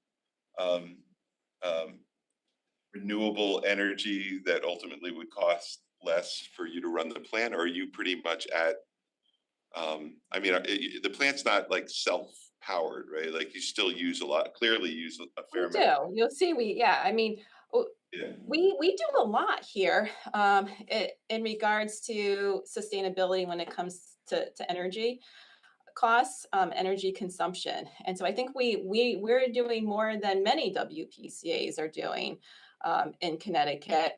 Can we do more? We could definitely become more energy efficient when we look at our unit operations. And so we're running unit operations that are circa the year 2000 to 2003. There's a lot of inefficiency there. Those inefficiencies, we are definitely expecting will be removed from the equation as we move through our plant upgrades. So there's definitely room for improvement, and we will see improvements as we upgrade the facility in the coming 5 to 8 years. I mean, I don't know if it's possible, and I've kicked this around with a couple people, but wouldn't it be, to take such a, an environmental tragedy like the fill pile and be able to make that into a solar farm that could then help run your plant? If there's a way to regrade that mountain of contaminated dirt eventually, that could then add to your your self-sufficiency. I don't know if that's something anyone, because being as close to that as you are, I wonder if that would make sense to like run lines to storage in your plant. But sorry, I'm getting ahead of myself. I'm getting way ahead of myself. I'm just looking at your electric bills. I know, they're high. 52%. Yeah, okay. All right, well, I have no questions because I talk about this with you and other people a lot. So, all right, thank you. Thank you. Thanks, John, Bodie. Oh, I didn't do anything. Michelle's way ahead of me. But thank you for all you do. Thank you both. Thank you all. Okay, well, we're gonna let you go. I think we're done for today, and we're going to take public comment now. Sean has been waiting all day to make public comment. Yes, that's right. He's been so patient. So, Sean, would you like to? Sure, I'll get over to the lectern. Thank you. Thank you for taking the time. I really appreciate it. Thank you for waiting. I promise to get you out of here. You could have gone home and done it. No. I really enjoy being here, and I've learned a lot from the other presentations. Really important stuff, and I admire how thorough all of you folks are. It's really Which means you're ready to be on a commission. Could be, that might happen. Anyway, hello Tom, and hello David, hello Bill, hello Christine, and hello Brenda. Great to see you. My name is Sean Kelly, and I'm here as a supporter of Pequot Library. I'm not on the staff, so I don't have any financial interest. I'm not even on the board anymore, so it's not about pride or obligation. It's just that I really, really care about libraries, and I care about history and culture. And Bill, I really admired your focus on education and the arts, and you mentioned that earlier today, and really that's exactly what Pequot Library does. I mean, that's the Venn diagram of us: history, culture, the arts, intellectual ideas, smart ways of learning, caring about history, because history can teach us so much, rather than kids always spending their time looking at their phone. If they could look up at the beautiful ceiling of the auditorium of Pequot Library and really have a different experience, it makes a big difference for people. But thank you very much for this opportunity to have public comments, and I really very much understand what a difficult budget year this has been. I really, really do understand that. But Pequot Library is very grateful for the allocation from the town of Fairfield. And this year, Pequot Library requested an increase in funding, not for any new additional programming, but just to be able to have enough to continue to serve Fairfield. And to close their budget gap, Executive Director Stephanie Coakley and Finance Director John Gleckler filled out the Excel spreadsheet and application for annual town funding, as they were instructed to do. And they were asked to add a notation requesting the additional $150,000. And it was also something that was talked about in discussions in a series of in-person meetings with the town. So we really appreciate your consideration. So thank you for that. But aside from a capital campaign to repair the roof a few years ago, this is the first time in 10 years that Pequot Library has requested an increase. Funding from the town has remained level since the year 2009, and that's 16 years ago. So, but in those 16 years, of course, the cost of living has gone up. and our expenses have gone up. You know, you can't imagine that somehow our expenses would still be the same as they were in 2009, and they certainly are not at Pequot Library. In fact, the consumer price index has gone up 45% since 2009. So all expenses have gone up, but unfortunately funding has not. But the town of Fairfield has 3 libraries, 3 equal libraries which serve the town equally. There's the Downtown Main Library, Fairfield Woods Library, and Pequot Library, 3 equal libraries. But through recent history, funding for the other 2 branches has continued to increase every year. Unfortunately, Pequot's funding has remained level. With the new budget proposed this week, the other 2 libraries branches would receive from the town a combined 12 times more funding than Pequot Library, 12 times more. And yet, Pequot Library produces far more events and programs than the other 2 libraries, and it attracts over 3 times as many attendees. And Pequot hosts internationally famous artists and authors, and you know, some of the most famous book authors in the world are at Pequot Library for free. If you tried to see the same caliber of presentation at the Quick Center, it would cost you $35 per ticket. The other 2 branches are proposed to receive an additional $105,000, which is less than 3% of their past town funding. For Pequot, that same amount would be an increase of 30%. So for the other libraries, it's a minor increase, but for Pequot, it's a matter of life or death, because without any increase, Pequot Library will have to make very severe cuts to services. Unfortunately, there's a serious misconception about Pequot Library. People falsely assume that because Pequot Library is in a particular part of town, that it serves only that part of town, and that the neighbors there will take care of its financial needs, and neither is true. This is a very serious misconception, which is really out of touch with reality. In fact, very little funding comes from the neighborhood surrounding Pequot Library. The majority comes from all the other neighborhoods in town of Fairfield. Pequot has only 566 individual donors, which is less than 1% of the population of Fairfield. And those donors give an average of only $300 per year. But the very small staff of Pequot Library spends the days and nights and weekends working really hard to raise money just to stay open. They're working so that Pequot will still be here for generations to come. But without sufficient funding, that future is not completely certain. The majority of donations and patrons and attendees are from all parts of Fairfield, from the beach area, downtown, Sturgis, Grassmere, University, Tunxus, Fairfield Woods, Hulls Farm, Lake Mohegan, Greenfield Hill, and Stratfield. Pequot Library serves every part of Fairfield. I used to live in the Stratfield area, and I really loved walking to the Fairfield Woods branch. So I appreciate the value of a library in the northern part of town. And similarly, Pequot Library provides a great benefit as an additional library in the southwest part of town. Also, Pequot Library is world famous. No other building or town organization is as famous outside of Fairfield. When travel magazines and tour books write about Fairfield, there's always a prominent feature and usually a photograph of Pequot Library. And with all due respect, there's never a photograph of Fairfield Woods Library. I'm sorry, it's just the reality, but I do respect all 3 libraries. Pequot Library has really put Fairfield on the map for 135 years, and it attracts visitors to Fairfield from all over the country. And those visitors spend money at Fairfield shops, restaurants, and hotels. So Pequot Library provides great economic benefit to Fairfield. As I said, Pequot Library is really grateful for the $350,000 allocation from the town of Fairfield. But unfortunately, that allocation covers only 20% of the expenses necessary to serve our patrons, to provide education, arts, culture, and history to all of Fairfield. And as an example, to provide programming for underserved school children in Bridgeport in a way that the other 2 library branches do not. So Pequot has to raise the other 80% just to stay open. And Pequot Library is a bargain. I mean, for the allocation provided by the town, Pequot Library serves Fairfield's over 63,000 residents for just $5 per resident per year. And that's the cost of a large cup of Starbucks. That coffee would be gone in 20 minutes, but Pequot Library provides education, arts, culture, and history all year long for just $5 per resident. And now, after 16 years of increased expenses, level funding is ultimately a cut. So I hope you'll please consider allowing the town's allocation to be more in line with that of the other library branches and more in line with the reality of today's costs. And I ask you please to consider this, and with all due respect, I ask you please to reconsider the number that's currently in the budget.